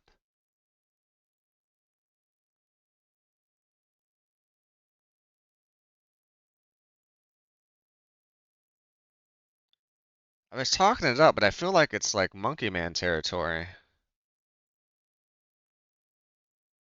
think it's Monkey Man territory.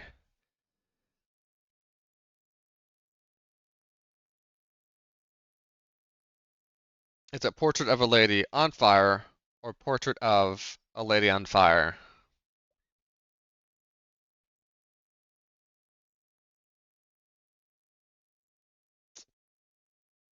I think it's the second one, but they don't add a lot of punctuation in there. A Night to Remember. This is a Titanic movie, decently done, not really a standout for me. A bit long. If you have a long movie that's not great, that kind of punishes you, in my opinion. Uh, Maybe slightly better than Love and Basketball. Don't Peek, amazing found footage movie. Well, not amazing, decent, really good, made in 2025. Uh, better than MK Hex, I think. Better than Mickey 17. No, not better than Mickey 17. Do, This is a To the Other Side is another Senritsu Kaiki short, so we're just gonna slap it around there. The Last Picture Show.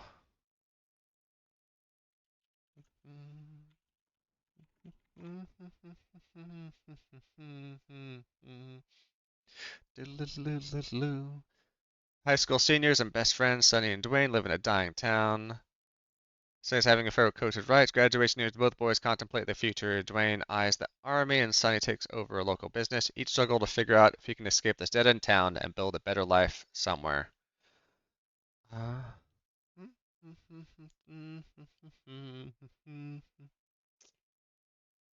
uh,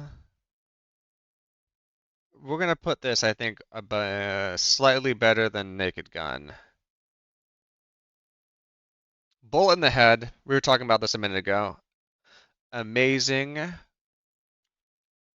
amazing movie. At the time, it was the most expensive Hong Kong film. Maybe most expensive Chinese film ever made.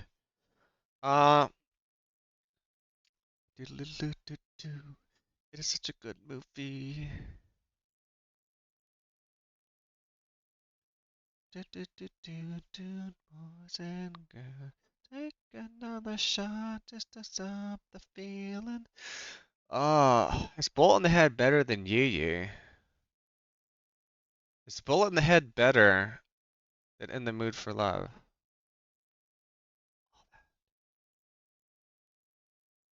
I think it's better. I think it's up here. I think it's better than In the Mood for Love for me. It is such a fucking fantastic movie, and so much is packed into it. It plays the period perfectly. Yeah, I'm okay with Bullet in the Head being this high. I don't I don't think the other Better Tomorrows quite make it as high as what should have been the third sequel, but like, oh,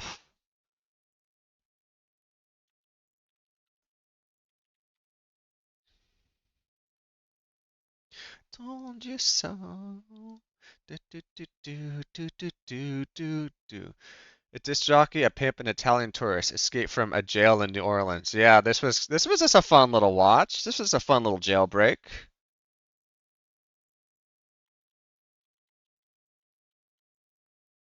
The one guy only spoke Italian.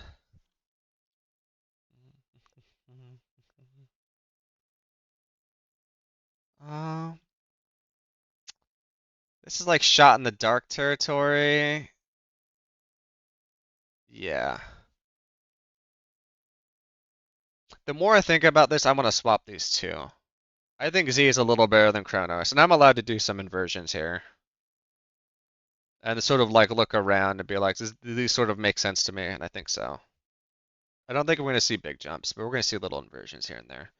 Uh, Ephus. Abby knows how I feel about Ephus. It's not my favorite movie. Uh, I thought it told a really powerful story about a baseball beer league and some people in their, early adulthood, some of them in their later adulthood, and how they were able to bond over a sport and what that means when that changes. Yeah, this is probably the second best movie about baseball I have up here, with a Naked Gun being there. So this has to go below Naked Gun, the best baseball movie on the up here so far. So I mean, this wasn't for me. If Abby were doing this list, this would be up here, and she'd be like, "Why the fuck is a weird Japanese horror movie up there? That doesn't make any sense." And that's fine. That's why it's my list. And if you want to stream your 376 watch movies, you in general, I'm not just talking about Abby. Like, if you want to go share your list, even with me, I'd love to look through them. Uh, But yeah, Ephus is kind of down in this territory for me. It's not naked. It's crossing Delaney, prone over Idaho, Barbarella. Uh, I'd watch Ephus over a night to remember. Yeah, I think that's fair. Uh, the Harakiri. Uh, very well written. If I remember this correctly, this is a guy who's like, I'm ready I'm ready to atone for my t sins, but I need to choose my seconds. And he keeps choosing seconds that have dishonored him and have cheated him and have lied about him, and he keeps calling them in, and the guy keeps going, well, no, no, that second's not available, that second's not available, not that second's not available. And so, like, through the process of him saying why he wants his seconds, he's sort of revealing the story that occurred. Very well written. I'm talking about and getting excited because it's just so much fun. This is above Mishima. This is above Bicycle Thief. This is above this is above Bicycle Thief for me. Yeah, I'm comfortable putting it there. Oslo Winter Games, sure. Uh, Senritsu uh, Kaiki, Senritsu Kaiki File Super Kowa 2, Dark Mystery Snake Woman. So this is like in the second half of the series. Uh, what did I rank this as? So Abby, you didn't mention if you wanted to do Dominoes or if the Dominoes is open. Trying to figure out what we're gonna do for dinner because we're approaching dinner's time. Do you think if we want to make 300 something of media, it would be like comics? Turns out all the guys who were ready to kill him were jerks. Yeah, they were jerks. This got 2.5 stars. I don't remember this being great. A job hopper named Sakurai. The video shows a beautiful woman who visits. Yeah, okay, yeah. This is not the worst Senritsu Kaiki.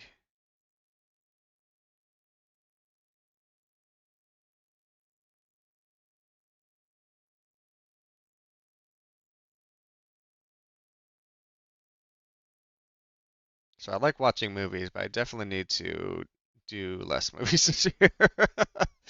uh,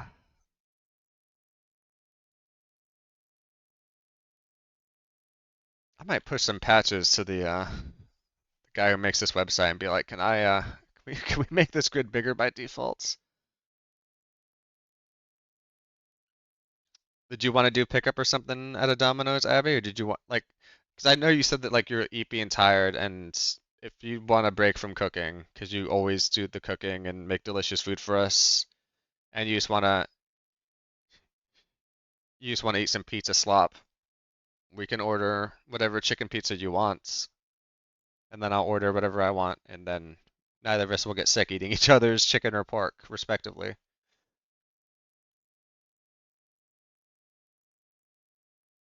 Let me find.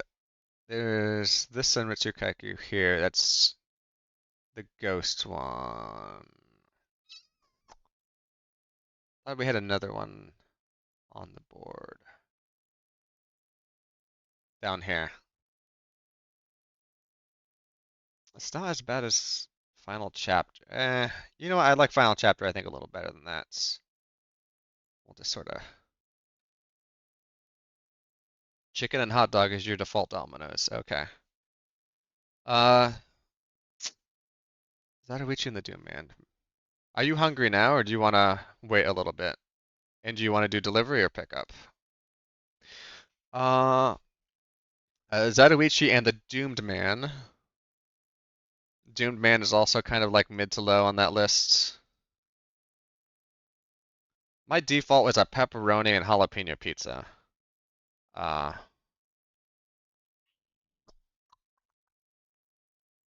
so kind of lower there. Zatoichi and the Cane Sword. Oh my God. I have to have notes for this. Zatoichi, Cane Sword. I have notes on this.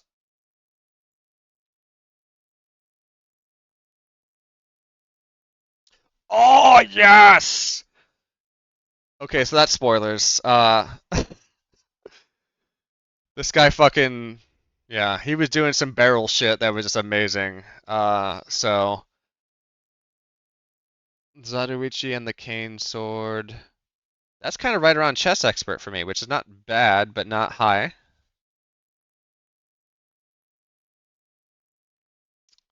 Then we have Dead Poet Society, which I learned after watching the movie. The two leads, I thought I read somewhere the two leads dated. The guy who plays Wilson and the Invisible Guy. You know who I'm talking about. No context needed. Dead Poet Society. I thought it was Robert Sean Leonard and Ethan Hawke. And did Ethan Hawke play the Invisible Man?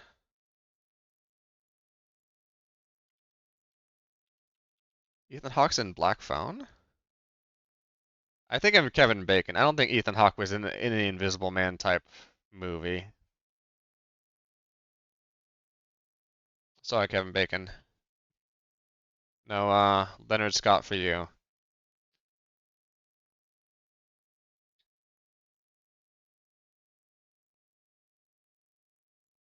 Oh, okay. Sorry, I was. Tell me what you want. You're not taking orders from everybody else. Uh, I would take uh, I guess a medium pepperoni and large. I should just come over because I might have coupons on my account. Uh, let me just do the Dead Poet Society real quick. Uh, and then if everybody's okay, I'm sorry, I might kill you with some ads to reset the timer while I'm going to be gone anyway for a few minutes.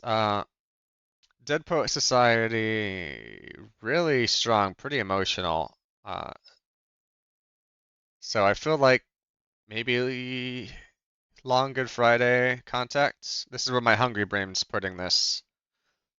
Uh, that's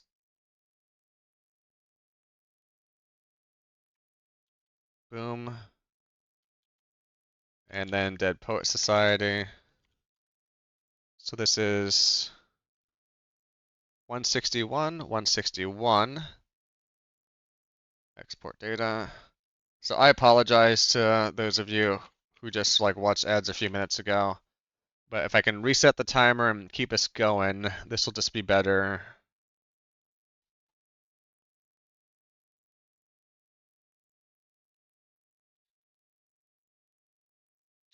So I apologize. Please forgive me.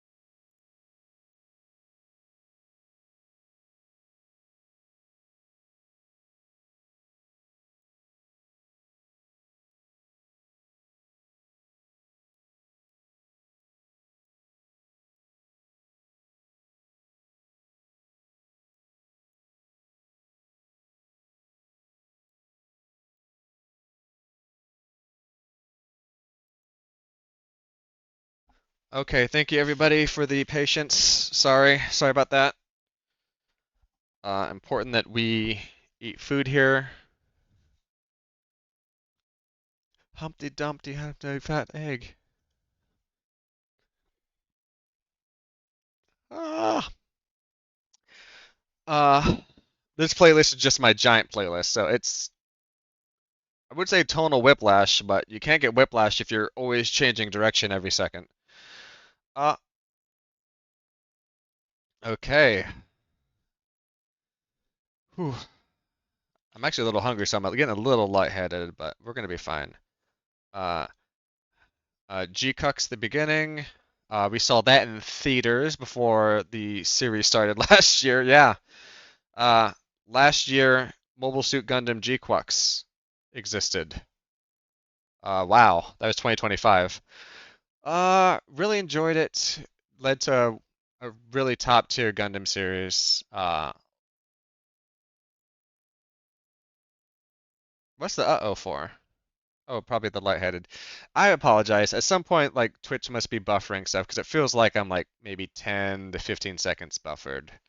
So if I'm a little delayed, I don't know how to do that. I don't know how to fix that on a 4 hour and 40-minute stream that doesn't involve resetting.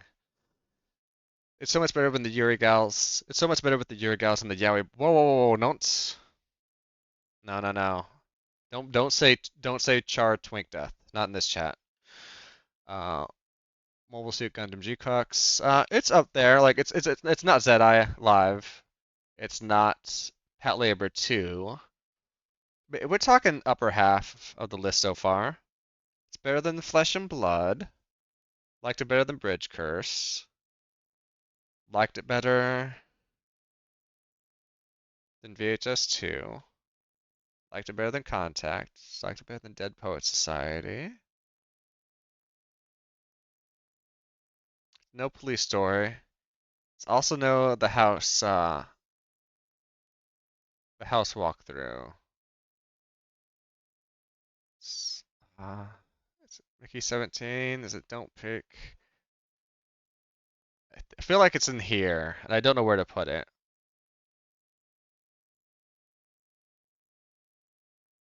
The Will You Be My Mother ass motherfucker. Het Gundam is less than Yaoi Gundam is less than Yuri Gundam. Interesting. Okay. You prefer the Waluigi version of the song? Freud Gundam.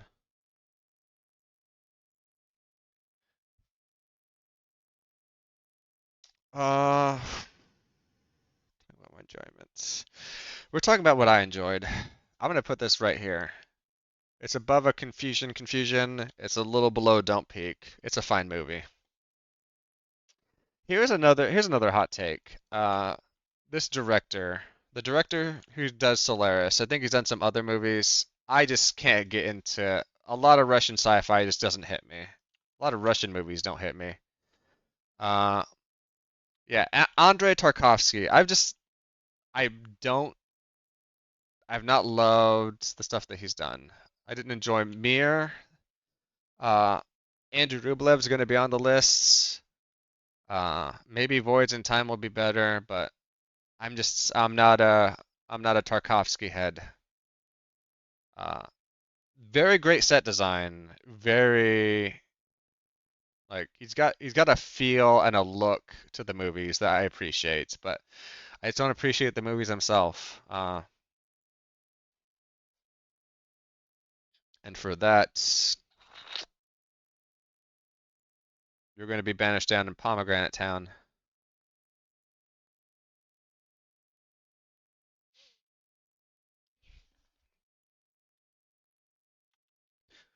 Uptown girls don't give it to you, 'cause Uptown punk don't give it to you. Three women. Need a little reminder on this bad boy. Sorry, 12M. One became two, two became a three, three women became one. Two co-workers, one a vain woman, the other an awkward teenager, share an increasingly bizarre relationship after becoming roommates. This is with Shelley Duvall, Sissy Spacek. This is a very wild movie. You're a Tarkovsky fan, PPG, Samurai Jack, Dexter's Lab, Trans Hotel 123. I learned the other day that oh, they were definitely roommates. This was a wild movie all the way to the end. Real fucked up psychological horror, in my opinion. So this is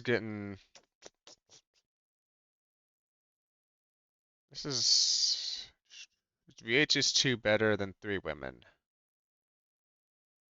Three Women is definitely better than Flesh and Blood. Three Women better than Muppets Take Manhattan. Is Three Women better than Personal Shopper? I'm all over the place here. Where do you even put Three Women in this economy?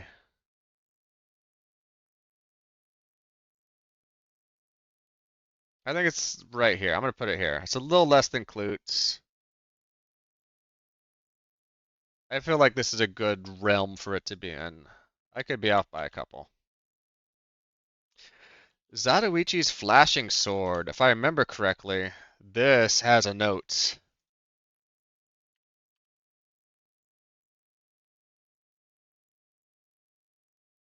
No review? No, okay.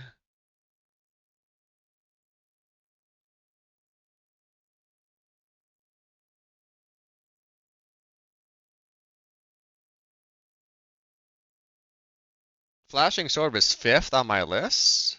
It didn't even get a notes. This is, I guess, back before I was doing the rating. Uh,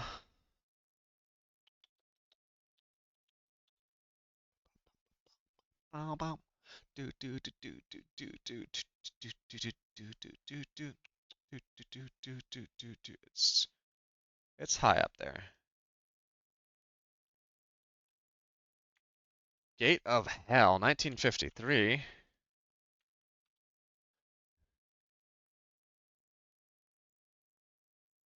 I don't remember Gate of Hell at all. I'm not recalling it. 1953. Ah, brave samurai performs a heroic act by risking the lovely Lady Kessa during a violent uprising. Morito falls in love with her, but becomes distraught when he finds out she is married. Yeah. This had some pretty amazing naval scenes, if I remember correctly. I think that's the one I'm thinking of. Oh no, I'm thinking of a Qui-Gon vignettes. Gate of Hell, yeah. The ending for this is pretty sick. Uh, I'm gonna say it's still not as good as all the Zatoichi films. Would watch this over Kuroneko, so we know we're like in this range here.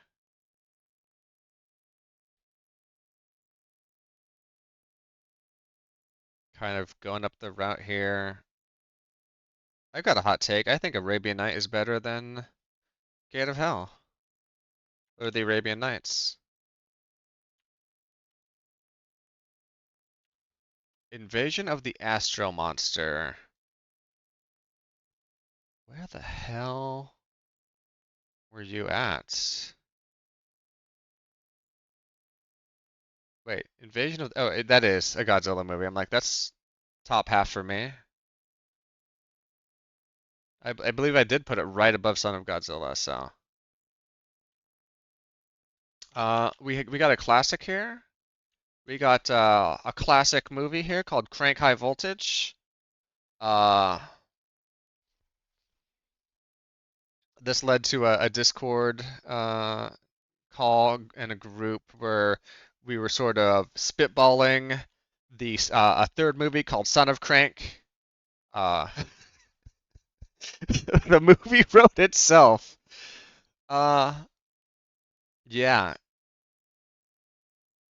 he needs to keep it. He has to keep getting adrenaline going, or this poison's going to kill him. So he's doing just a whole bunch of shit to get his adrenaline going, shocking himself, screwing people, adrenaline injections into his body, everything you can think of.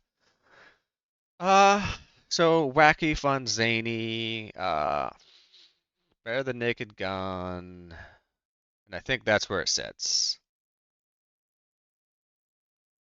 I don't think I'm putting it above these Senritsu Kaiki films, but it's a fun movie. It's a fun 2009 movie. Here's a Kurosawa film that I did not enjoy as much as others, and this is Hidden Fortress. This is This has inspired a ton of movies, including Star Wars. Kurosawa favorite, not a personal favorite of mine, but it did a lot of stuff right. Uh,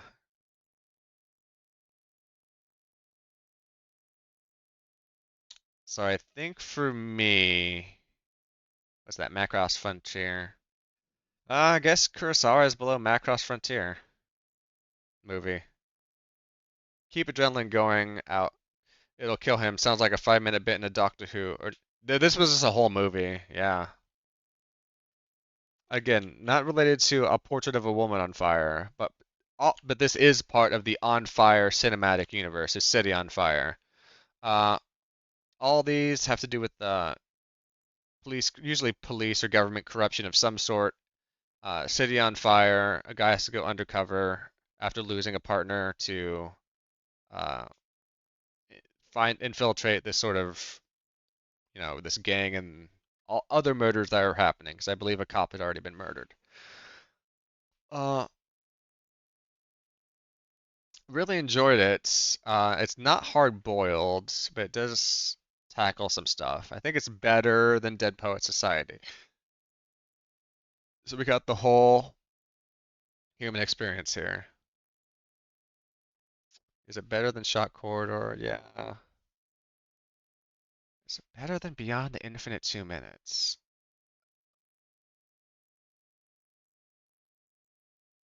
Sullivan's Travels. City on Fire has some amazing fight scenes. I think I'm gonna pop in here. Just sort of vibing out City on Fire. There's this anime movie called Bell. Hopefully it pops up here. Yeah, this is the one. I believe it has to do with VR and becoming like a famous singer despite, you know, Caesar's 17-year-old student living in a rural town, wounded by the loss of her mother, discovers the massive online worldview, drives into alternate reality as her avatar, but suddenly a mysterious dragon-like figure appears before her. Yeah, this fucking movie rocked. I loved it. Nothing. Nobody tells me nothing. Uh, where do I put Belle at?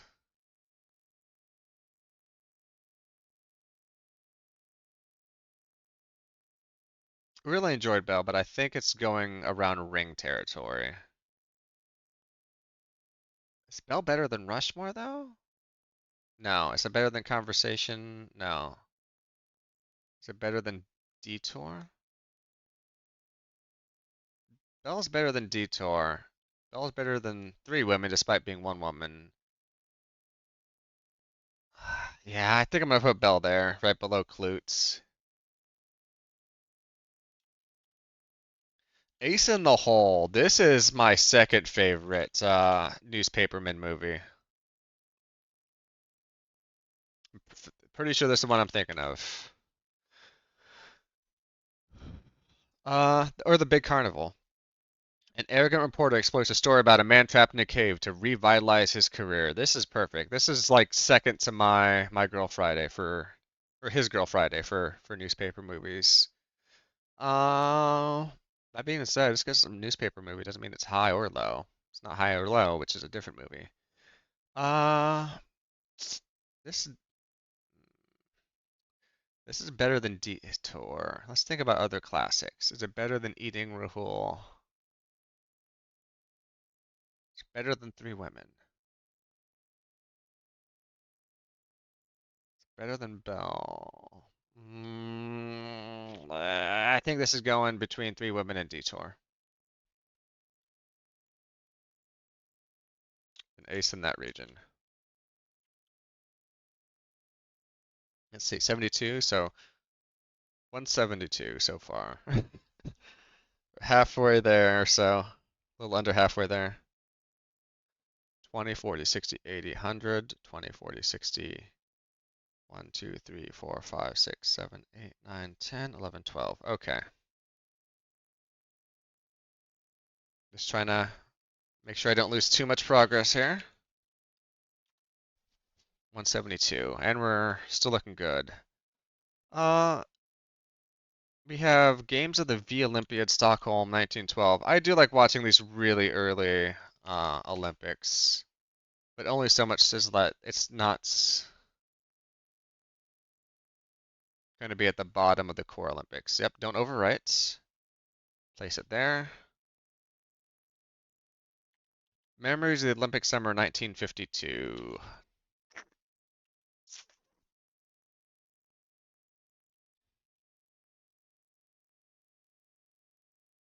This one had like a decent like story component to it. Uh, the Olympic ones I like best aren't this is the ones where it's like, okay, here's people racing, or here's horses jumping. Like it'll intersperse some aspects of, the cultural event around the Olympics. Other, other 2025.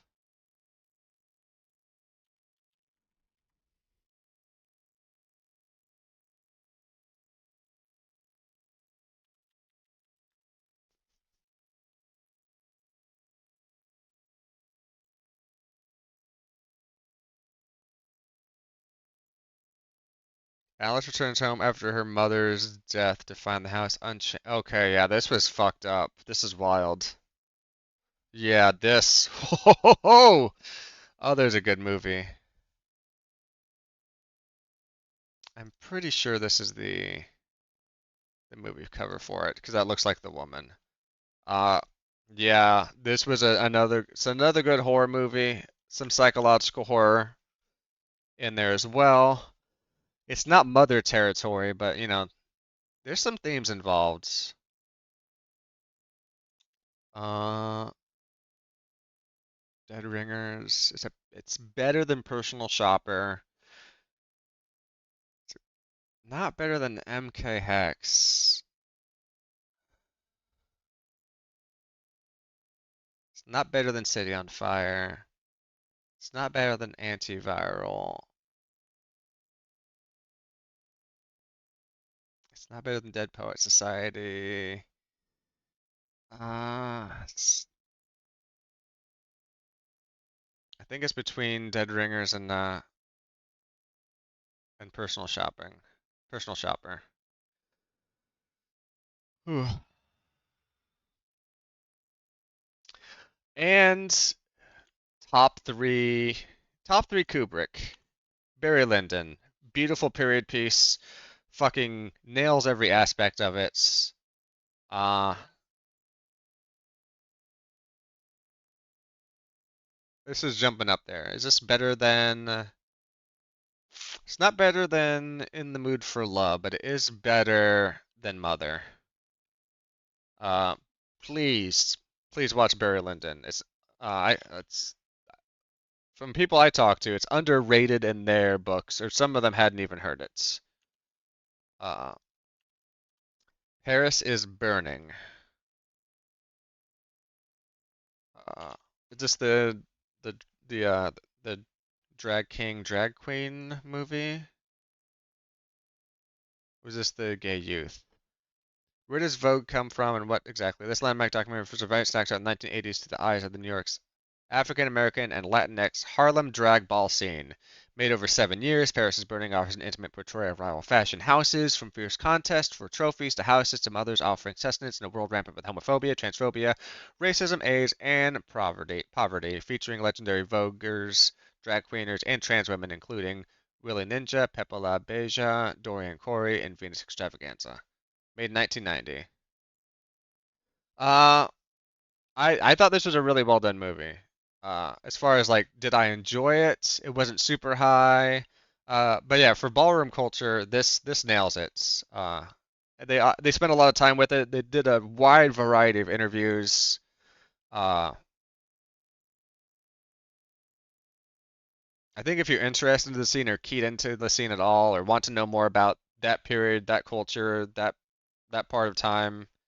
I mean, I say history, like that history is like today too, but that this really taps into it for like my like cinema, and it's hard for me to put like I don't know in my head I can't really disentangle like documentaries with other films. So this just isn't going to be high because of that, but it's not a bad movie. It had a lot of aspects I enjoyed. Uh, but I'm honestly asking myself, like, am I watching this again over like, oh, it's not a hate crime to put this below Better Tomorrow 3. I'm just letting you know. Better Tomorrow 3 did have some grenade scenes. There were no grenade scenes in Paris is Burning. Please, I'm sorry. I Please don't cancel me. You can do better than I put Paris is Burning down low. The Big Bird Cage. Oh, this was that sexploitation film? Was it? Women rebel against slave labor in a filthy jungle prison where they feed sugarcane to a mechanical mall. Women so hot with desire they melt the chains that enslave them. The Big Bird Cage. Uh, Paris is Burning is not Schindler's List. Uh, the Big Bird Cage. You know what? It's gonna go down. I'd watch another round. I'd watch Chimes at Midnight, Seventh Seal.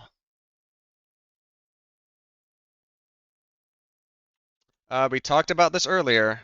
Saw the Phoenician scheme. Uh, it's got that it's got that one guy in it. Was he also in? I'm just bet the one guy. Yeah, it's the first one. It's the first time that Wes Anderson used Michael Cera. Uh, Benicio del Toro. That's who I was thinking of. What was he in lately? He was he in One Battle After Another? Yeah, he was in One Battle After Another. Perfect. Uh, and Cesario, just where I think I knew him from before this. But this is the first time Wes Anderson, like the jokes where Wes Anderson discovered Michael Cera is like, oh yeah, this is what your movies were missing. It's this fucking Michael Cera guy. Phoenician scheme amazing. Wealthy businessman Zaza Korda appoints his only daughter Nun as sole heir to his estate. As Korda embarks on a new enterprise, they soon become the target of scheming tycoons, foreign terrorists, and determined assassins. Also, Zaza Korda himself kind of a piece of shit, and they don't pull any punches about that. Very strong movie. Oh my God, I might have to say this is better than The Godfather. Dim Sum, Horror, Repo Man. I really like Phoenician Scheme. Phoenician Scheme. I could. Okay. They're not gonna let me into the Italian American society anymore. Not after that. Then we have Akira Kurosawa's Lower Depths. Uh, Again, not as good as the French one in my opinion, but like it hit different aspects. I felt like since I think Kurosawa's Lower Depths pretty much took place on like one stage. Like you had one house, yeah, like two houses and some area in between. Uh,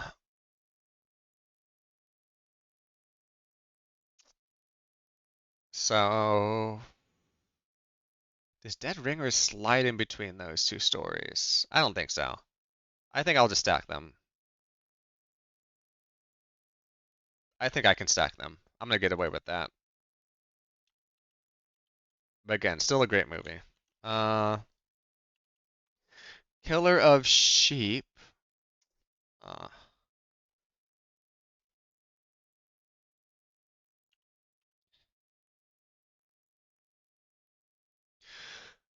African American man working at a slaughterhouse in the Watts area of Los Angeles leads a dissatisfied and listless existence. This was a tough watch too, and I believe this is a documentary.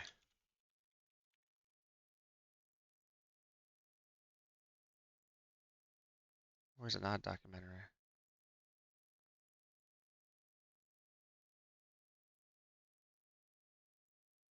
Give me the Wikipedia.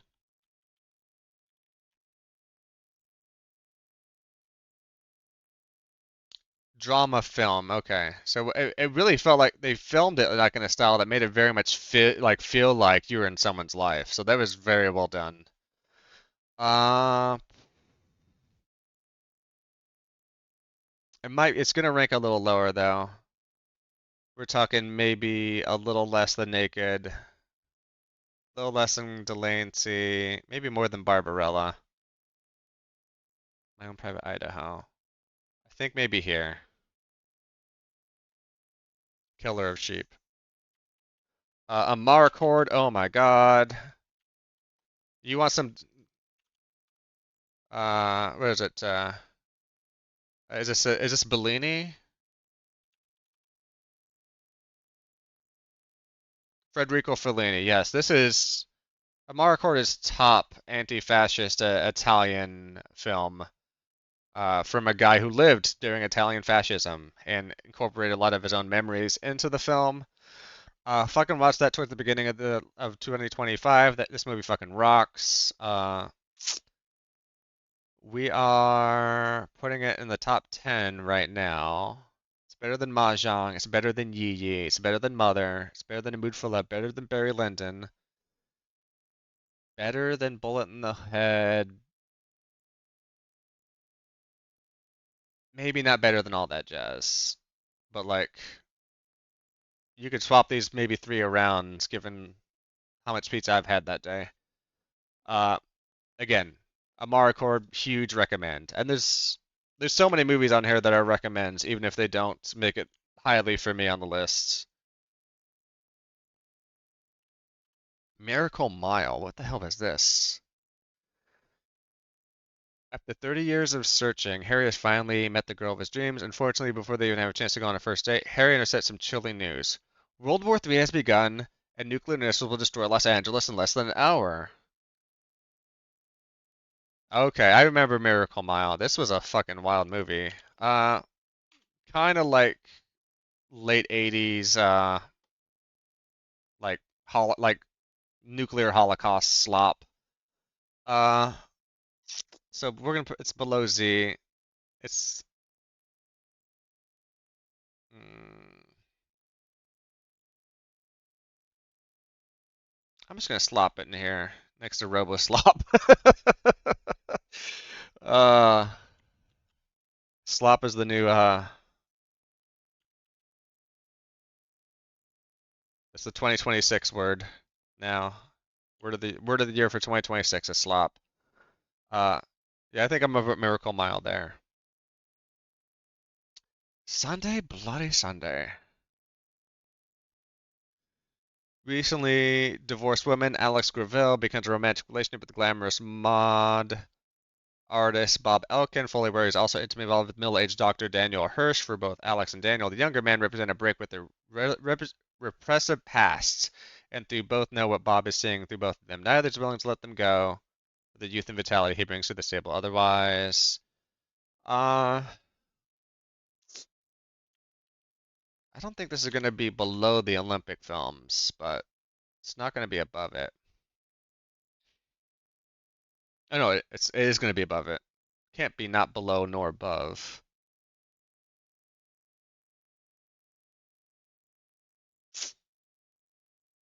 Uh,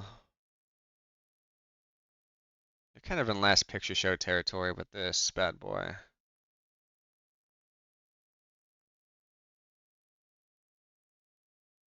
I think maybe right above Haxon.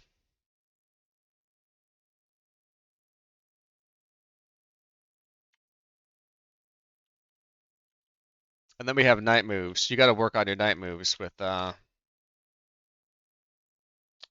what's his name? Gene Hackman trying to get recover someone's daughter who ran away. Intrigue, murder, death. Way worse than the conversation. Uh, oh my God, why are ads going again?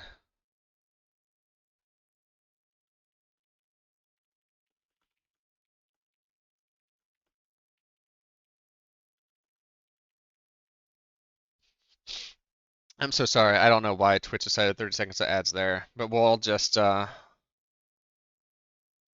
queue up a few movies while we're waiting for people who are stuck in purgatory. And that was fast. Yeah, sorry. I don't know what happened there. Uh, so yeah, night moves. Where does that go? I feel like here. Definitely better than the Great Flood. It's better than Flow. Better than Jason and the Argonauts. Better than Kronos. Down by Law. Shot in the Dark. Thomas Crown. You know what? Maybe it's better than those. Is it better than Naked Gun? Better than Crank?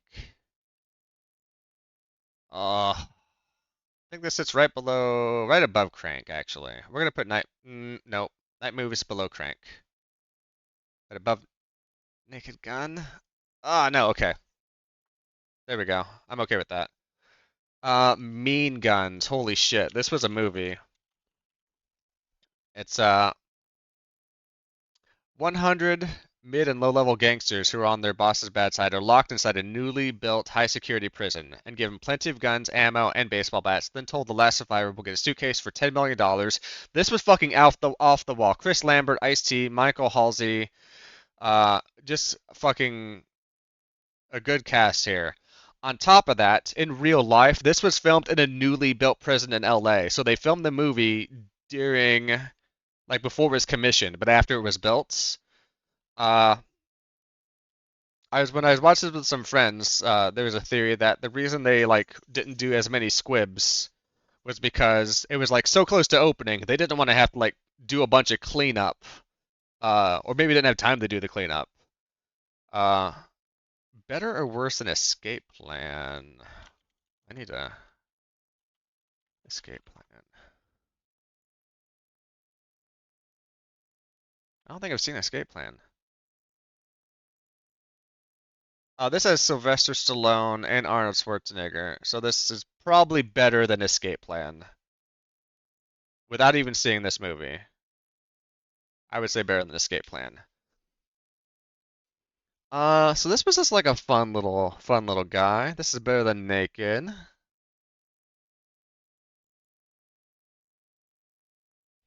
I feel like better than Kronos, but worse than Z. I feel like Z brings some real stuff to the table. Guidance. Somebody makes a pill that can read your exact thoughts and emotions and shares them with your partner. So they know if you're lying, if you're telling the truth, using that against you or not. Uh, Brings up questions on trust, privacy, love, knowledge, the forbidden fruits. Oh, hey Anya, how you doing, little girl? I know Daddy's been in here talking about movies all day. And you're like, oh, what's going on? You threw some balls and gave me some bones. You're a good girl. Uh, Guidance asked a lot of guidance up here with like antiviral, like we're just asking questions and also giving answers. Uh,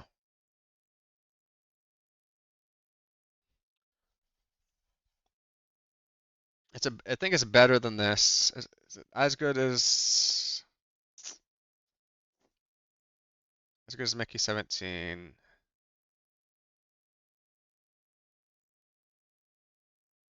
on the waterfront? Oh, I think I'm gonna put Guidance in between Waterfront and the Shadow, the movie with the bladed umbrellas. So that's Night Moves, and Mean Guns, Guidance. Uh, I believe this is another Akira. Oh, Akira Kurosawa really just makes bangers. We got Stray Dog, which I'm pretty sure. Nope, Stray Dog. Which I believe this is it. We're gonna double check what the movie poster looks like.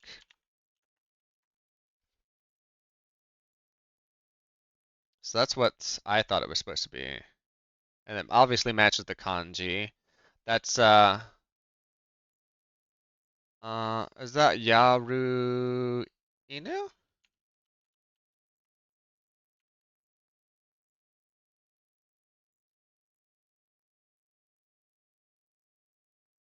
No, Rainu. Okay. Slightly different than I thought. Uh Bad guy, a bad day gets worse for a young detective who loses his gun from a pickpocket, and he's trying to chase him down through the Tokyo heat. There we go. That's the movie. That's the poster I wanted for this.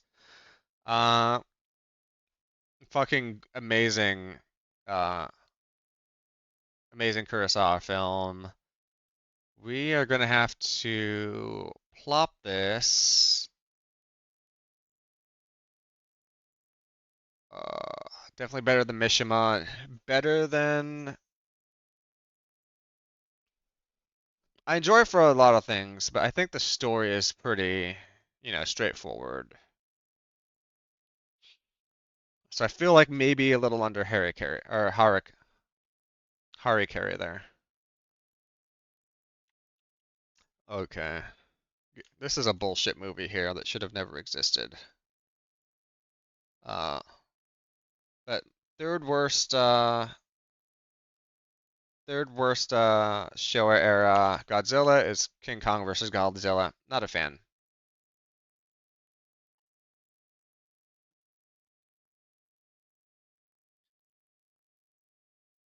I'm just curious as far as this is All Monsters Attack, right? I think I put it right above All Monsters Attack previously.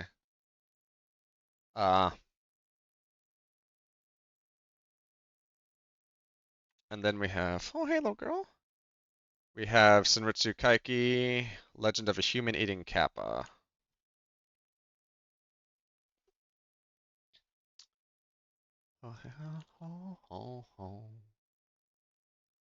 It doesn't like the year in there. Is it really not? I should provide so many patches to this websites. Uh, Legend of a Human Eating Kappa. I want to see what I did with this. 3 stars. Couple fishing. A strange woman. Strange creature emerged from the pond. Okay. Mother, I'm coming home. It's just gonna be in slop with this. I think I liked it a little worse than the snake woman.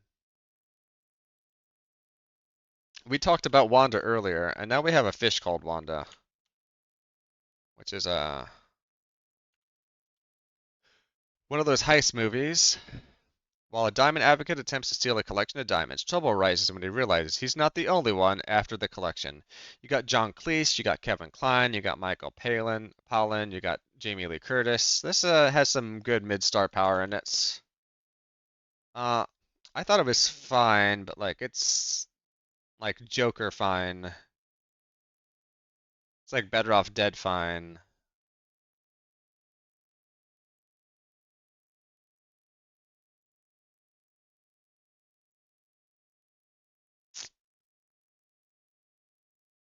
I think it's like My Own Private Idaho fine, but I'll swap you. Give Keanu Reeves a little bit of a boost there. Uh, we've got that I think this is the A24 movie with Paul Rudd and that funny guy. Paul Rudd's yeah, Paul Rudd's not the funny guy. Uh, Tim Robinson, yes. Uh, very cringy, very fun. Loved watching every minute of it. Uh, that being said, where do I pop it on here?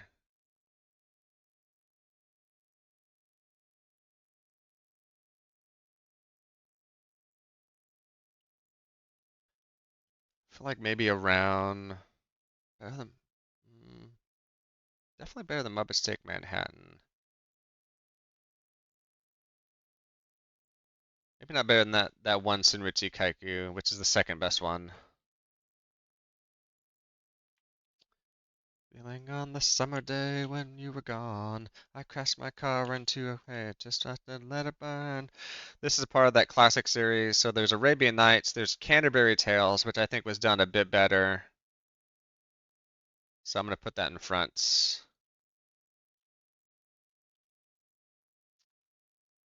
Let's see. Is this another? Just more propaganda.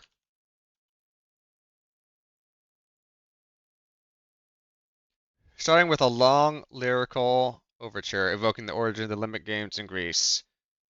Uh, the Reifenstaffel covers 21 athletic events in the first half of the two-part love letter to the human body and spirit, culminating with the marathon, where Jesse Owens became the first track and field athlete to win gold medals in a single Olympics. Uh, so at least it's not propaganda. We can work with that. It's the only Charlie XCX song that you know. I think this is one of the maybe one or two that I know. Uh, I mean, Jesse Owens did win a medal, so maybe, and it's not propaganda.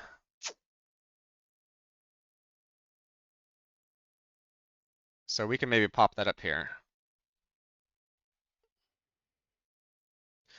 Oh boy, we got some hot garbage coming in, and that hot garbage is a Gundam movie called G Savior. I believe this takes place furthest in the Universal Century timeline. Yeah, or is that really? Universal Century timeline.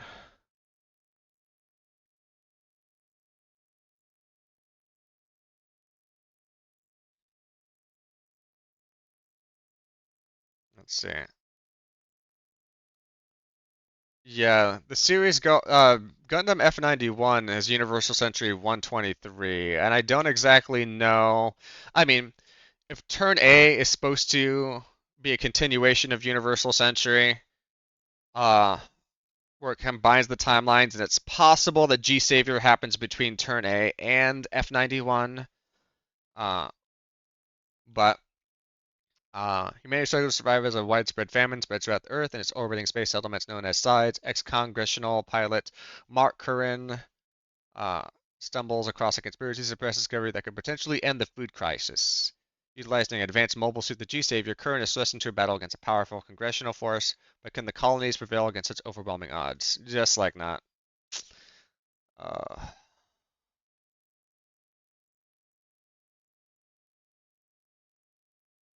I'd watch Birdcage before I watch G-Savior again. I'd watch Walkabouts. Yeah. You know what? Ports of a Lady on Fire. Yeah, this is pretty low. You know, I would give Solaris another shot before I watch G Savior.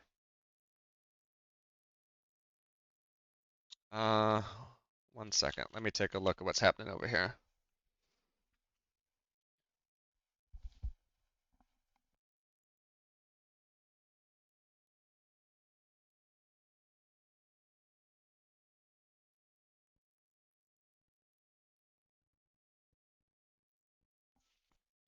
For some reason, I thought you said you were back.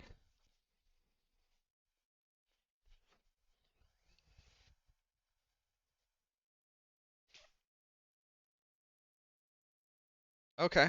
Oh, you're on the way back. That's fine. I guess a substitution happens. Ah. So the same guy who did the Senritsu Kaiki, uh, he did Occult, Occult.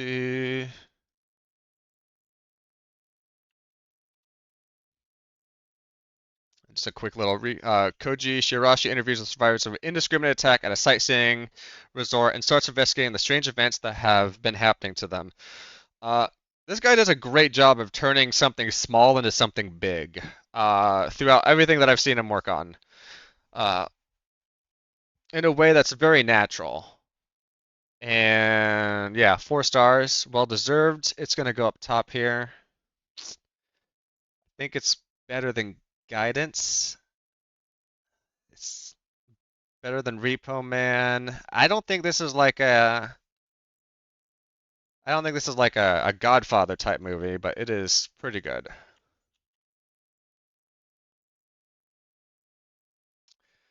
We have Zatoichi's Conspiracy, the last movie. I believe this also ranked pretty poorly. Like the Zatoichi, where was this? Uh, is that a Witchy conspiracy?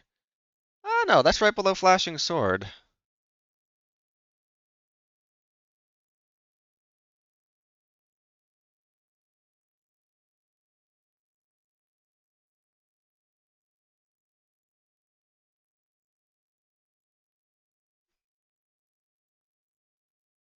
Yeah, somewhere in there. Uh,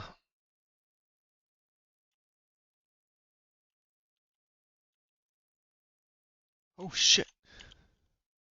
Let's see. Do we have something else? I think I heard this before.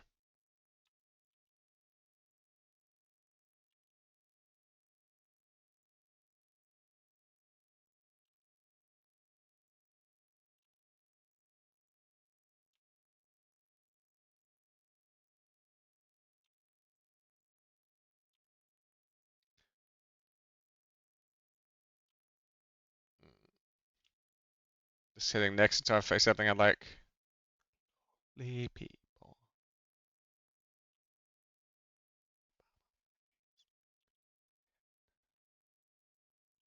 You did that recently too.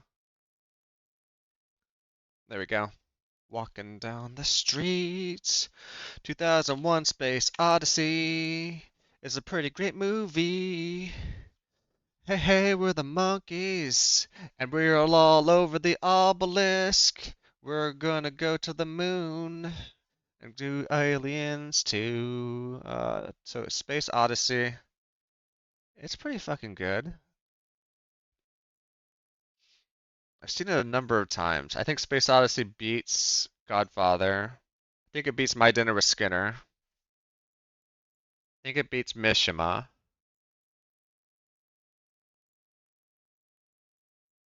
Trying to think of all it does, all it inspired. But I'm gonna do something controversial and put 2001: A Space Odyssey underneath Mahjong.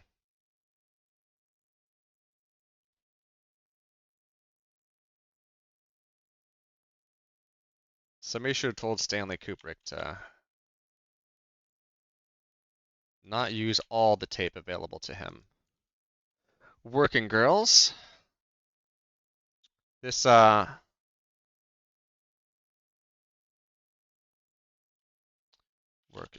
Girls. A lesbian college graduate tries to bankroll her own photography business working at a high price New York City escort. Uh, Pretty tastefully done for this type of movie. Grappling with themes and prostitution and sex work and in a relatively positive way. Uh,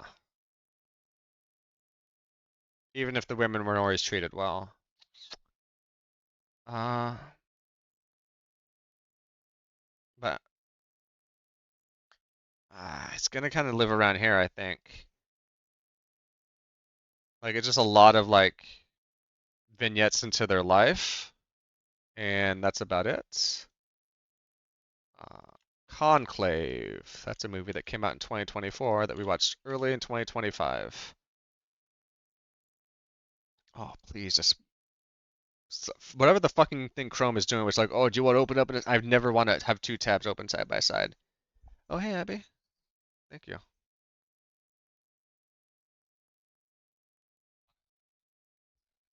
Is that from your phone? Okay. With the dots. These are both empty. Could I give you my bad Coke Zero? Oh no, Coke Zero has a little left in there. If you can give me a flavored water, please. Uh, oh, okay. Because they didn't have jalapenos, they only had dipping sauces. So I got a little bit of jalapeno. I got a little buffalo dipping sauce to go with these. Mm, it's not quite double pepperoni.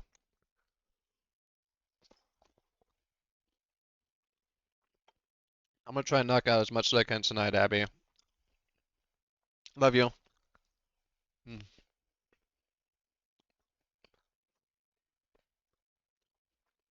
mm. Okay. Sorry about that.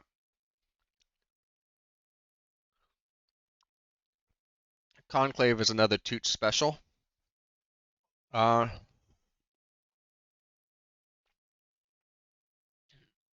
has a pretty good twist in there. But really, a lot of like people inside baseball. Nothing amazing about how it was shot. So I'm just gonna take a stand and put that there. Uh, that's exports. We're at 200 right now.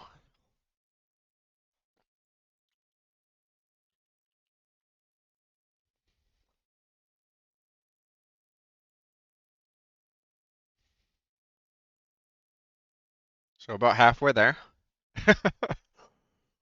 Ooh.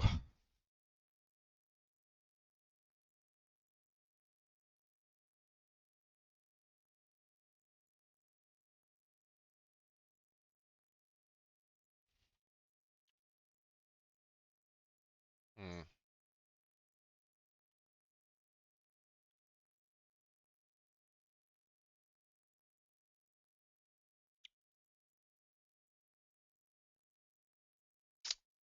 I guess I'll have to work with this format. So sorry, it's pretty much nigh impossible to read at this point.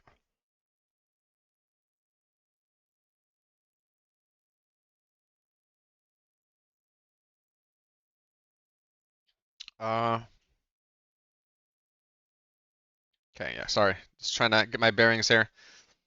Uh, Conclave done, and that's 200 we saved. Everything's good. The Melbourne Rendezvous. More Olympics. You go in the Olympic hole.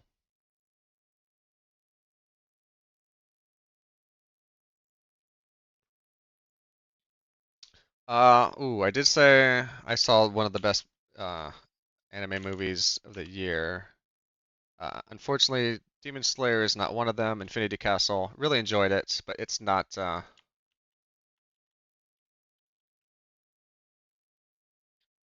the banger that you expect it to be. I mean, it's exactly what I expected it to be. The problem is, it's like a three-parter, so I got like one third or one fourth of the end. Mm. Great fight scenes, great character development.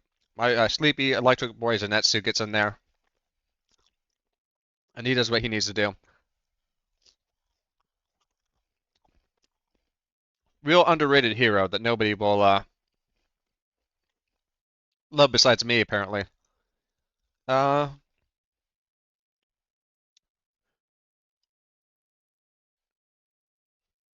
we're talking cinema though. Definitely better than Leon the Professional, Conclave, yeah. Yeah, Breakfast of Champions. It's kind of friendship territory. It's kind of Muppets take Manhattan territory. So I swap these two.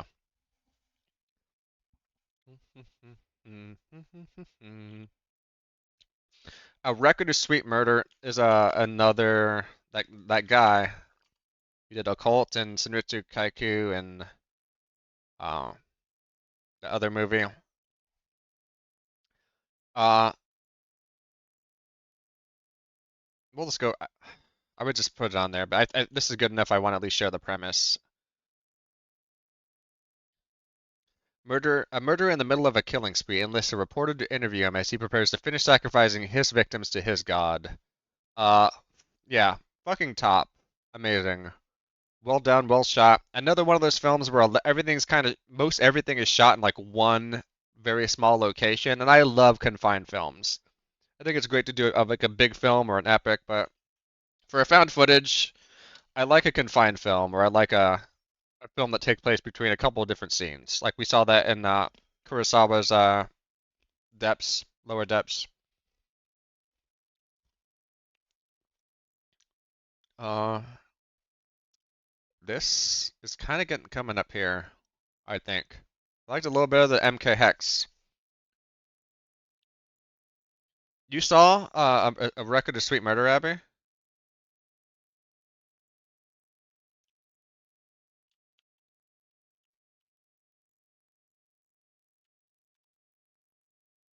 2046 is another one from Wong Kar-wai. Women enter and exit a scene, exit a science fiction author's life over the course of a few years after the author loses the woman he considers his one true love. Amazing. It's not in the mood for love territory. I liked it a bit less, maybe even than Yi Yi.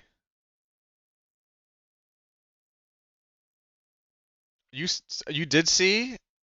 You didn't watch that with me, did you? Uh, 2001: A Space Odyssey. It's better than it's better than Pat Labor. It's better than that.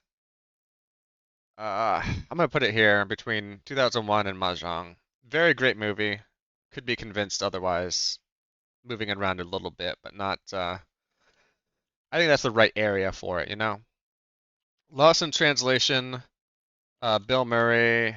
Uh, just like light racism across Japan, and again, more infidelity, more like men cheating with people. A little bit of midlife crisis thrown in there, but it's coincidentally cannot identify. So it was fine, but like I guess I'd rather watch The Big Birdcage than that. Vampire, fucking bomber movie, loved it. 1932, so I probably want that one. Uh, yeah, just like shot well, story told well, a little goofy from like today's standards, but uh,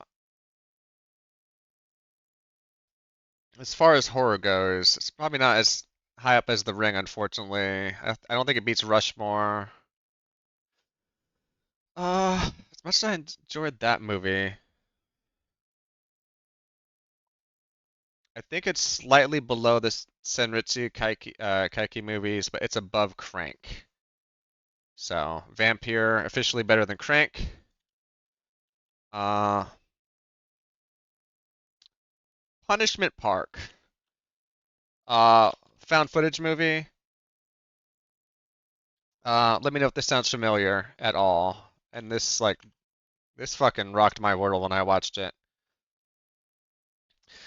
In this fictional documentary, U.S. prisons are at capacity. Nixon declares a state of emergency. All new prisoners, most of whom are connected with the anti-war movement, are given the choice of jail time or spending 3 days in Punishment Park, where they will be hunted for sport by federal authorities. The prisoners invariably choose the latter, but learn that between the desert heat and the brutal police officers, their chances of survival are slim. In fact, I don't think anybody survives Punishment Park, but you see revolutionaries, you see anti-war protesters, you see people who just the government didn't like, sent to prison, and then pretty much killed in Punishment Park. Uh,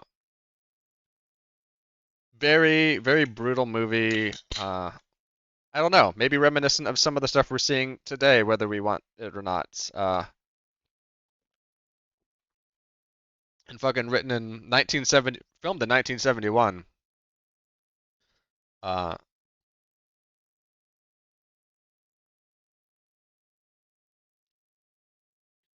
Trying to figure out where I want to put this.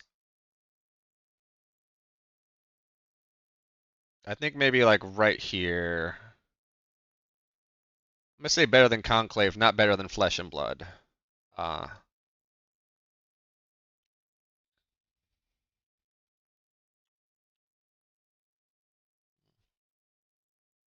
Inland Empire. This was so fucking long, and I enjoyed it. And it had like some stories within stories, and it was a wild crashing of the Chrome. But we got through a lot more movies that time.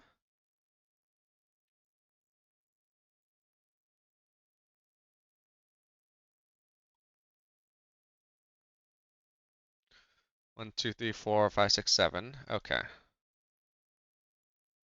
Inland Empire.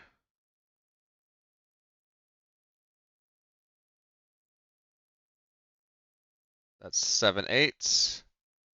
7, 8. Okay, we're very good. Nothing lost. Uh, ooh. Yeah, sorry. I already got the best viewers. Uh,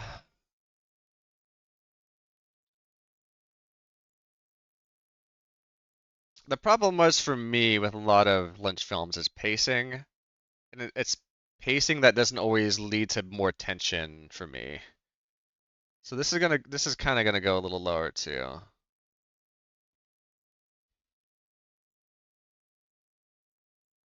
And length. In general, the longer a movie is, like, it needs to really be on top. So I'm sorry.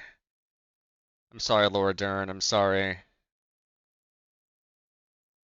Laura Dern's incarnation, even though she's still alive, Gwen Graves, but Inland Empire is going down here a bit.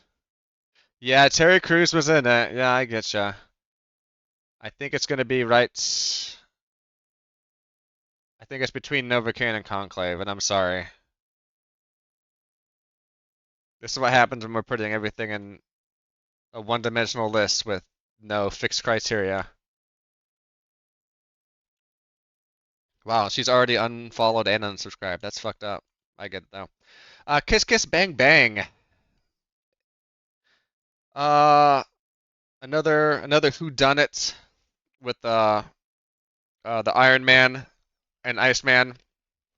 That's right.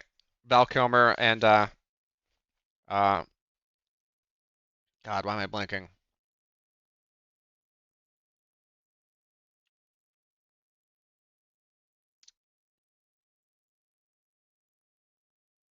Robert Downey Jr. Yeah. Uh, Fun little whodunit with them. I think well written, pretty tight, snappy, fun.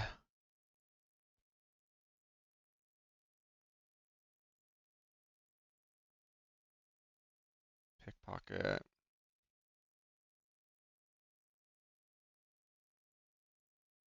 Guidance. I think it's more in the Eating Rahul Naked Lunch territory. Put it above Naked Lunch. And what's over here? Noise is off. Yeah, you know what? That's a fine place. No one's gonna complain about Kiss Kiss Bang Bang being too low on the list here. Oh, Downey's Doctor Doom. My bad. I thought we had Iron Man and Iceman next to each other. Parasites, great movie about class. Good Korean class movie here. Uh, so I feel like that has to be in this realm. It's better than Repo Man. It's better than Occult. It's a little better than Dim Sum. Let's see, Godfather maybe. Everything okay, Abby? Make sure my what?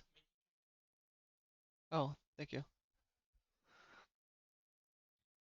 Uh, Making sure I have pizza. She's really taking care of me today as I punish myself doing a very long stream. Uh, Better than War Daddy, better than that, better than Cleo 5 to 6. Okay, now we're getting kind of questionable here. I think it's better than My Dinner with Skinner. Not as good as Cleo 5 to 7. Pizza's good. I only had one bite of it. I'm trying to eat maybe a little more, like during the commercial break slash a little after that. Macross FB7 is a short one. They just do like a little, this is like a short little 7-minute movie, I'm pretty sure. Let's double check the runtime. They didn't have jalapenos, as Abby mentioned, so they gave us some buffalo. I think hopefully they gave us the buffalo sauce because we paid for the jalapenos. Uh, 2059, Macross Frontier. However, is Loch Ness State of. Okay, so this is like the FB7. This is the Frontier. This is like the Frontier like retelling.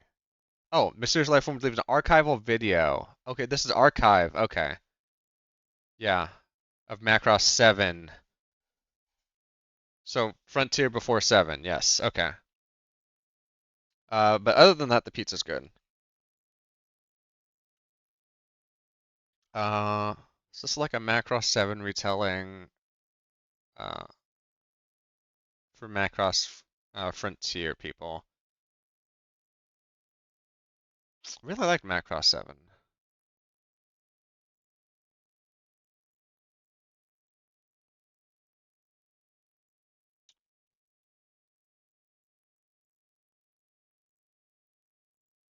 Kind of vibe out where to put this.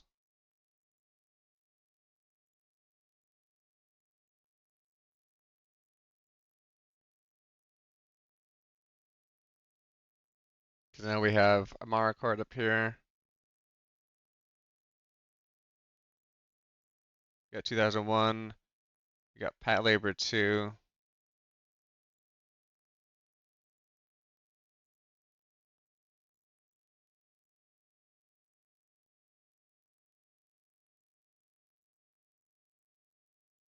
One, two, three, 4, 5, 6, 7, 8, 9, 10. Wait, I skipped one, didn't I?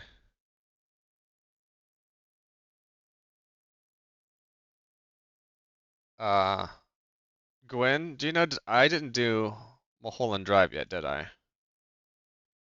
I think I pre-marked that off.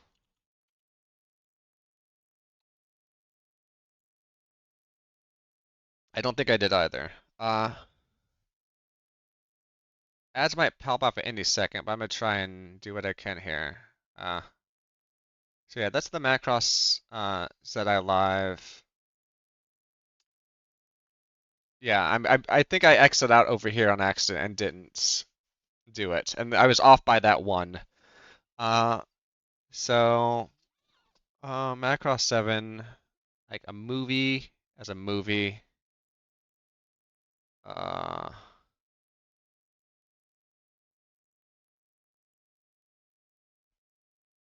Again, not bad, but it's like a side story for some other stuff.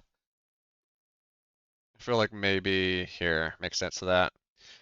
And then we have Mulholland Drive. More blue in Mulholland Drive than Blue Velvet, if I remember.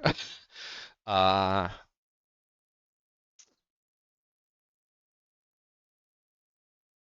I definitely like this a bit more than Inland, so it's living in this continuum. Sullivan's Travels, Spinal Tap, Dead Ringers, her. It's gonna be close to Inland Empires.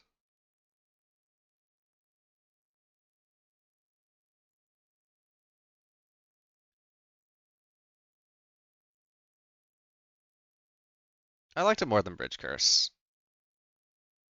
So, yeah, not high. Sorry. My follower count is literally dropping as I rank more movies. This is going badly. Uh, Sneakers. Great hacker movie. Watched this several times. Top Robert Redford and Aykroyd. You can tell they had a lot of fun making the movie. So we're uh, Sneakers is goated. I'm trying to like combine it with all this other cinema. It's definitely better than Spinal Tap. It's better than G-Quox. Better than Gaiden. It's kind of I live up here with some fan favorites.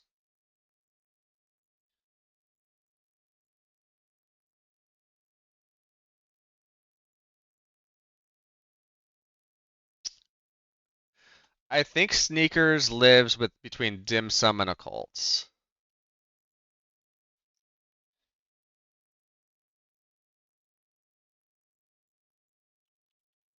I don't remember the Senritsu Kaiki file off the top of my head. The Kokori-san.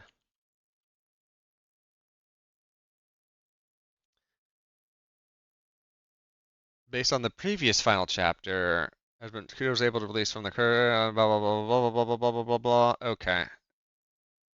Yeah, this was solid. Not perfect, but solid. Uh,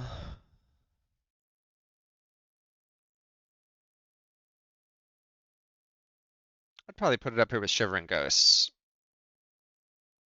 We started doing some interesting stuff with this. We'll put it behind Shivering Ghosts.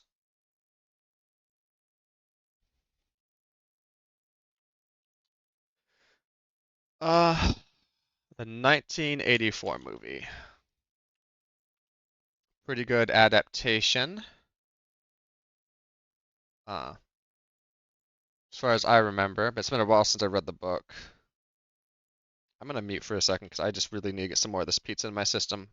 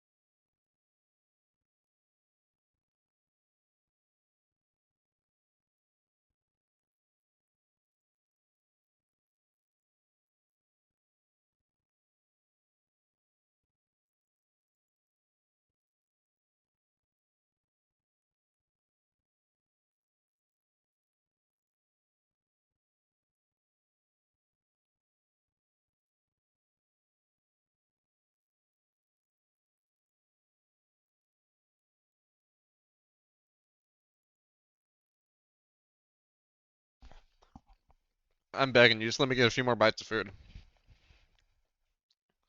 Ooh. Then I'll be supercharged.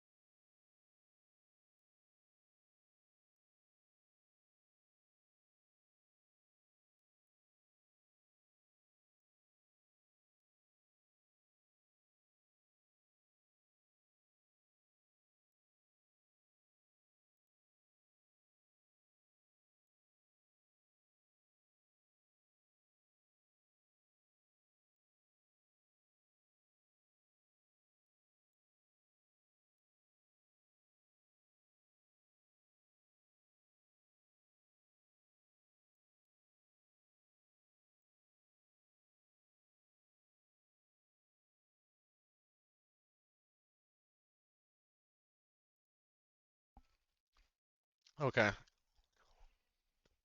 Mm. Got some food into my system.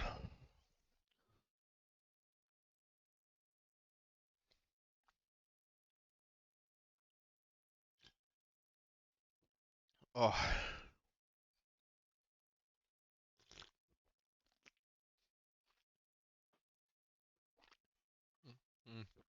Okay.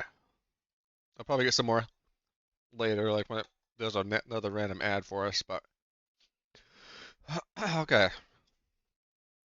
1984. I think that's better than definitely better than the race downhill or Ace in the Hole.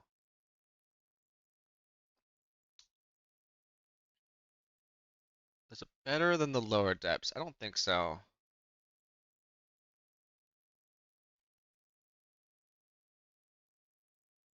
We'll put it in the lower depths area right there.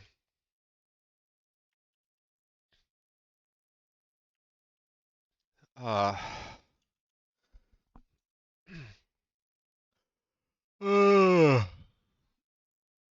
Terror of Mechagodzilla. Where the hell did this end up?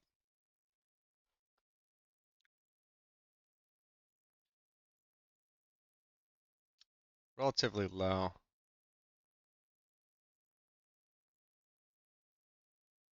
The Terror of Mechagodzilla I had above All Monsters Attack, above Godzilla, below Megalon. Yeah.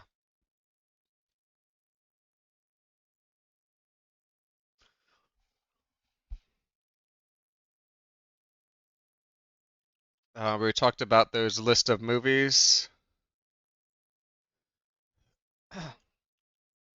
Uh, the Arabian Nights and such. And then there's also the Decameron.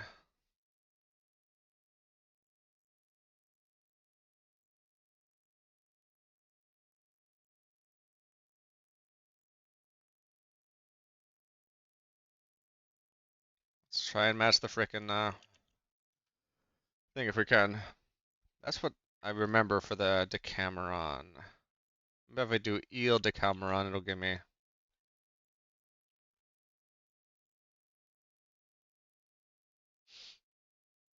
The Decameron it is. Uh, where's the Arabian Nights?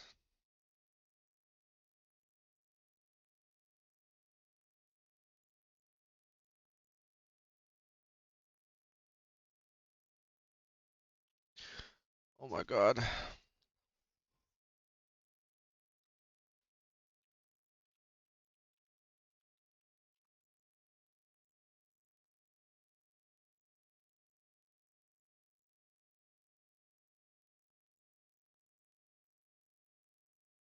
Let's see.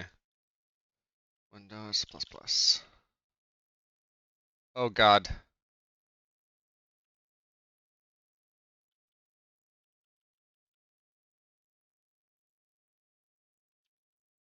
Okay. I tried to do a zoom in with the Windows magnifier and it fucked everything up.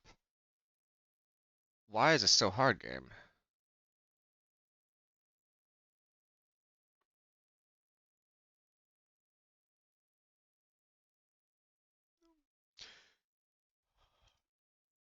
I'm just trying to find text.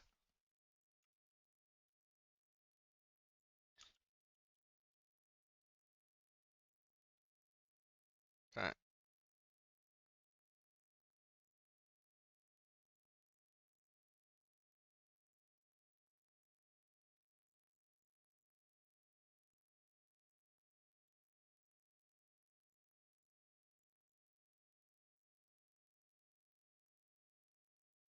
Okay.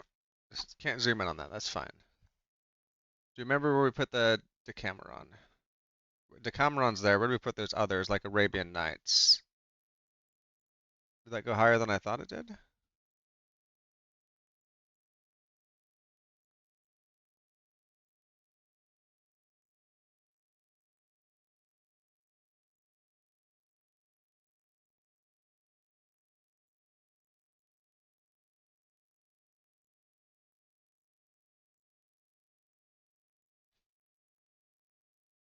Better off dead?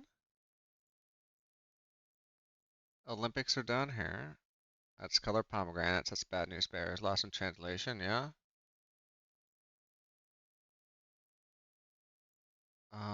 Last picture show. Sunday Bloody Sunday. The Day Trippers. It's gotta be like right here, right?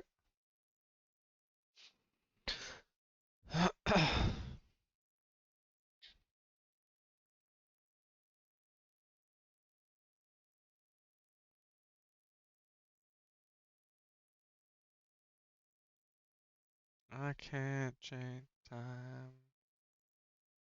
There we go. Arabian Nights, Canterbury Tables. The Cameron, I actually think I remember being liking a little more than that. Chrome.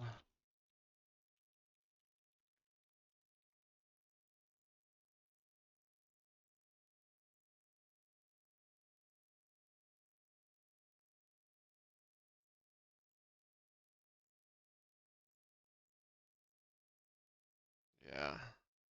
Okay. Might just be in Hoseville at this point. We're trying to find stuff. The first in Ritzy Kaiki file is capture the slit mouse woman. This is pretty creepy. Obviously, the first one I saw of these, uh, really well done. The series also, there's dependencies, so you really can't just jump in wherever you want and get the movie. We got Wings of Desire.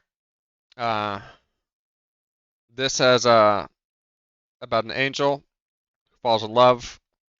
It's a city of angels, but City of Angels is based off of an angel falls in love, wants to come down to Earth, loses their angelhood. Uh, Come across another fallen angel, Peter Falk, who is just Peter Falk.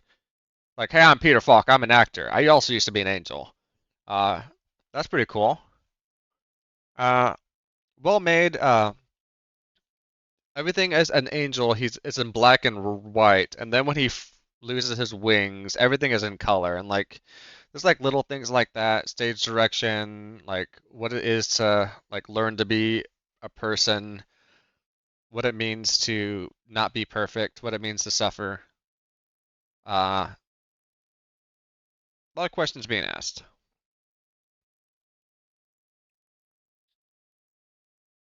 I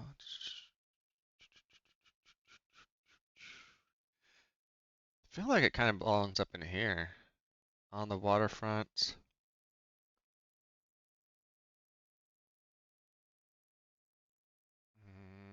Is it?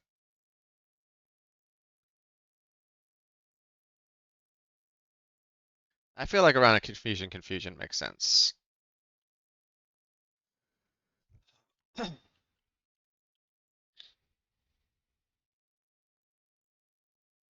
my God. I might have to take a break. I'm really starting to lose energy here. There's easy money with Rodney Dangerfield.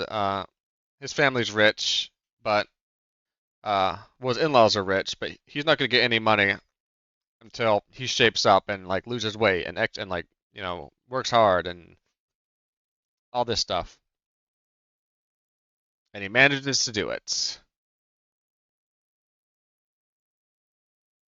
and then becomes rich. But it's Rodney Dangerfield. Uh, so it doesn't rate high, but it was a fun watch. So where do I put stuff that I probably won't watch again but enjoyed?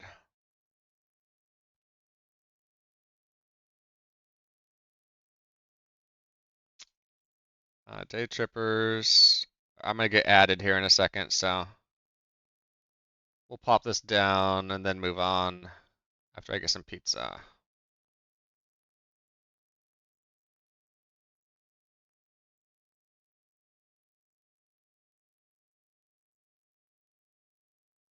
At least it told me there's gonna be ads.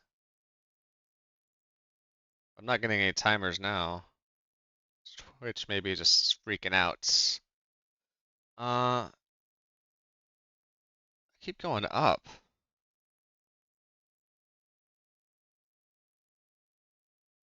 Yeah, I think maybe in here. Well, it's not yelling at me that there's ads, even though it yelled at me that there's ads, so we'll see. 220.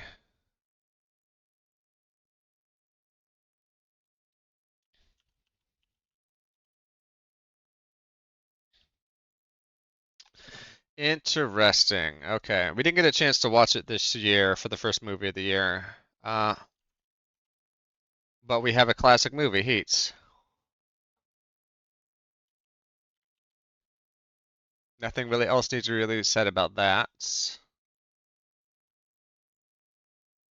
That kind of ranks up here in the guilty pleasure series.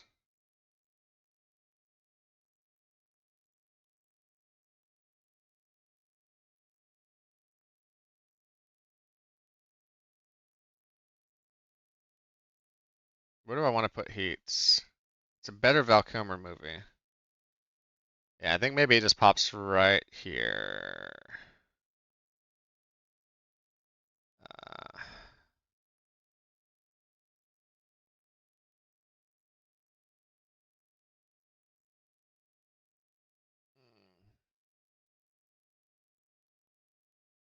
okay, we'll put Heat there.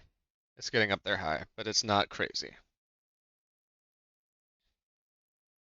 The Horse in Focus. This is another Olympics movie. This forces on horses. It's onlyhorses.com. Uh,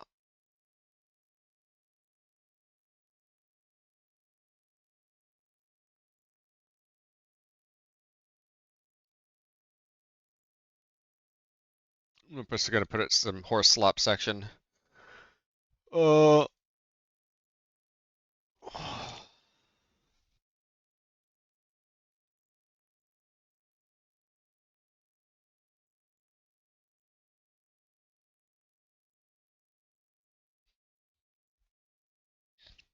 I'm just looking at my list here. No, this playlist was not designed for 6 hours. Let's see. I'm gonna get to like 240, I think, on like 240 movies, and then I'm gonna have to delay the rest of this, I think, until Sunday or till Saturday, because I don't think I want to be on the computer at all tomorrow with as much as I've been on today. Uh, Playtime.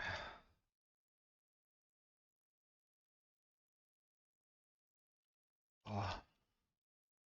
Hey Rob, remember this one time I referenced this song and you didn't nobody got the reference? Yeah, so this another Monsieur Hulot finds another Jacques Tati finds himself perplexed by intimidating complexity of gadget-filled Paris. He attempts to meet with a business contact, but soon becomes lost. His roundabout journey parallels that of American tourist, and as they weave through the inventive urban environment, they intermittently meet, developing an interest in one another. Uh, this was a swell little movie that I now have to place on a multi-dimensional axis of hell.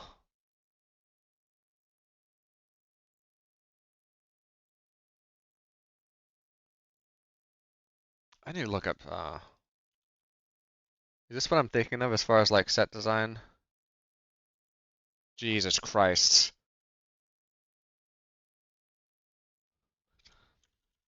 What the fuck is that?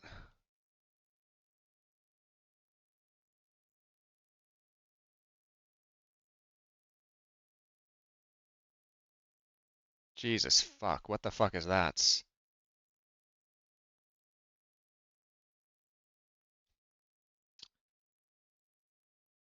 Maybe that's not the one I'm thinking of.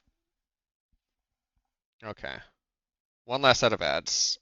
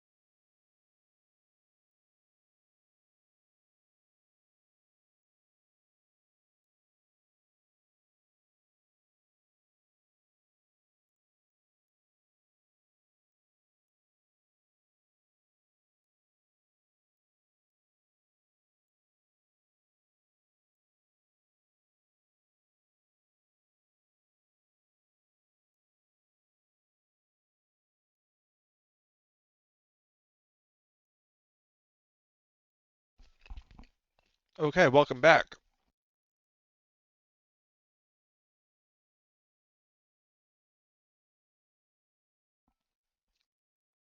Okay, a few more bites of food. More Malsiera Hulel.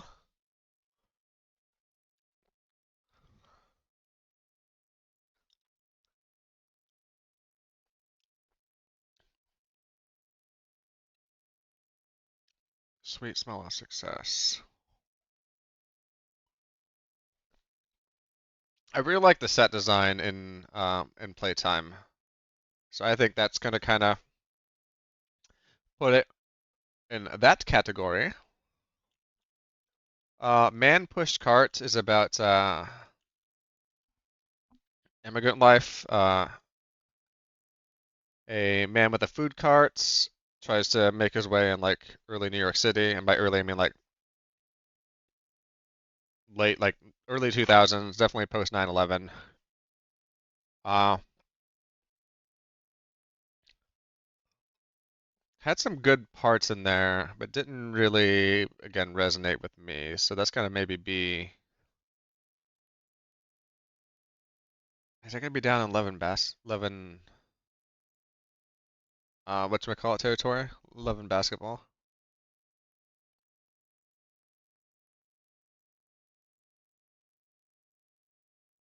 Better than a night to remember.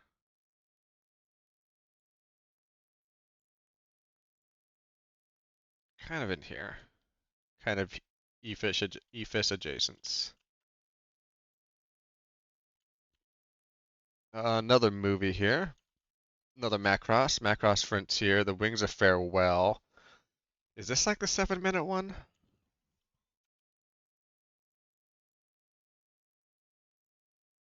Jesus. I know how to ruin the internet with ads. Oh no, this is from the two-part movie. Yeah.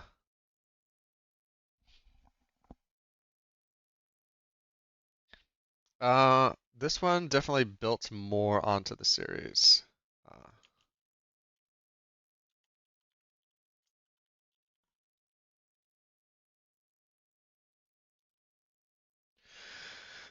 okay, now if I can find Macross 7, the false songstress here.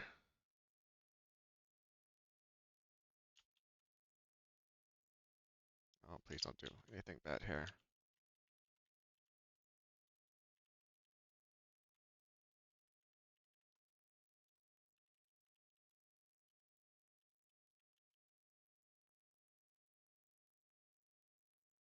Okay, there we go. Actually like that a little better than false songstress. Well, my found my control find. I can't control search for this, but I can look at the uh I can look at the HTML. Oh, hey Frank. Yeah, sometimes I do this and I've been VTubing a bit more often lately. So I feel like having something up, but look like crap, so don't want my face. Yeah, I was gonna do I was gonna do 376 movies today. I think I'm gonna be stopping around 240 here when this line fi fills out because I've been at it for 6 hours. I have another like 120 to go, and I think I will need a break for my sanity. And also a break to watch my first movie of the year, which will probably be uh,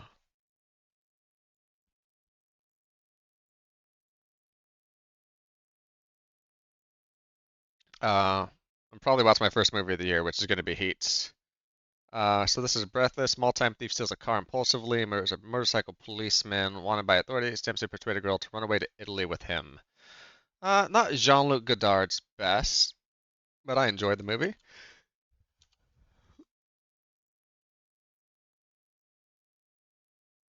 Any standout movies this year that you enjoyed? Oh no, no, sorry, just watching the first Heat. The sequel to Heat isn't out yet, but I did read the sequel to Heat in book form, but they haven't made the movie.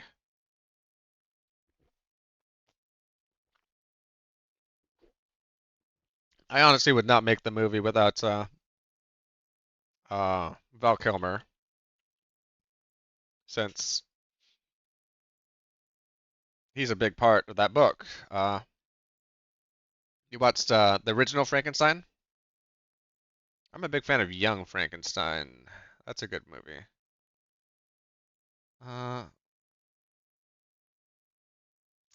I feel like Breathless is maybe down here with Z. Is that mean to put it down here with Z? It's down to put that. It's mean to put it with Mean Guns, but down by law. No, that's not. That's just fine. We'll bump Z. Oh, the new one with Guillermo del Toro. I had read that she had always been wanting to make a Frankenstein movie. So everybody says it's great, which is not a huge surprise considering it's been like a lifelong passion project of his. Uh, let's see. This is the Tale of Zatoichi. This is like the third best Zatoichi. So we got like a Zatoichi block going on here.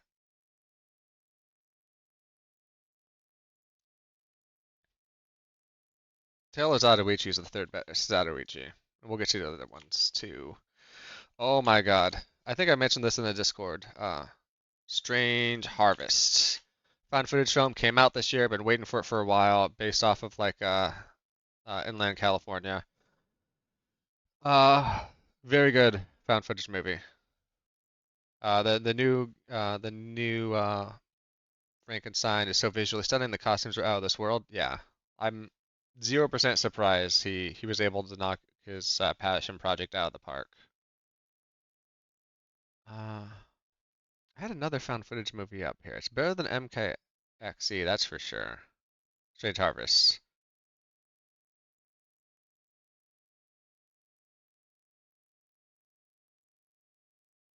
Trying to figure out where this goes. Is it not better than Mickey 17? I think it's a little better than Don't Peek though. Guillermo del Toro's Pinocchio, very good. I mean, I love that. Bang bang, maybe shot me down. I just want to get these maybe. I just want to get these movies on the board so I can feel like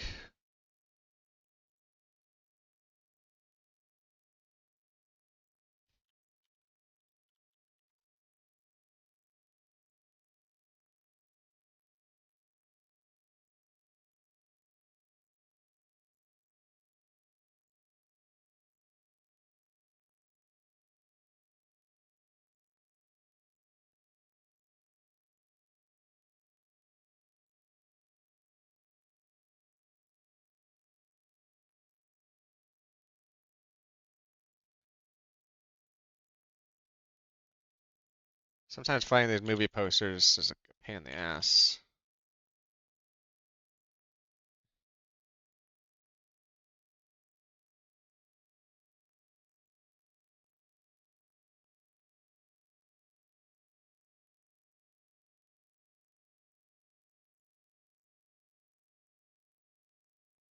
I think this is that summertime. That it does, yeah. Some of these are like misleading because there's like maybe 20 or 30 of these that are like under 15 minutes. So, but I mean, we have some that are like 3.5 hours too.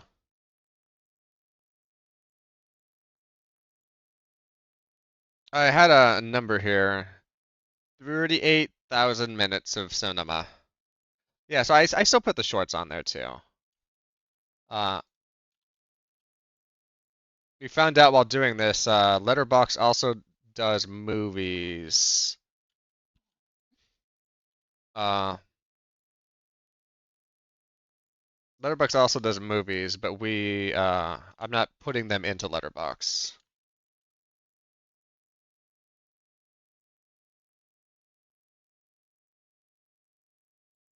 Sanjuro.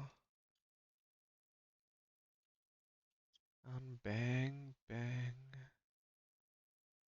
bang, bang. Shot me down. Cause since I wanted to get up to 240 movies. I'm just gonna get these populated in here. Hangman also die. Yep.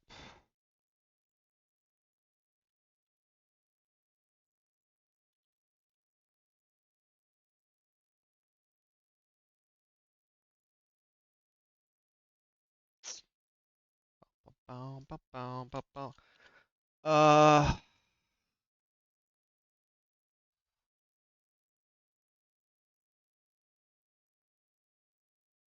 let's try and find what poster that is.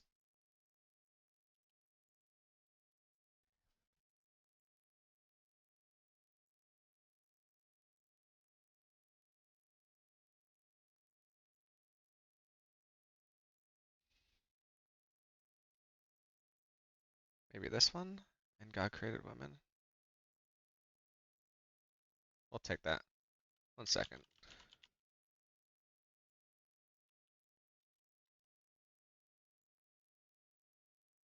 Oh,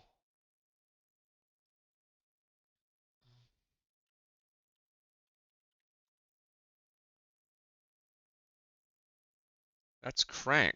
Did I put? Okay, I need to make sure I put high voltage on here. Yeah, so it was Crank high voltage. Uh,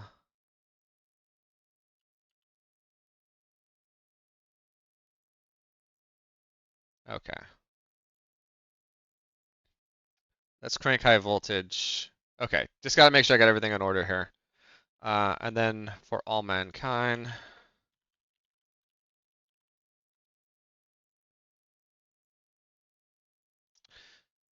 Yeah, we got a ton of them on here. Uh, so 1, 2, 3, 4, 5, 6, 7, 8, 9, 10, 11, 12.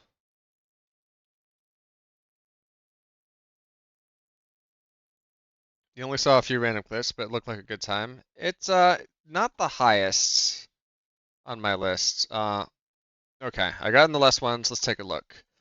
Howl's Moving Castle. Uh, one of my favorite Miyazaki films. So where can we appropriately put it?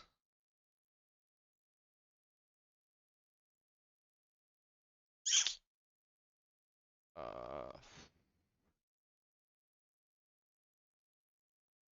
think it's better than Dead Poet Society. Better than Playtime. It's better than Antiviral. Uh, is it better than City on Fire? Is it better than these? I think it might be slightly lower than The Trial. But that's fine. It's a good place to be for a movie. Uh, Summertime. Yeah, this is just like one of those like in Europe romance films. Mm, one more bite of pizza, sorry.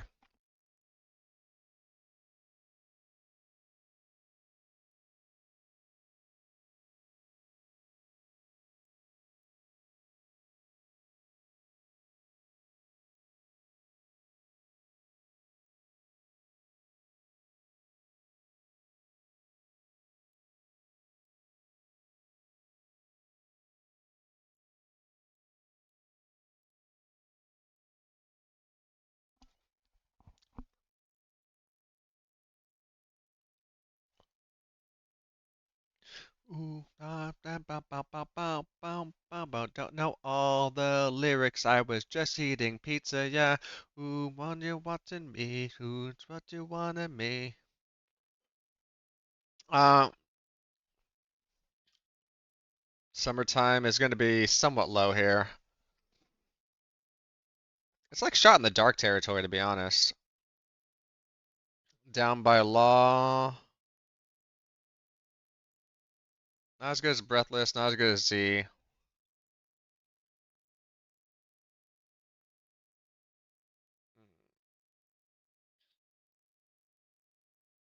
I'm gonna put it slightly above Cronus. Rosemary Baby. I mean, we can say a lot of stuff about Roman Polanski. Like he's a terrible piece of shit. Uh, This is a good movie with Mia Farrow.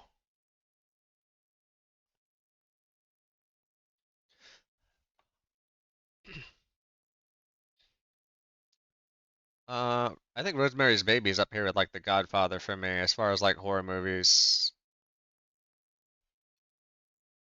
It's another movie who's like a victim of bad pacing.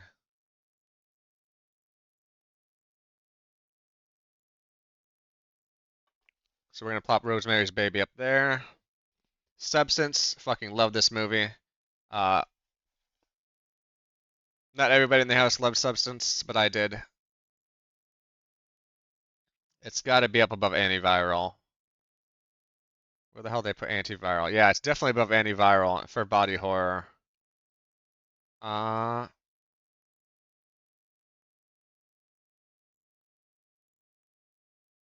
the good news, there are many people capable of making good movies who aren't Roman Polanski. If it was a solo film, maybe we would have to hand it to him. You don't have to hand it to him. Uh, what's this? Mickey 17. I'm gonna put this up here with Mickey 17 and Strange Harvest. Substance fucking rocked. I loved it. Uh, just for a quick check here.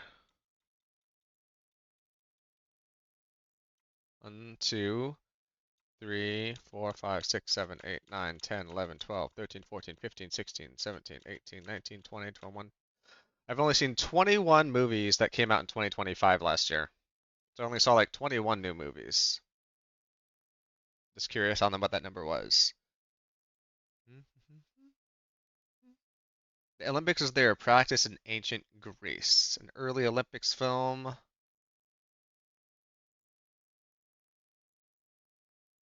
We will put this here with the other early Olympic films.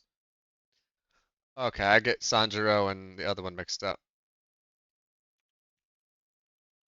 Yeah, I mean, Sanjuro was last year.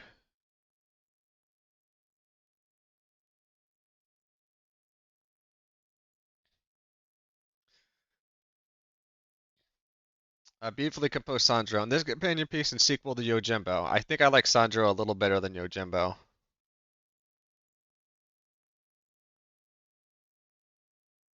No. Ooh.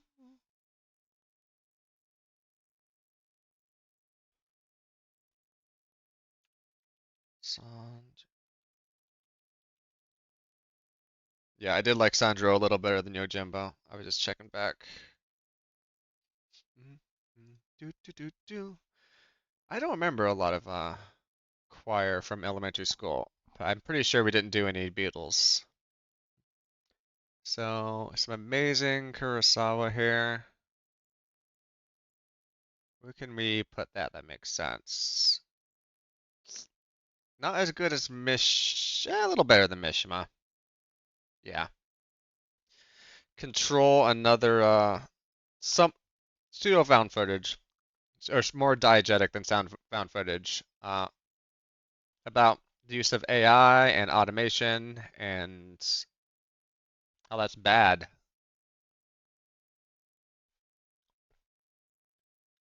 I feel like this kind of goes up in the guidance, but wasn't that great. I think this is going to be a below, maybe a below Godzilla zone. I enjoyed the movie, but I'm trying to like compare it with other things. Summertime, yeah, better than summertime. I think Control is between Mean Guns and Z.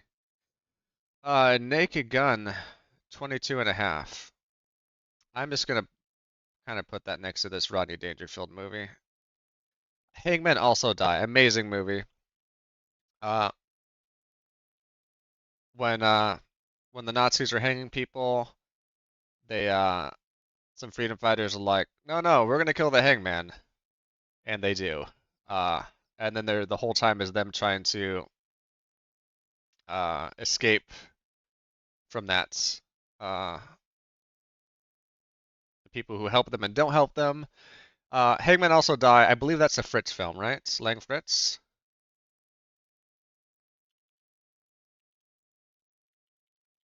Is it Hangman Also Die? Yeah, Fritz Lang. During the Nazi occupation of Czechoslovakia, surgeon Dr. František Svoboda, a Czech patriot, assassinates the brutal hangman of Europe, Reichsprotector Reinhard Heydrich, and is wounded in the process. In his attempt to escape, he's helped by the history professor Stephanie Novotny and his daughter Masha. Beautiful movie. Love it. You need some good anti-fascist cinema. Watch that in Armor Cord. Yeah, this was really good.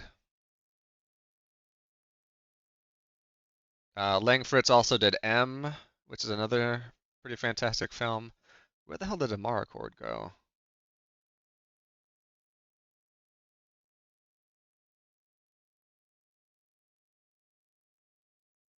Amara Cord's right there.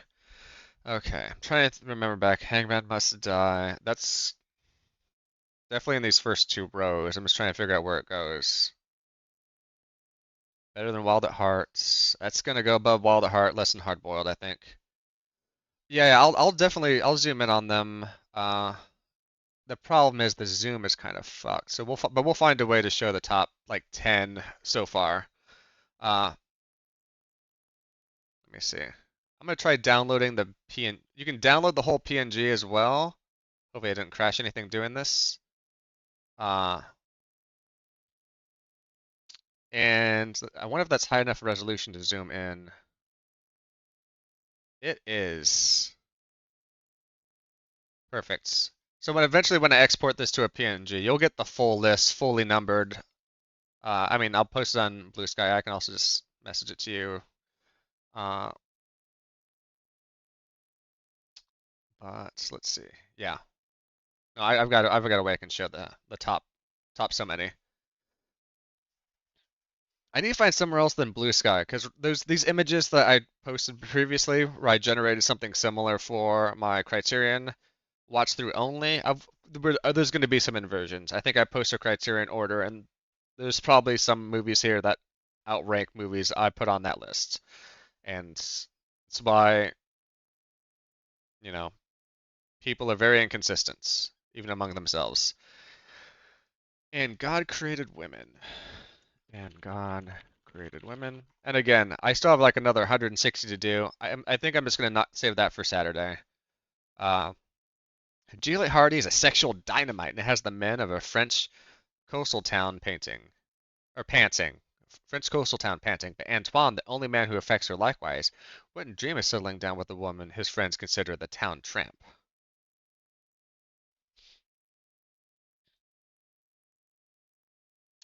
Uh, I'd bought to Birdcage more than that. Yeah, I don't remember that being a film that ranked pretty highly with me. Uh, where the hell? That's Crank High Voltage. Crank's a little worse than that, but it's still great. For All Mankind. That was like the Alan was that the Alan Reinhardt's? All Mankind.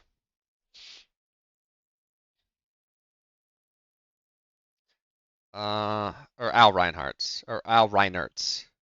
I'll get there. Uh, Testament to the Apollo program in the 1960s and 70s, composed of actual NASA footage of the missions and astronaut interviews. Again, like it was a good documentary, but I think like documentaries are just generally gonna rank low here.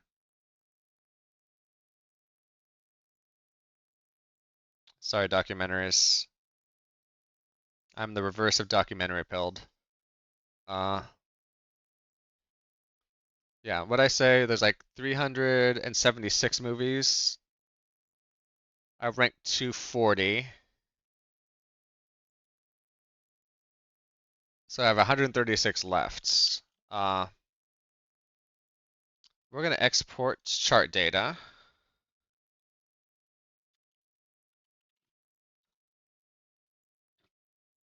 and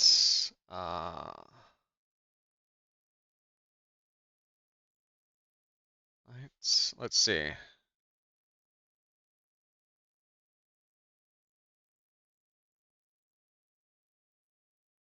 Let me see if I can just add a temp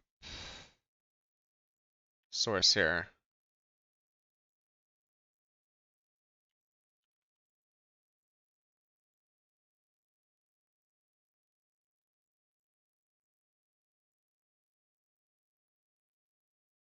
Okay.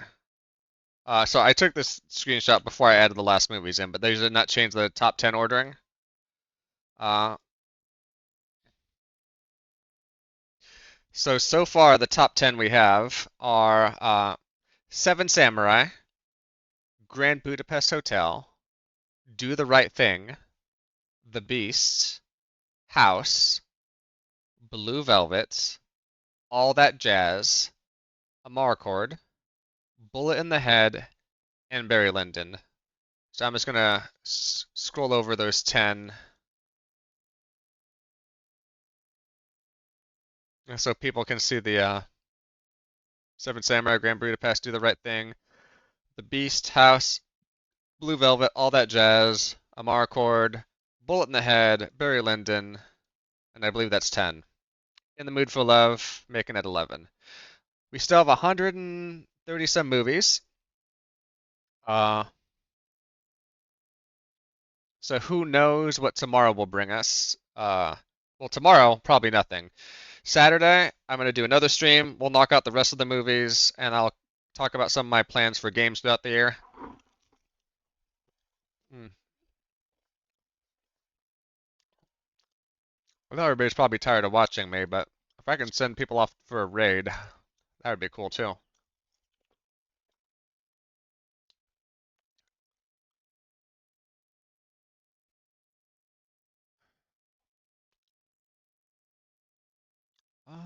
Let's see who is on.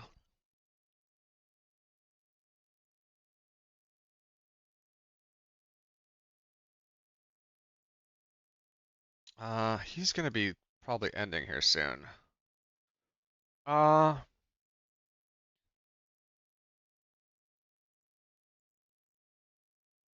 uh, Rose Waltz is playing Dirge of Cerberus, Final Fantasy VII. Let's see if she allows raids. She might not.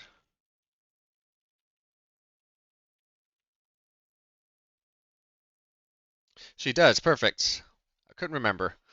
Thanks everybody for tuning in. Happy New Year. Let's try and keep our fingers crossed that 2026 is better than 2025. I will be back on Saturday, hopefully a little earlier, like 11 to noon Pacific time. We'll knock through these movies in another 3-ish hours, and yeah, thanks everybody. Have a good rest of your night. Please enjoy the stream. Bye.